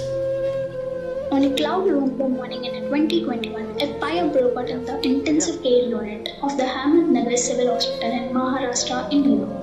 Chandan Syed, who is 65 years old, Mother Chabati, was a patient in the ICU, saw smoke emanating from the ward window. Syed and other relatives pushed past a bored boy and entered the ICU, which was filled with thick smoke. Nurses Swapna Patali and Ananta Channa spotted the fire in the false ceiling above the 3 beds, including Chabati's. Channa tried to put out the fire with a fire extinguisher, where Patali called the help. 11 COVID-19 patients died that day and 3 more over the next few days. The nurses, a resident doctor and the civil surgeon were arrested on the charges of negligence. The hospital staff went on strike, arguing the hospital lacked essential fire safety equipment. Chandan Syed recorded the tragic loss of his mother, Chabapi, in the fire. Yet again, Bharat Kadam, 41, still cries over the death of his 70 years old mother, Hodhabai Madhukar Kadam, in the Ahmednagar hospital fire. Hodhabai has been admitted to the hospital on November 2nd after testing positive for COVID-19 and developing breathlessness. Kadam would stay with his mother in the hospital day and night, only going home in the morning to bath. On the day of the fire on November 6th, Kadam had stepped out to have lunch when he received a call about the fire in the ICU. When Kadam rushed back, he found chaos and families were evacuating patients on their own, some even breaking windows to let out the smoke. Hodhabai was already declared dead by the time Kadam reached her. Kadam expressed shock at learning that hospital had no fire safety, as this was the first time he had taken his mother to a government hospital. Kadam said he hopes the government takes steps to prevent such incidents in the future, calling the tragedy horrifying. Bharat Kadam deleted all the pictures he had taken of his mother in the hospital, as he wanted to forget the pain of her death. So this is exactly what happens when you have a fire accident in a hospital. Either there's legal liability, mortality, statutory issues of not complying with the NBC codes or the other codes, the property damage, being in the news for wrong reasons. You must have seen of late there have been so many news episodes, and the other humanitarian considerations of getting the patient to a nearby hospital. Now my question to the audience is, what if these two problems were completely solved? And what if you have a 10-second advantage in the incipient stage of fire? How many of you are aware of the incipient stage of fire? Okay, very few hands. Okay. Now this is the heat release rate map. See, you have been hearing experts speaking in the morning about fire. And what is an essential component of fire is heat. And in the x-axis you have time, and in the y-axis you have heat. When you notice this, what will happen? The fire, based on the fire load, this is exactly how a fire happens. The incipient stage is a very small fire where anybody can, or everybody who is trained can put out the fire. Once it goes to the growth stage, you require somebody who is more experienced. And when a fully developed stage, you definitely require somebody in the fire department coming. The decay is all about HR, ambulance, hospital, mortuary. And if you see the risk pyramid, this is how actually is the risk pyramid. And you normally have a lot of near-miss accidents and going up to the catastrophic phase based on the accident. This is a heat velocity, risk velocity map. Risk velocity is directly proportional to the time the fire is spending at the premises. And the cost of risk is actually, we have shown an arrow exactly what happens when there is huge risk. It could reach catastrophic levels where some hospitals have been shut down just because of the risk. For this, we have a product called Ignicorp, which is being displayed there. It demos. Ignicorp is an early warning apparatus, and communication system to denote the health of the fire hydrant system, the fire sprinkler system, the fire alarm system, and any other suppression system. It could be nitrogen suppression, CO2 suppression, or anything that gives you an output of 4 to 20 amps. And by way of providing instant notification, by way of SMS, by way of a phone call, and if it deviates from the standards. Important part with IGNICOP is you will have statutory compliance. Part 12 of NBC says that you need to have a record of every false alarm or a fire alarm that happens. IGNICOP provides you that, and many more details as far as the hydrant and sprinkler system are concerned. When I show you the report, you will understand. And instant stakeholder notification. The stakeholders will get instant notification. It drastically reduces the risk velocity because you are getting to know about the fire in the first 10 seconds, which is a very incipient stage, and definitely it helps you in not getting into legal liabilities. The beauty is you can access IGNICOP, means on your browser anytime, anywhere, and on any device. It is device agnostic, it is location agnostic, and it is time agnostic. This is the solution that you have. In fact, my colleague was saying in the morning that they provide solutions. This is also one more solution that we are providing, especially from trauma, from tragedy. The fire definitely doesn't go to that stage. It withstands onslaught. In fact, you had Srinivas talking about surges and the various onslaughts that can happen on a system because of not proper maintenance of electrical equipment. It withstands onslaught, reduces stress, the stress that today the DG was talking in the morning about shifting a patient to a safer hospital. And your hospital can run uninterrupted, and there is a huge resilience even in case of arson. How does IGNICOP work? I'll just show you a quick demo. Can somebody switch on the lighter, please? See, what happens is, if there's a small fire also, see, somebody switched on the lighter. What happened? It detected that you have an SMS, you have a phone call coming, and could we connect here? Okay, I thought on the screen.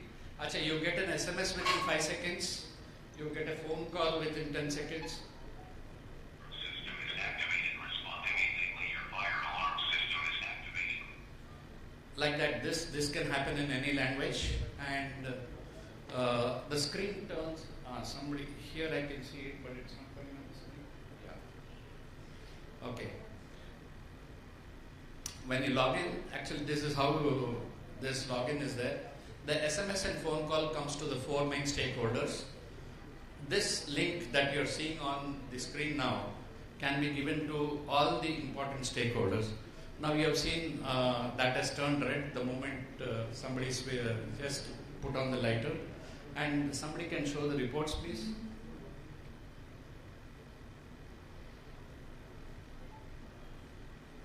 See, in the reports, you will see, can we select the device?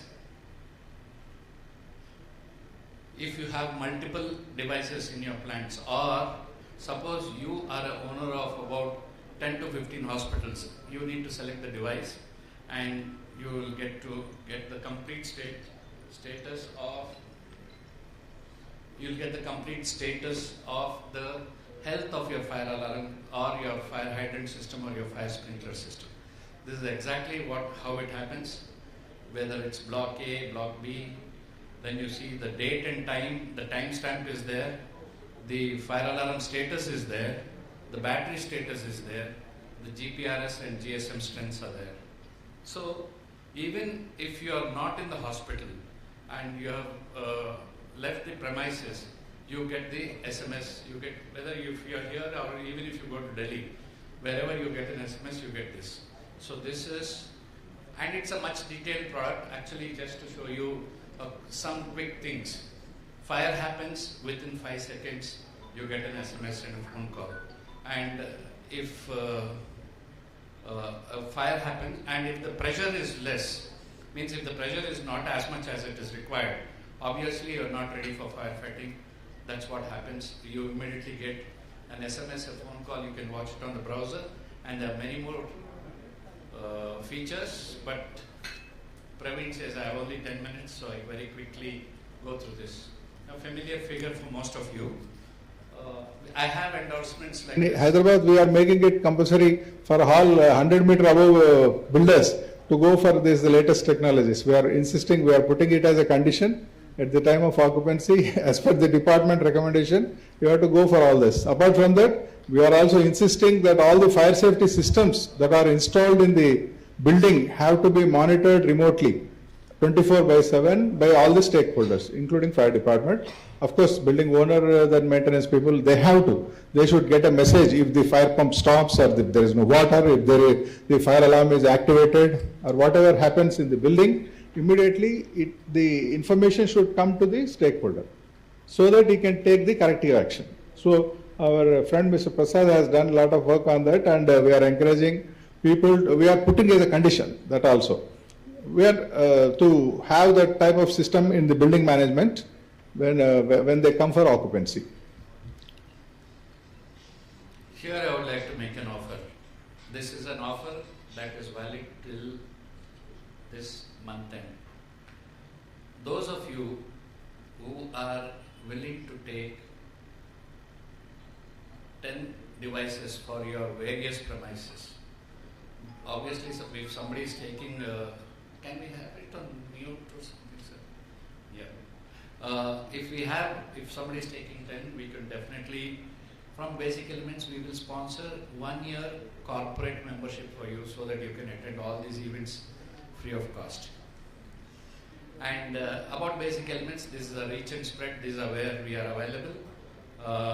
Then Ignicorp, we have about 1800 installations. We have done 135 projects across the country. We have about 44 AMC clients. And the bar graph that you're seeing is what are the spaces we are into. This is our growth, and 2018 is where we launched Ignicorp, and we are gaining big grounds because now AP, Telangana are looking to make it mandatory. Same is the case, I was just talking with Minat Kapse, they say from the 25th of this month, it's mandatory in Maharashtra also. Of course, Gujarat and Silvassa have been giving me a good patronage. Here, I would request you to just scan this so that you can get in touch with us, and where we can give you a demo or take the whole conversation forward. Praveen, I think my time is up that you are standing here. I think I've confined myself to 10 minutes. And thank you all, you have been a lovely audience. I request you to scan this to be in touch. I know if you want to clap, if I ask you to clap for me, you may not. But I said when you are best, I know I'll get that applause. Thank you. Thank you, sir. I request you to be on the dais only. I would request Chapter Chapter Secretary, Mr. Chandrasekhar, to honor Mr. Prasad.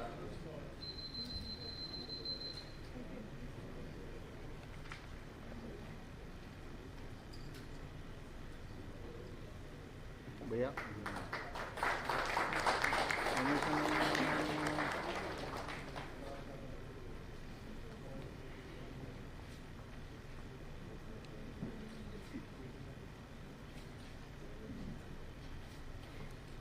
Thank you, Mr. Prasad. Thank you, Mr. Chandra. So, friends, whatever safety, security measures we are talking about, it is not only for your office or hospital or wherever you work, it is for your home also. So, I hope you will take care of yourself at home also. Now, let's hear from Mr. Satish Suri. What is safety audit? So he's going to talk on safety audit for hospitals. Please welcome Mr. Saftey Suri. Big hand. Over to you, sir.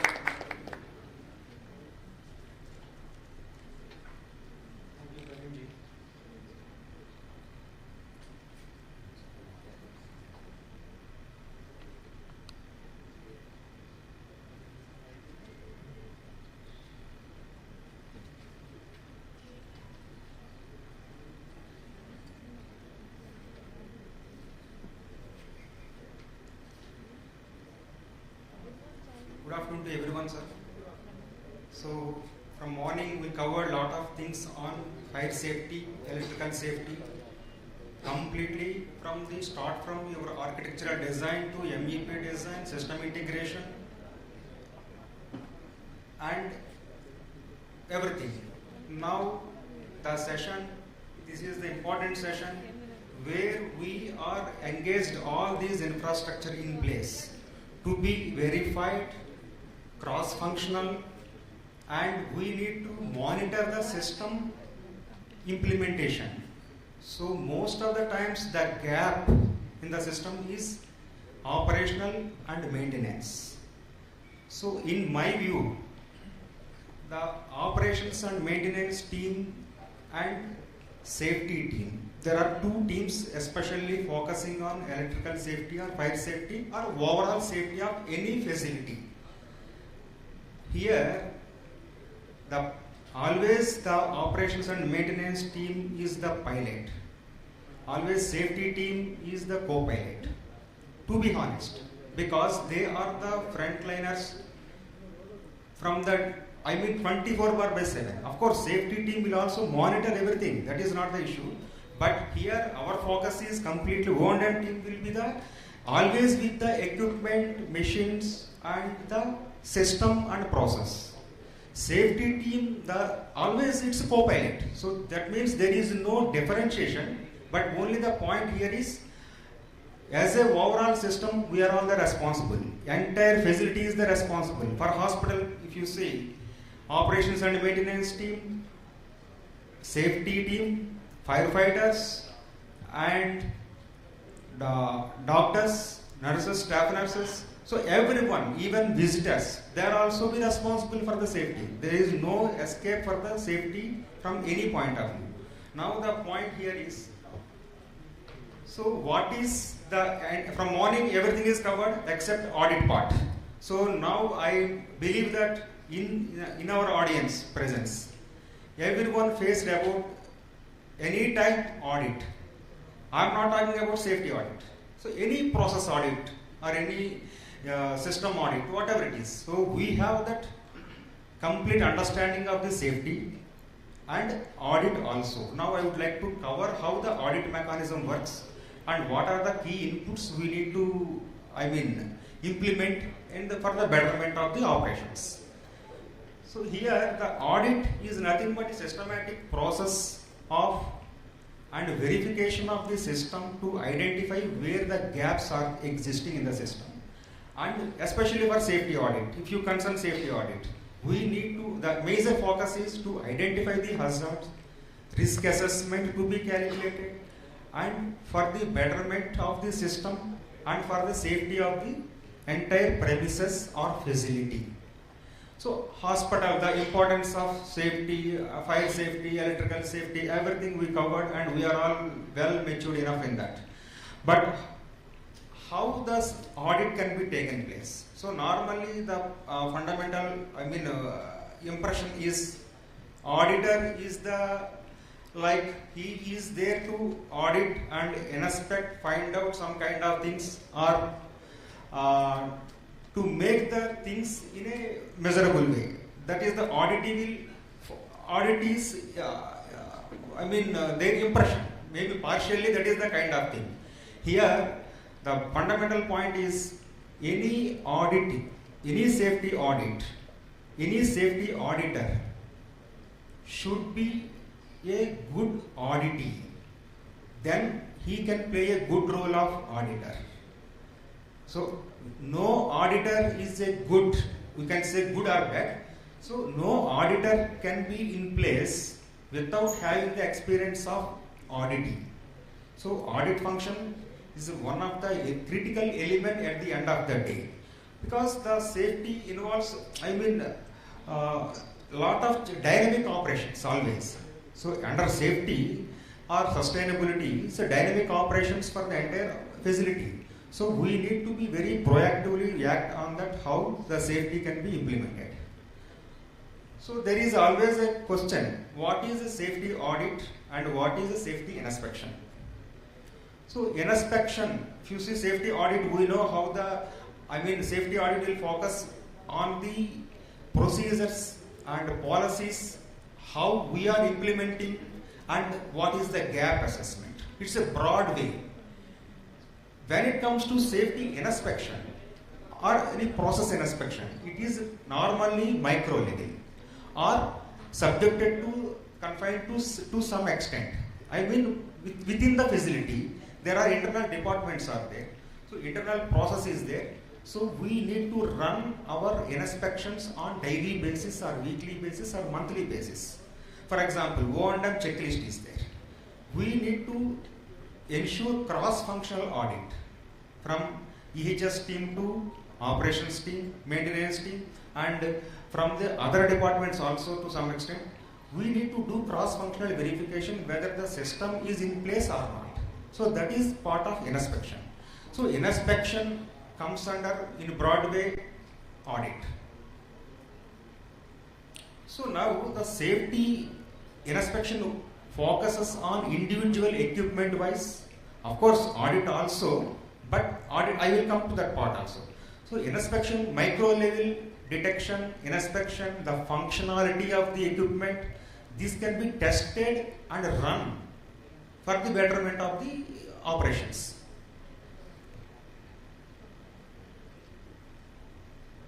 So now safety audit is any audit should be compliant to the one kind of boundary.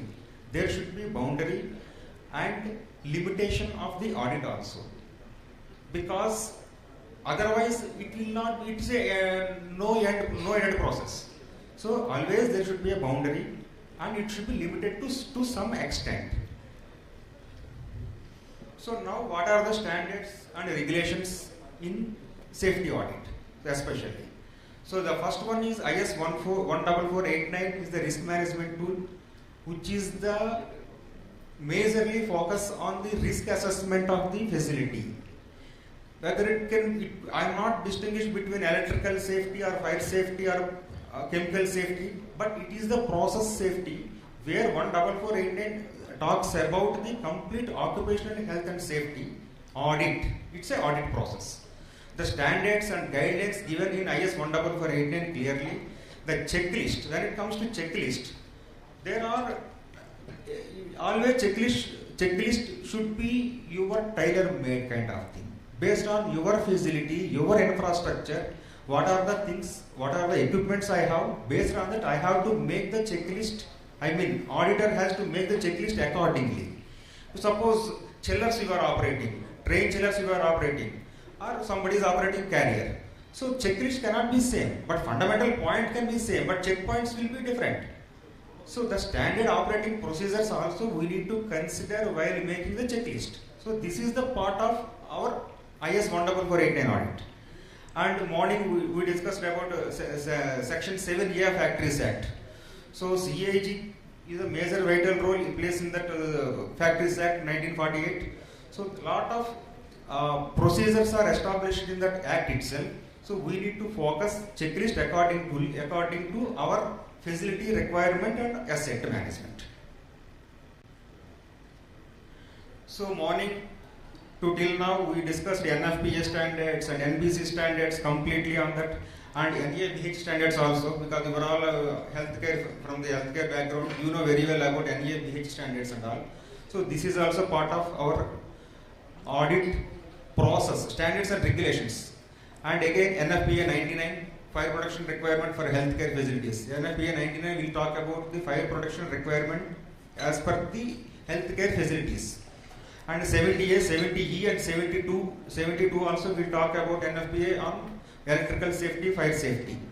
So basically why we are talking about electrical safety and fire safety majorly, fire safety. Finally, we are concluding with fire safety. The reason behind that is any incident, whether electrical failure, or electrical process failure, or a chemical issue, chemical incident, finally we are ending up with fire. So this is the concept of fire is the plays a major role to address the issues. So that is the reason the process audit should be selected based on what requirement, what kind of requirement my facility is having. So as electrical safety, fire safety, no doubt at all, it's a fundamental requirement. When it comes to some facilities, chemical safety management. If you are using any hazardous chemicals or any kind of chemicals, flammable chemicals, so definitely you have to go for the chemical safety audit also. And system management audit. So I will come to that part in the last session, we definitely will cover on that. And International Finance Corporation. International Finance Corporation also given guidelines on the fire and life safety for healthcare facilities exclusively in 2002. So if time permits, definitely I will read some of the important points in that. So types of safety audits. First one is compliance. So everyone should be in the system, should be compliant with the local standards, regulations, laws, definitely. There is no question of chance of taking any advantage, even 0.001%. So this is the first and foremost requirement. Compliance audit will come with NBC standards, NFPA standards, as per the applicable guidelines for healthcare facilities, they formulated it. So now the challenge is, which audit I have to choose? So as per compliance audit I have to choose, or program audit we have to choose, or what is the audit I have to choose for my facility? For that, we need to do two exercises. One is your fire risk assessment. First responsibility is the fire. So fire, to address the fire risk assessment to be done. Based on that, we will evaluate how safe is my facility. Then the compliance audit will come, or program audit will come. Program audit is a little bit different. That means whenever there is any changes in the operations, entire management is changing, that time they will take care of the due diligence audit and any takeover, mergers and acquisitions kind of things. That time also they will go for this program audit. And system safety management audit, as we discussed, 14489 comes under this safety management system audit. And CEIG also, my request to Srinivas sir also, sir, if any possibility, can we make any kind of forum for this, especially electrical safety audit point of view? So we are there to, as FSAI, and we are there to support for the knowledge sessions on that. So definitely for industry, I am talking about industry point of view. So we can talk on the electrical safety, how my premises can be electrical safe, and fire safety also. Because finally landing up with fire. So that is how we can make it, sir. And the objectives, what are the major goals, and goals and objectives of my safety audit is, normally the people will think that to pinpoint something, or to find out, to show, point out your asset facility failure or something on that. No, never. Auditor never should come with such kind of mindset. Auditor should play a role to guide and address the issue, to guide how best we can address the issue. That is the fundamental agenda or work of the auditor. So he is not there to pinpoint. He is there to support and guide how we can overcome the issues, and which are incorporated within the law and regulations. So the phase, there are 4 phases are there in the audit process. So safety audit, as we are talking about the process or methodology, you can say. First one is gathering the information or data. So all the data, without data, we cannot do any audit, or we cannot talk at least about the system. So data speaks everything. So whatever the data, what are the data to be collected? I would like to have one or two questions from the audience also. I would like to get the answers from audience. What are the types of data we need to collect, sir? At least one or two answers I want to make it.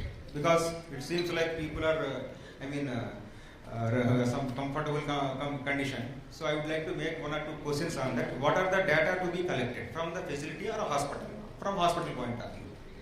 I am the auditor, came for you to do 14489. I will ask some confidential data or information on that. So what are the major data I have to ask? Please guide me. Anyone, sir, anyone, please. Asking about fire evacuation. Okay. Asking where is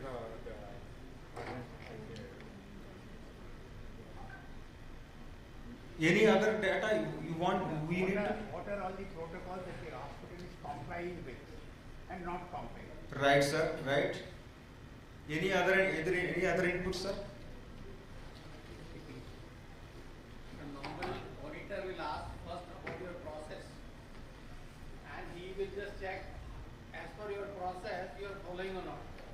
Because auditors are external, he doesn't know what do you do. So he will be guided as per your process only. From the process only he is going to ask, okay, show me this. So for example, if you provide transport, they'll ask you, tell me how do you calculate millings, kilometers, or your energy, how much you are consuming your energy. Yes. Calibration, so many points. Yes, sir. So auditor has the limitation also in getting the data from the facility, but it is not limited to the extent of the required information to get. See, operations O&M data, you need to get it prepared, and checklists you need to prepare, and your fire drills or fire safety standards, whatever you are following, procedures you need to establish and show it to them, and standard operating procedures you need to show it to them. And again, your calibration reports also to be shown to him. And another data like the attendance of the mock drills. So normally the practice is suppose 4 people attended, 5 people attended out of 20, they will make it 15 people attended. So they will check cross-functional verification also during the audit. So the data to be very judiciously we need to submit it, sir. Otherwise, we are cheating ourselves. Simple. It is as much as very simple that we don't want to make such kind of things. We need to improve. The purpose of audit is we need to improve ourselves. We need to assess our gaps and make it happen in a system reliability. So that is the purpose. Auditor is there to help you and make your facility in a good condition. Zero tolerance and zero issue condition, no? So that is the reason we need to address him and we need to guide him in a proper way. So the gathering data, there are equally two responsibilities, sir. One is auditor responsibility and auditor also has to be equally responsible. So the responsibility is limited to both of them, equally divided, and management also should support in that. Okay, and that getting the data, sometimes he may ask some unrelevant data. For example, auditor asks unrelevant data which is not related to that. Auditor can ask that the requirement of this data, particular data. Maybe because of confidentiality, you can go for NDA. That is different. But the data, getting the data is not a limited factor for getting the system improvement. And I collected all the data from your facility and your hospital. Now I need to make the risk assessment. How I will make the risk assessment? So there are 3 categories: red category, orange category, yellow category, and green categories. So when my facility, when your hospital is having the established procedure, or you can establish, if it is not available, you can establish it. So the hazard risk assessment, hazard areas to be classified, A, B, C, D categories. So A is a red category. So what are my areas comes under red category? What are the kind of checklists I am maintaining for my red category zone? Orange category, yellow category and green categories. So these are all these are all the internal process, your internal management process to make it happen and make it establish. So then auditor will understand that, okay, these are the risk zones, A zone, B zone, C zone and D zone. Then based on the zone wise, the priority for the audit will take place. Auditor cannot detect your 200 or 300 fire detection systems, for sure, no doubt. He will randomly check based on your O&M checklist and your OEM checklist and OEM reports and your past incidents, fire incidents or whatever, incident or accident, whatever it is. So these are all the back end support for the auditor to select judiciously where I have to focus on the areas. So this is the risk assessment to be done by the auditor. Then when once he come to you, like so morning, just now we discussed about this rich in oxygen. 23% rich in oxygen will require a small kind of fire to flash completely. So this is the condition where we should not encounter. So that is the reason that comes under high risk zone, no doubt. So the risk assessment to be done based on your facility. Suppose if you don't have that kind of segregation or classification, but auditor can understand that based on your hospital facility, infrastructure, he will decide what are the zones to be red, A category, B, C, D categories. So this is the role of the auditor to take care of that. When once, and another one is stakeholder engagement. When we are doing audit, when we are entering into your premises for doing the audit, so always there should be a common understanding from your stakeholders engagement. Who are all the stakeholders for hospital facility? Can anyone give me one or two names? Who are all the stakeholders when I am doing audit for your facility? Who are all the stakeholders I need to meet? Yes? Housekeeping and facility. Yes? In my opinion, each and everyone who is within the premises are the stakeholders. Even visitors also stakeholders, sir. And once if something goes wrong, they are also affected, right? So each and everyone. That is the reason in industry it is a normal practice that first whenever visitor enters, we will brief about the 5 minutes to 10 minutes on safety procedure. Morning we started with that. Right? Because this is a new facility for me and you, everyone. That is the reason to understand the system, we need to have the engagement of with stakeholders. Like start from your housekeeping persons to your hospital doctors and head of the departments. All the head of the departments. Especially while doing audit. Because they should cooperate. And at the same time, there are limitations from the auditor point of view. I will come to that point. Yes, flexibility and sensitivity. Auditor should always come with a flexible mindset and a sensitivity mindset. That is the first requirement. Like flexibility in the sense, suppose there is a facility where we need to audit by 2 o'clock to 3 o'clock, for example. There is some critical emergency work is going on. Auditor should be flexible enough to make it in another session. It is not important as much that the job is going on, right? The importance we need to understand. That is called flexibility. And suppose some critical areas where, especially in hospital, CT rooms and cath labs, so there is some kind of protocols and procedures to be followed by auditor also as per the SOP of the NABH standards. We need to proceed with that procedures. There is no question of deviation for auditor also. So he is also part of, he will also become a victim if something goes wrong. Auditor will not be saved by by God or something happens. So he is also part of that. So protocol and procedure to be followed.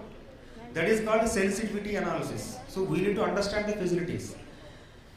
And again the specialized experts. So here there are critical equipments in facilities like pharma industries, for example. I am talking about pharma industry because that is a little bit different to the normal facilities and normal kind of industry. When we are doing audit, the auditor should be familiar and hands-on experience in that particular domain. Suppose chemical safety auditor, for example, he cannot be an electrical safety auditor during the audit because he may not be aware of the complete codes and standards. Right? So specialized expertise requirement is, especially this is applicable in pharma cases, US FDA audit. So there is a procedure for US FDA audit qualification also, there is a separate procedure is there. So we need to follow according to the expertise. And the customer requirement also, because some customers, some hospitals or some facilities having some specific issues like electrical safety. If you see power quality, harmonics, thermograph, these are the fundamental procedures we need to follow as per the audit. So for that, NFPA certification or CAG competent person certification, this is the required for doing this kind of power quality, arc flash and thermograph studies. So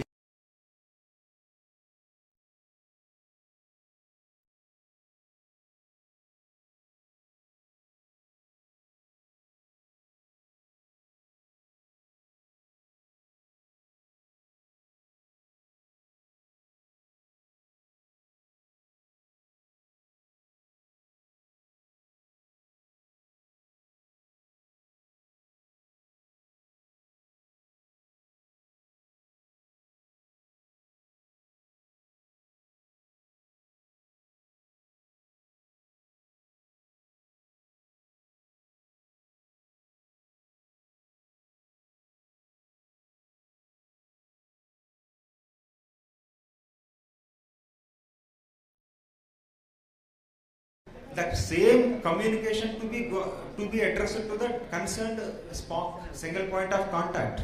We need to communicate with them very clearly. Because tomorrow this facility is required for me to make it audit. This is the schedule, as per schedule.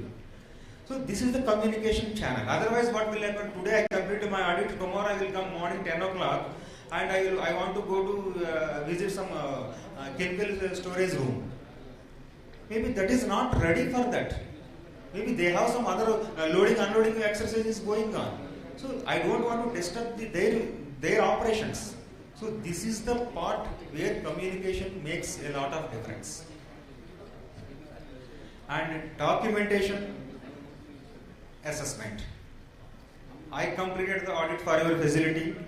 I reviewed start from your legal, compliance, regulatory documents, verification, everything is completed. Now what is my role?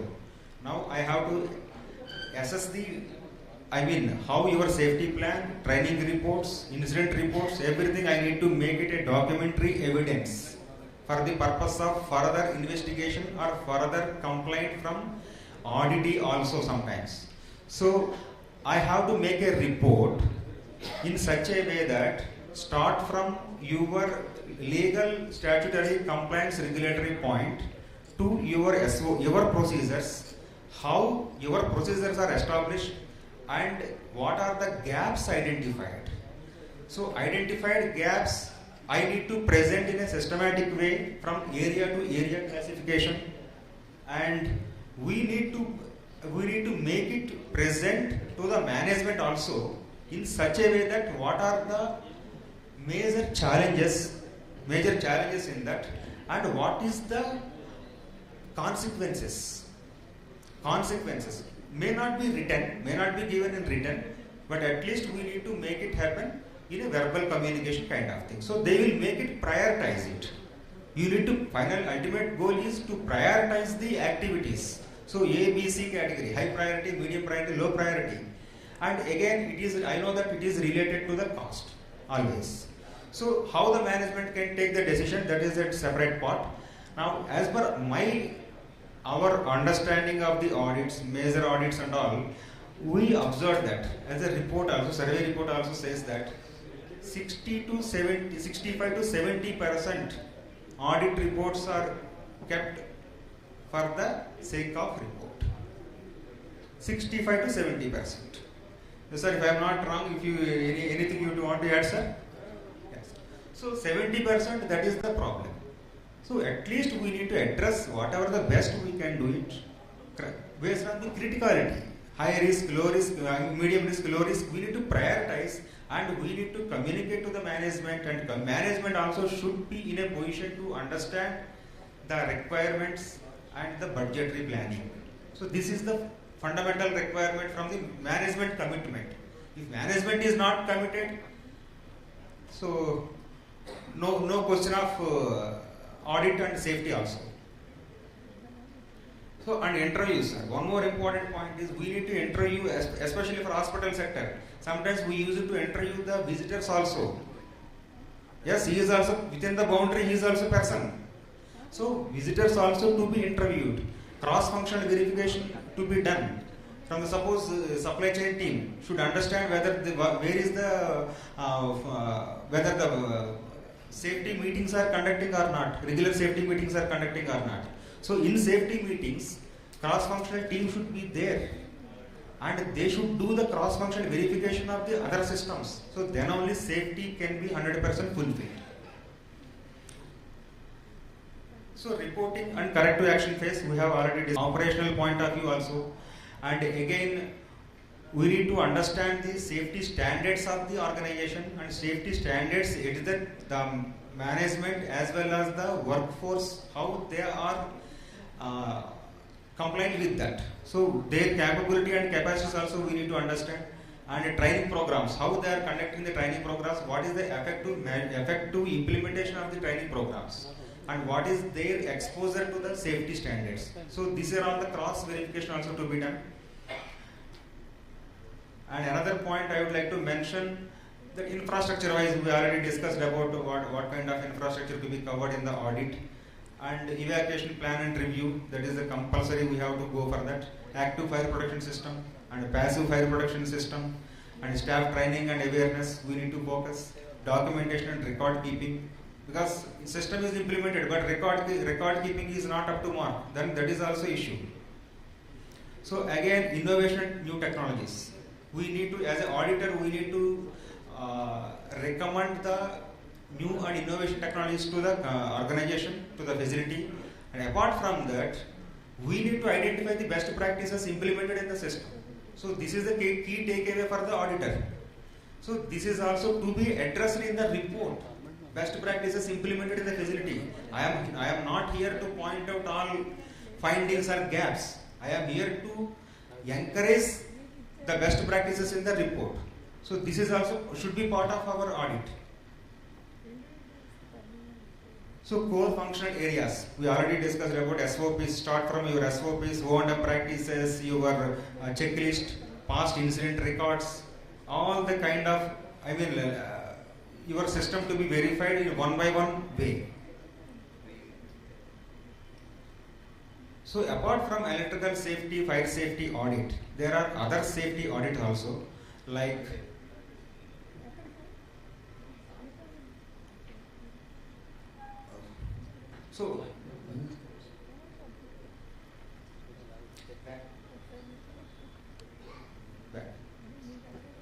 So there are other safety audits like material safety data sheet, MSDS audit, especially for the those companies who are using more chemicals and all, spill prevention and control measures. So process safety audit. These are all comes under internal audits or external audits also, but process to be established at least. So and job safety audit, and especially hospitals, construction safety also to be considered, sir, because always a lot of construction activities are going on, and we need to have the complete checklist for the construction safety equipment, and contractor safety management also more important. And again, work permit system, Work permit system also like confined space entry permit system or high risk activities permit system, we need to be addressed, separate process to be driven. If not in place, we can implement it. So these are all the implementation cannot take much cost point of view, but only thing is efforts are our time and resources. And LOTO, lockout tagout assessment and audit also important, and now it is mandatory also. Srinivas told that now it become a LOTO is the mandatory for the as per the IEC standard. And evacuation and high risk assessment activities, emergency preparedness plan, of course it's a part of our life and safety plan, and fall protection and prevention system, and fire detection system. These are all HERA, hazard identification risk assessment. So these are all covered under risk assessment audit. And hazardous operations. So what are the hazardous operations I am having in my premises, in my hospital? So these are to be noted, and we can make a separate workout for that. So how we can make a checklist, and what is the job card analysis? So these are all the things where we can improve ourselves. And again, structural stability and safety assessment. As per NBC code, it is applicable for the structural stability also. Because these are all hospitals are maybe 20 years or 25 years old hospitals need to go for the structural stability analysis and vibration analysis also if required. So these are the practices where we can implement, sir. I think I am within. Thank you, sir. Thanks for your time.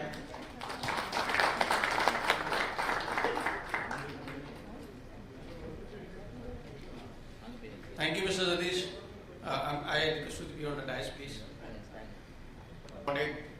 You will be. I'll request Mr. Prasad to honor Mr. Satish.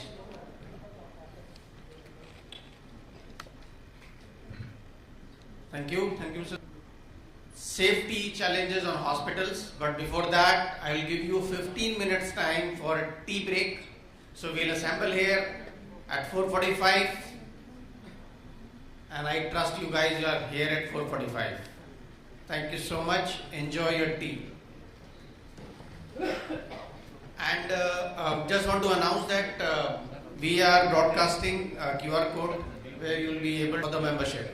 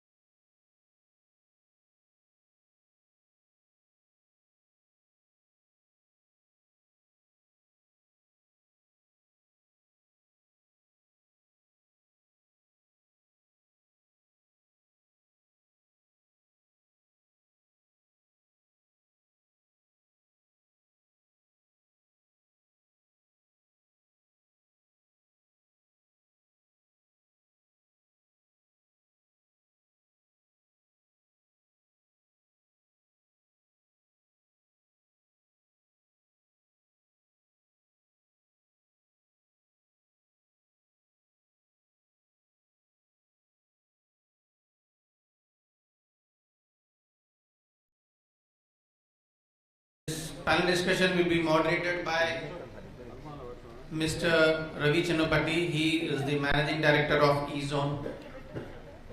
I request Mr. Ravi to be on the dais. Please welcome Mr. Ravi.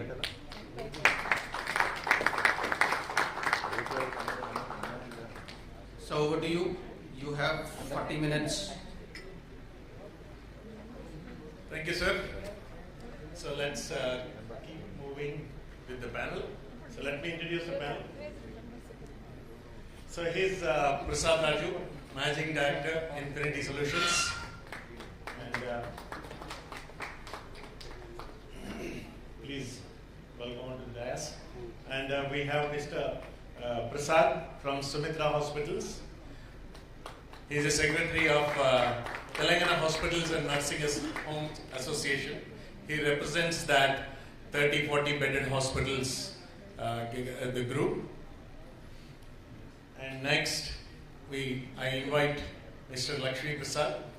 He's the Director of State Disaster Response and Fire Services.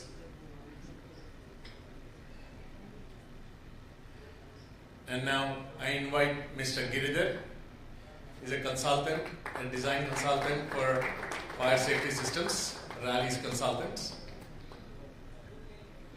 And now I invite Mr. Judson Siga. He's the General Manager, Yashoda Hospitals. Thank you. So we have gathered here with a very wide experienced panel. Right from the stakeholders of the implementation authority, which is the director of fire services, to the one of the largest hospital. Here we have Yashoda Hospital representation, to the 30-40 bedded hospitals, which are the core of the healthcare services. Majority of people go to these 30-40 bedded hospitals, which are the street corners and that kind of hospitals. And we have Prasad, who runs an organization which implements fire safety and security solutions. So we have a wide variety of panel here, and I think our audience are curious to look forward to inputs from you. So the main topic is the challenges of fire safety in the hospitals. That's the challenges. So I would like to give 2 minutes for everybody to, in your view, what are the challenges? We'll start from Prasad. What are the 3 major challenges you think from your focus area in a hospital? Good evening, everyone. I represent system integration business. The major challenge for a system integrator in a complex hospital environment is one is lack of clarity. The most of the time that we experience is we find putting up a lot. Third thing, of course, it's always on the job development that puts us where end of the day finally we always feel that there is something not gone right. Wonderful. That's a very valid point from the system maintenance perspective. Now let us hear from Mr. Prasad again from Nursing Home Association. Good evening, everybody. I'm Dr. Prasad here. For us, for small and medium hospitals,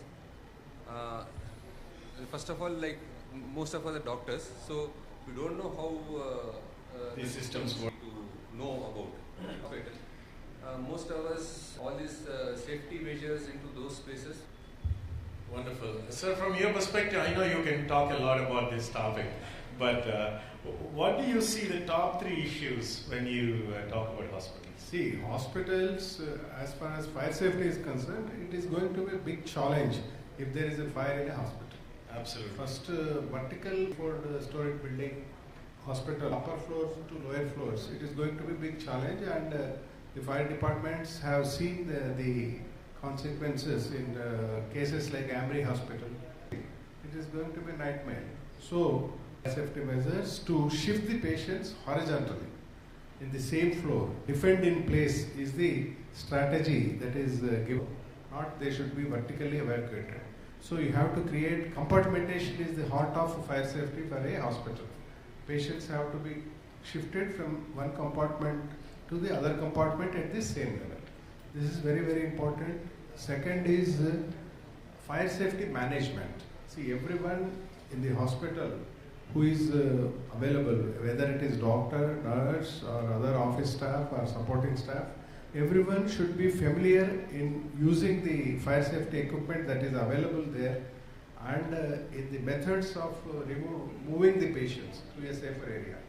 Here I find biggest challenge in as far as India is concerned. I can say it is not only Hyderabad or Telangana. See, because whenever we try to conduct some awareness program or this thing, doctors are definitely, they are professional people, very busy. They are unable to concentrate on the simple methods. But in other countries, even including doctors, they should be familiar how to use extinguisher or move the patient to a adjacent compartment, all this. That is not happening in our country because of various reasons. So, and fire safety management is another important aspect. Third is whatever fire safety that is provided, it has to be maintained properly. That maintenance, people are, we can say, little bit negligent, always have time to look into fire safety. Definitely I understand that. So for that reason, you need to keep a fire officer or fire consultant who is well versed with all these things so that he can be of help to you.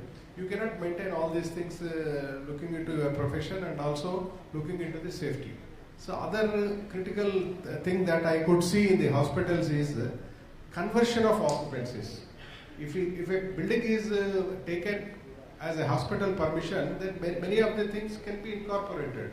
But here what is happening, a residential apartment is converted into hospital, or some school building is converted into hospital. Some building which is planned as a office building is converted into hospital, where you cannot provide the required fire safety measures like a ramp you cannot provide, staircase minimum 2 meter width is required for hospitals.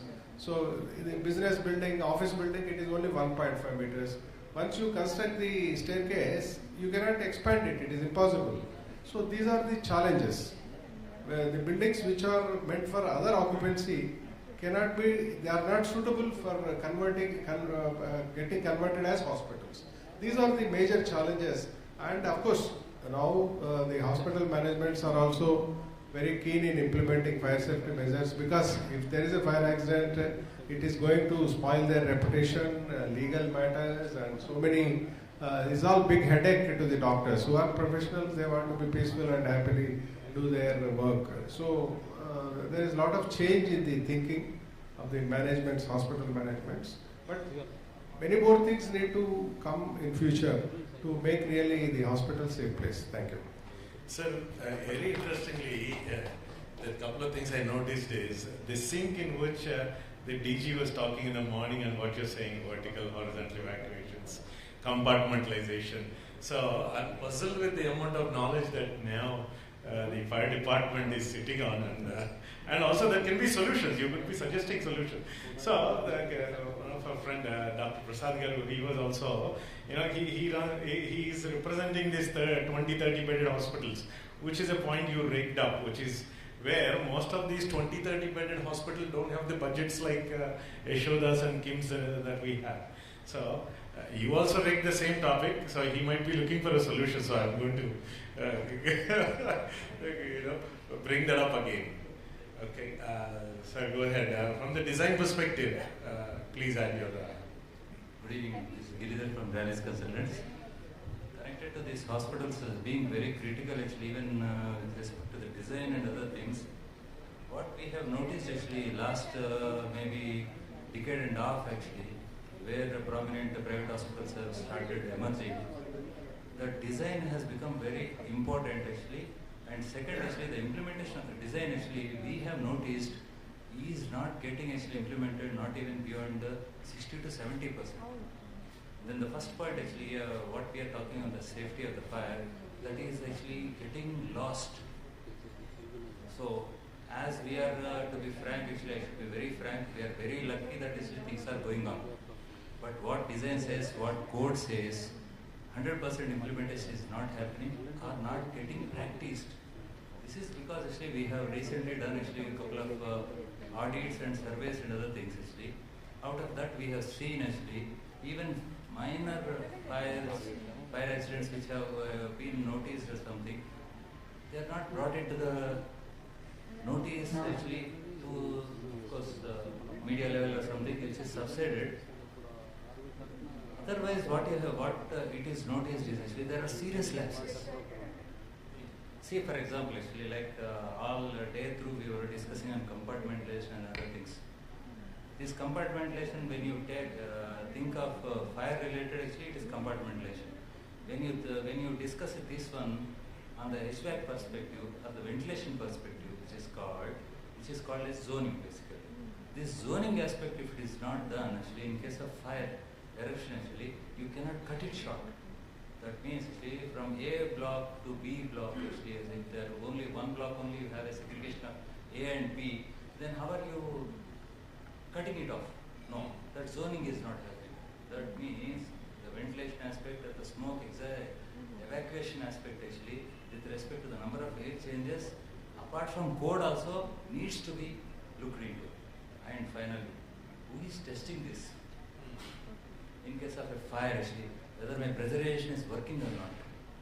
Yes, there are tests happening, but in reality, actually, after 6 months, 1 year, actually, through a dummy test, actually, whether they are being done, very seldom. I am not supposed to, but actually, I will only generically tell that actually, still we are at a serious risk on several hospitals, big ones. We designed some, actually, I'm talking of 2015-16, actually, one scenario of a commercial building getting converted into a hospital. I started arguing, this building will not suit for a hospital.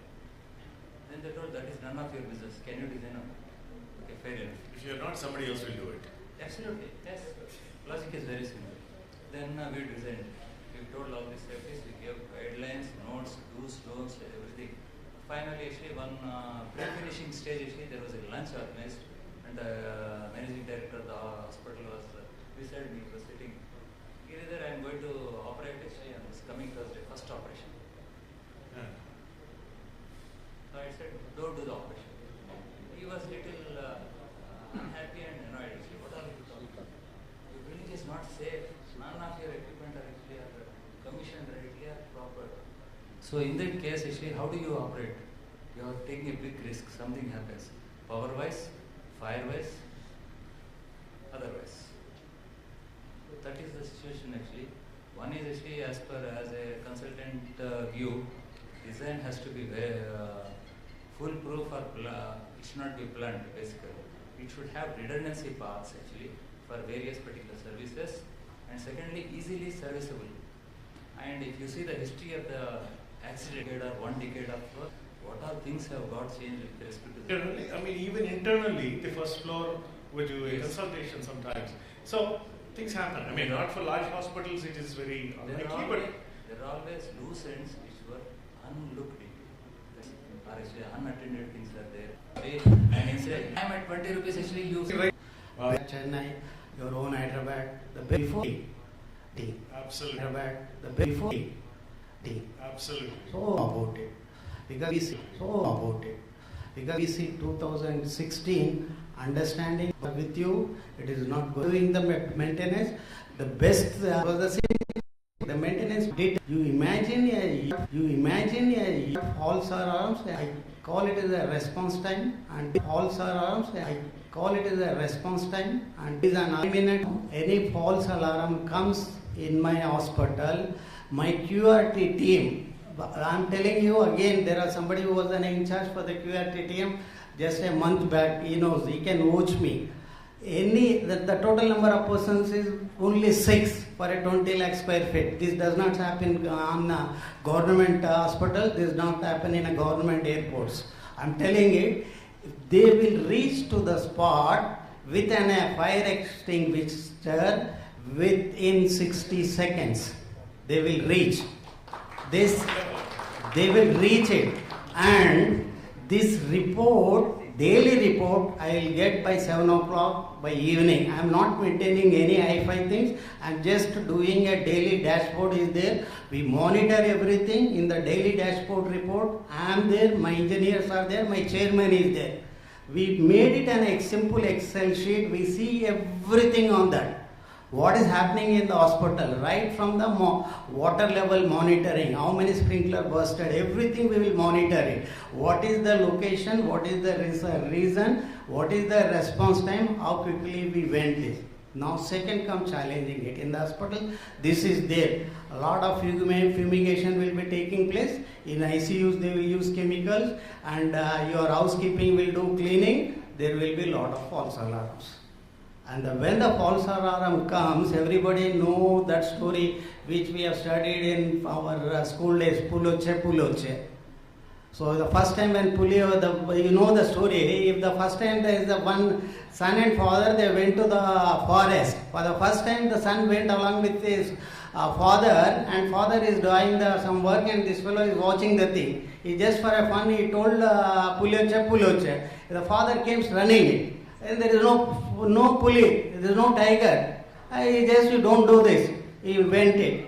Again, second time he wanted to make it a fun. He done the same thing. Then the father, he came scolded and gone. And third time really it has happened, and when he called it like this, father has not come.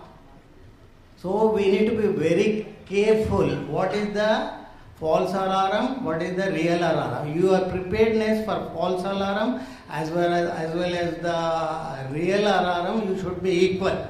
Now our next target is that how to bring down this false alarm. Initially they were around 10, 12.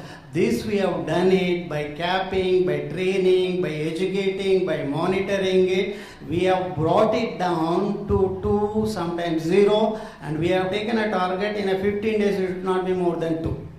You need to have a stringent things. These are the real stringent things. Now coming back to this for fire safety, because there are a lot of audience are there, and I think there are somebody with 5 beds, 10 beds, 50, 100, 200. I am telling you a simple thing. To fight this firefighting, you should have a strategy. If you don't have a strategy, you will fail. In the airports, we used to call category 2, category 3, category 5, 6, 7, 8. How the category goes means it maintains as per ECO guidelines and DGA guidelines. We will have the crash tenders, they should be available, so many manpower, they should be available. If one particular person on that day is less, the category will be reduced. The category of the aircraft level will be reduced, that much. When it comes to the hospital, the biggest challenge is your manpower. You cannot have the luxury of what airports is having it. You cannot have that luxury. You should believe in multitasking. Multitasking is only the way how you can do it. Your nurses should be your fire marshals. Your QRT team should be your fire wardens. You need to train them. Then before that, I'll tell you, make your own strategy.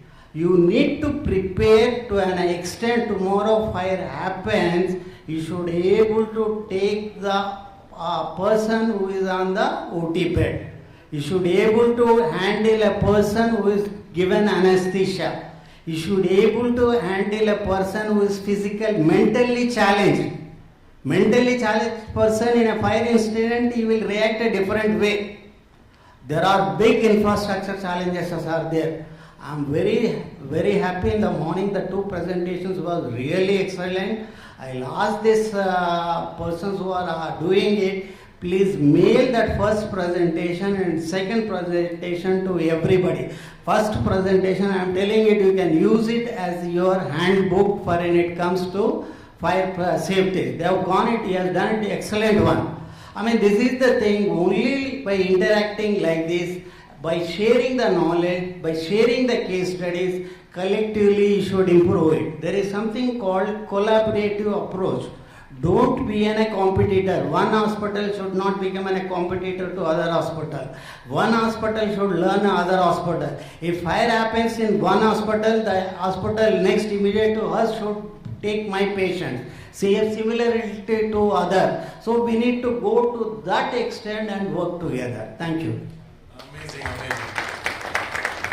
Good to hear that. So, I think your experience in airport authority is showing up. I think I was saying the hospital fraternity is lucky to have somebody like you. No, I think it is my destiny. It is my destiny. Always I am passionate about airports. Even after retirement, my thing was I am an ICAO certified trainer. I can go to any country and train it. But unfortunately, immediately after my retirement from Calcutta, I came from there to the COVID.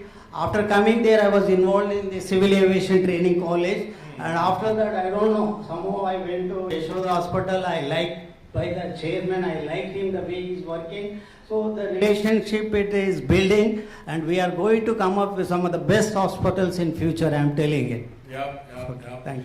No, evening, this thing, at a large hospital, and he was saying people come and talk about fire, Ravi. They say people die. You think I'm worried about people dying? Every day people die in my hospital. So, yes, I mean, I agree with you that people shouldn't be dying in the hospital because of fire, agreed.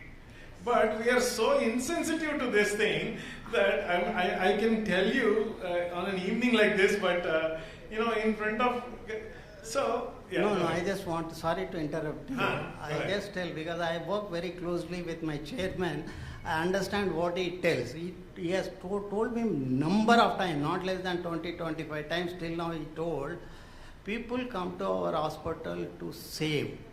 They came for the treatment. Exactly. I don't mind if I lose my property. I don't mind if I lose my property in fire. But not a single soul should be lost.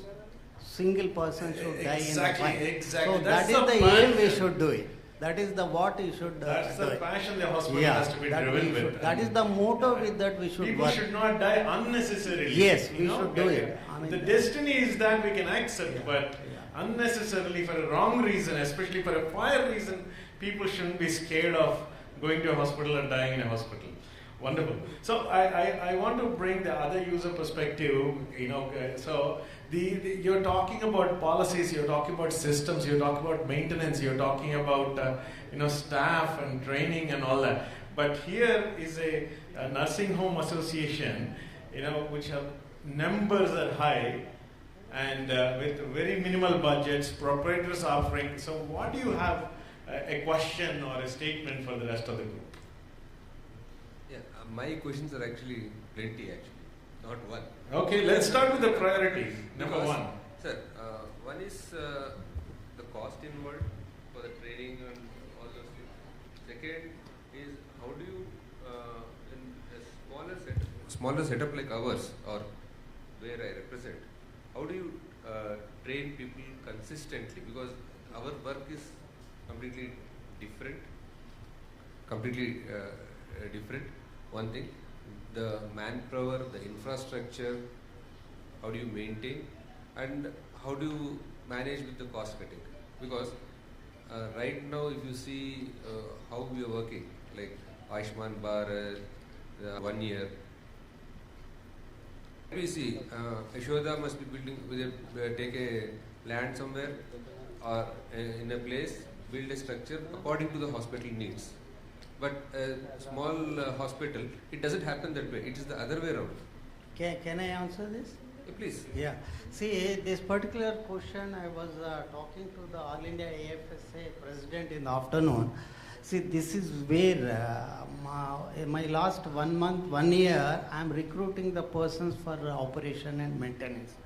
People are good, they need the jobs, but at the same time, they need the training. The training and development is not an easy thing. You need to spend a lot of amount. In civil aviation, we spend 9 lakhs per person on the training. Correct. That much high cost we will do it. So how to bring down that cost? A simple cost. If the volume is more, your cost will come down. I was telling to them, AFSA, they are in the right position to develop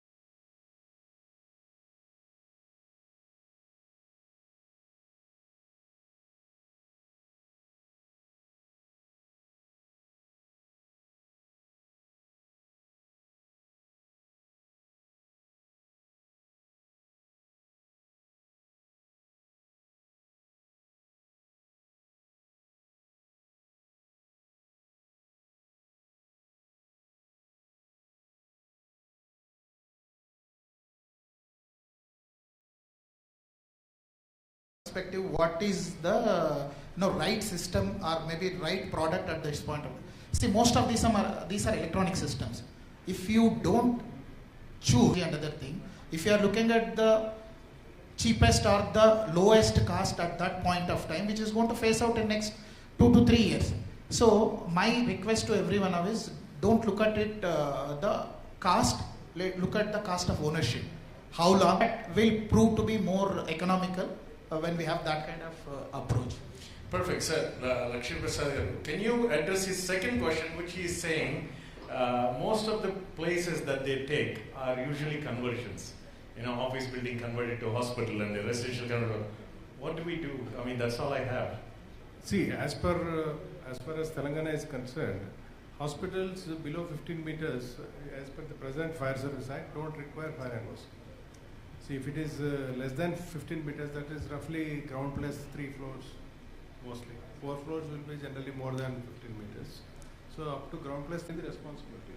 So for that, you can go for reasonable things. See, when I was in GHMC Fire Prevention Wing, we got almost 450 to 500 hospitals, small hospitals in Hyderabad to install at least some basic measures like a overhead tank, some hose reel, some manual detectors, manual fire alarm system, and one MS staircase if possible wherever the area was big. So at least some reasonable safety you can bring to your premises. And most important thing is, and it's of no use of having that.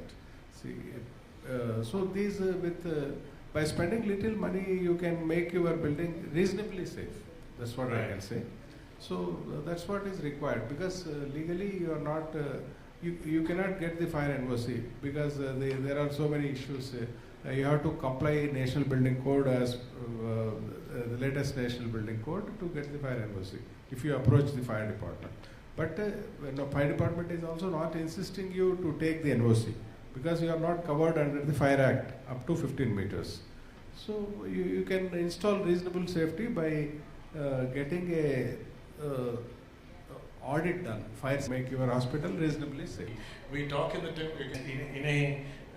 This is why the reason that fire department don't insist like that, right? So agreed. But what we're saying, a patient, if you have an operation theater, post-operative, recoveries that are happening, NICU, which you may have only 5 bedded equipment.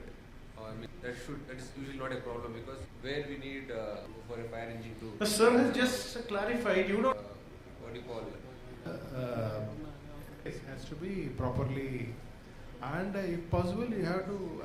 And don't make sure that it is not closed. Yeah, for evacuation. Patient, there are equipment out there. NOC will not get. You will not get. So at least make your. I mean, our statutory point of view. Statutory is a small hospital or a hazard identical assessment.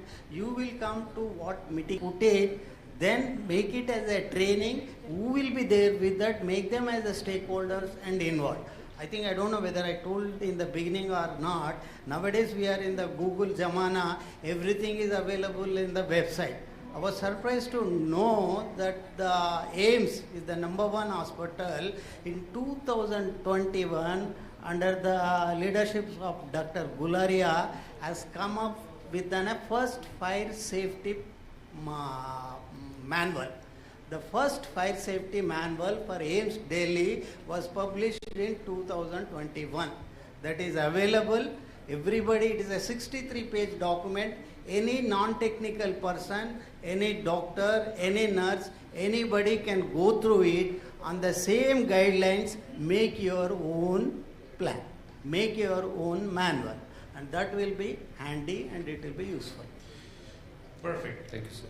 So, before closing and opening up the questions for 5 minutes, questions for the audience, I would say it's the same thing. That's a very good point. You should look at it from a safety perspective. So like, our fire director is saying, you won't get the NSE, but you have to, as long as the fire department, when something happens, first thing they look at is intent. Did you have the intent to make sure that people can be evacuated? Did you have basic, fire detection, fire suppression? Did you have the basic evacuation procedures? just like how you plan the hospital protocols internally, you also have to take into account people don't die of fire. Either it is a 10-bedded hospital. I mean, I'm talking from a perspective of I have family who have 10-bedded hospital, 50-bedded hospital, 100-bedded hospital. So it's the same thing. It doesn't matter. They have to make sure that they think from this perspective and implement basic measures to the best systems that Prasad Garu was talking about and the best design that our Giridhar Garu was talking about, and what is implemented at large hospitals as well. So it remains the same. So whether in the small scale, big scale. And one thing I say is, I think from FSAI, Prasad Garu just entered the room, I think we from FSAI can offer, it may be difficult to go to every small nursing home, but if you're having 15 minutes time during your associations and all that stuff, right? If you're interested, you can talk and see, somebody can come and present what are the solutions for small nursing homes. Like Rakesh Prasad Garu was saying, what's the evacuation that you'll be doing? Some basic fire safety measures. So he can afford a consultant, but a nursing home cannot. So you, as an association, should take up a small manual that can be done for nursing home association and invite speakers like this to do that. That's the whole idea of FSAI, the sharing of knowledge. There is nothing. All of us are volunteers running our own businesses and associations and stuff like that, and we are all volunteering to help users like you and users like him. Yes, okay? We are very happy to. Absolutely. I would definitely want you to have a conversation with Prasad Garu. And before we close, we have 4 minutes for questions. Yes. Can somebody? I have a question in regards to Dr. Prasad's question, that you said that training cost. Okay, I'll tell you one thing. It's not about the training cost. If you want to go for the training first, if we are able to give information about the fire safety. I'm not talking about the training. Training comes later.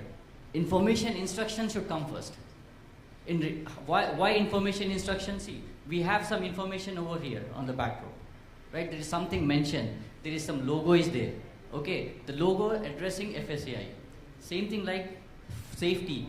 What safety needs to follow in hospitals? That need to be shown. Many hospitals, I know that I have seen many hospitals where I haven't seen any signages, which has to be done, which has to be required. So, where do you get the signages? I'll help you out. We will help you out. We are here, FSAI here, no, there exactly to help you out. No. Okay, we will go back to the questions. For suggesting him, I think he has enough information. So the first basic is, like I said, FSAI is an association here to help you with information. Where do you get the signages? How do you put this up? What is the basic document? How do we... Basic protocols. You can associate, associations like Nursing Home Association can associate with FSAI, sign an MOU, and then somebody will be able to help you through all these things. Thank you. Any questions? Thank you. Especially the use of eternity sitting here. Any questions? Yeah, first of all, esteemed panel, it was a wonderful discussion, and we have one of the senior most, the officer of our entire set. We are very honored to have you here, sir. Thank you so much. And this is a very, very serious discussion actually. And all the representatives from the hospital, myself being, I'm Sharif, I head the Environment, Health and Safety for Cognizant, and I'm a senior assessor from Confederation of Indian Industry for EHS excellence across all the industries. I have gone to pharma, I have gone to IT parks, I have done the ITC group of hotels. I'm just saying this, so many places I have visited, including hospitals. I'm very sorry to say, even the top hospitals also, they are using their basements in a very, very unauthorized manner. I will not name, because I know all the hospitals I have visited, and Tier 2 and Tier 3 hospital, I don't want to speak. I think already, sir, Giridhar Saab, you have spoken very passionately. Very, very sad state of affairs. The problem is you are overgrown actually, maybe because of COVID or whatever, you are already overgrown, your demand is so much. So your infrastructure for the parking and all is not available. So what you are doing is you are compromising on the basements. So serious actually. No, fire safety measures just not there at all, and basements you are not using properly. and also the signages are not there. So much of storage mechanism, all unauthorized storage in the basement. So this is very, very sad state of affairs. Please do basic stuff, as sir rightly said. I have one thing to say. Yeah. Like me and my company, there are very good companies consulting, very good consultants are there all across in Hyderabad and all across India. Additional responsibilities to the consultant apart from actually only designing and everything. Please make them accountable and ask them to commission it. Actually, give commissioning support. Then take a certificate. Why? Which hospital management is doing that? Nobody is doing. Consultant are looked at as a one more vendor, which is very wrong. The consultant who is designing in a hospital has to put brains and actually his heart into that on several aspects. One is performance, second is safety, third is sustainability and reliability. The other two are getting to nowhere. Absolutely. So you're saying not just design, but also be responsible for final handovers. No, finally, which hospital is rightly handed over? Right. I can vouch actually 90% are not handed over. Today are having. Where fire safety measures reasonably good. The hospitals are also fire safety and life safety measures very, very important, because each and every person's life is very precious.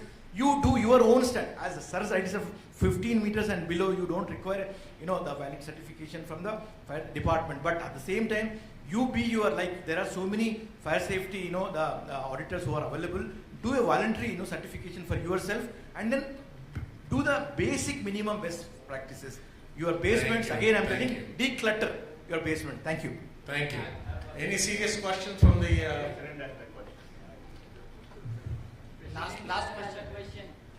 question. The last question for the day is to Lakshmi Prasad sir.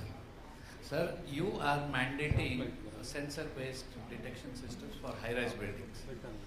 But if you look at it, I was saying hospital by definition is carrying patients who are not ambulatory in nature, where fire is a subject of abundant precaution. Why is that part 12 not being incorporated for all hospitals?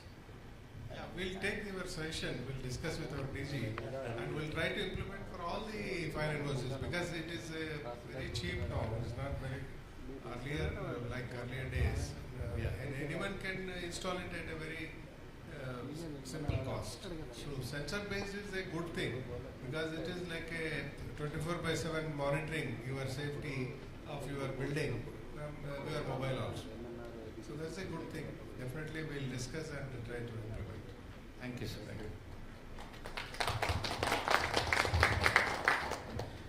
Thank you so much. It's a very, very learned discussion we had here. Hope everybody enjoyed it. If you enjoy it, give all these audience a... Thank you. Over to you, Praveen. Thank you, sir. Like I said, eminent personalities. I hope you guys have taken key takeaways for you. And thank you, Ravi. Sir, I want you to be on dais. I would request Mr. Chandra, Chapter Secretary, to honor all the panelists, please. Before that, Haripriya. Praveenji, my request is whoever is not members of FSAI, I would again request, so let this be a fraternity where we can keep learning from each other. My sincere request, please join FSAI, share your challenges or maybe share your learnings or your good practices. The last request, whoever is not enrolled as a members, please do join us in FSAI. Absolutely, that's a very good point, because these days if we had to have hand pain as a common man, we think it is a heart attack. But same way doctors are knowledgeable in that. It's like hand pain, you idiot. So we as domain experts can easily help you. If you become an FSAI member, you will be getting constant updates from FSAI emails and all that, and you will have that quick recall to, hey, let me go to FSAI, ask them to conduct a 15-minute. Somebody like Sharif, who is talking about, he is a certified trainer himself. He is part of FSAI. He trains large corporates, right? He volunteers to, hey, if somebody needs it, I'll do it for free. So he volunteers a lot. So similarly, there are a lot of FSAI people who volunteers their time to help out, the hospitals which are, I call it, Aam Aadmi hospitals, right? So that is where a lot of work gets done in the hospitals and nursing homes. Right? Thank you. Mr. Chandra, please. Ravi sir.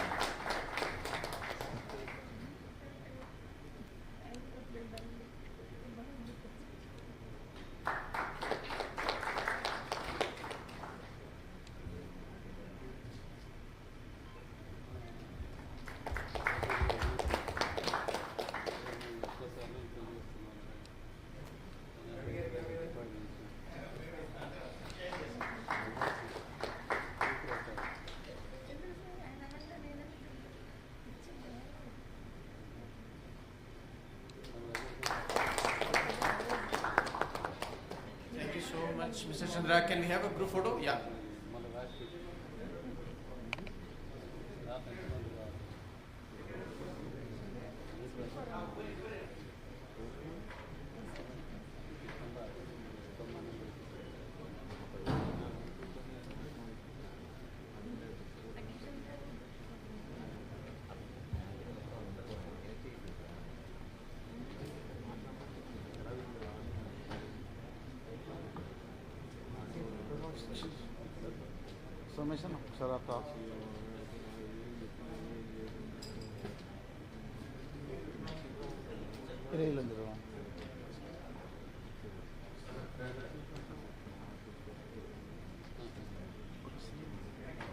Thank you.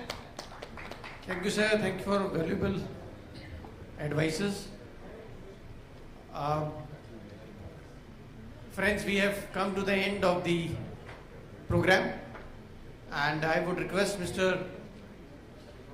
Secretary, Chapter Secretary, to give the vote of thanks.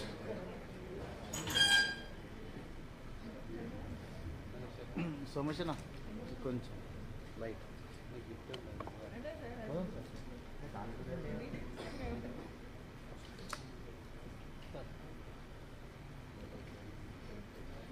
Dear esteemed guests, speakers, panelists, sponsors and members, we are immensely grateful for your valuable contribution to our event, your presence and insights.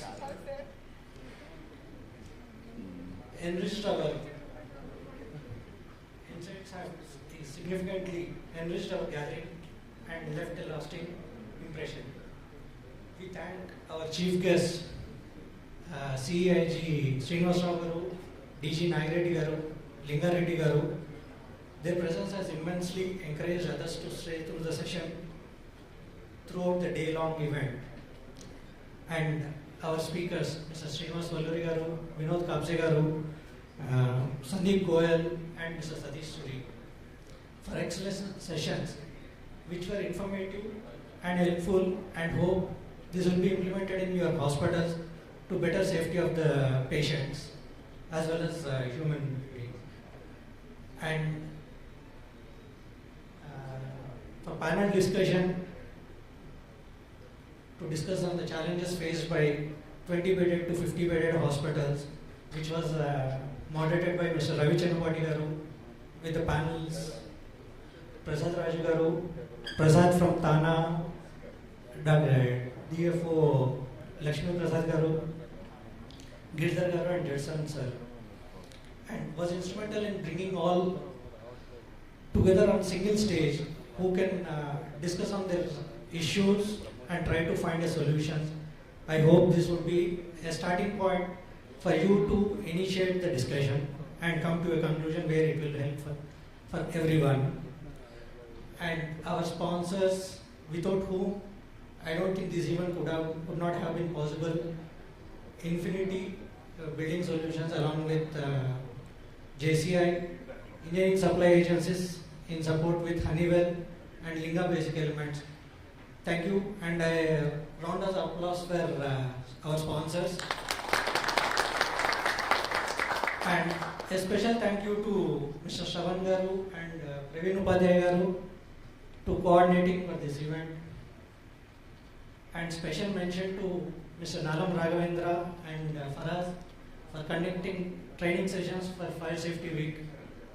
And all our CWC members who were instrumental in getting us, taking our time throughout the last 1 week to execute this perfectly. And thank you everyone.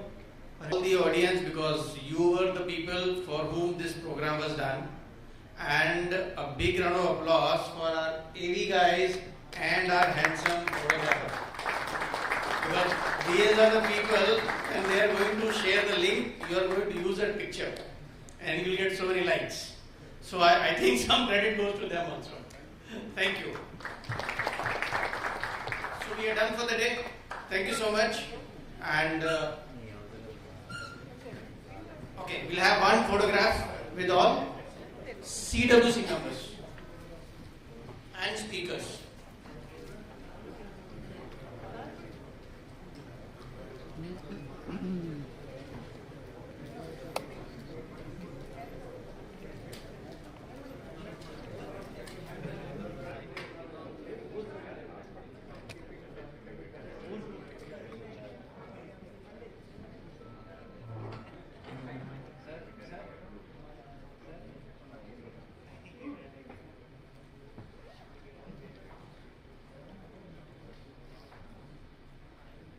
All CWC members and speakers, please.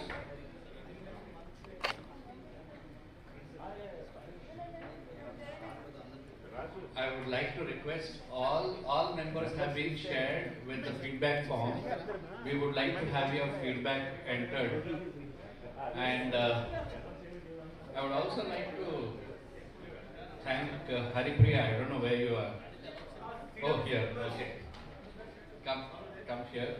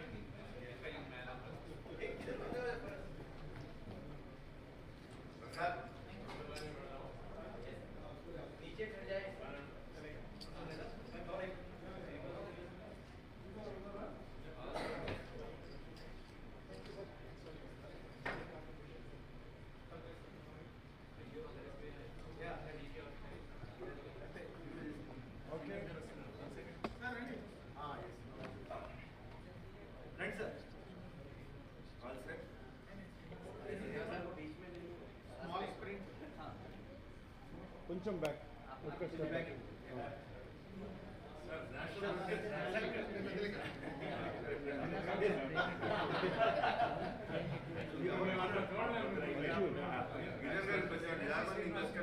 Right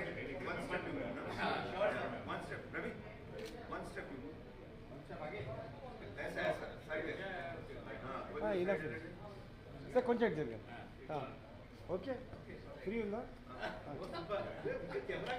Sir, please be closer. Please be closer from this side. This, yeah, right, fine.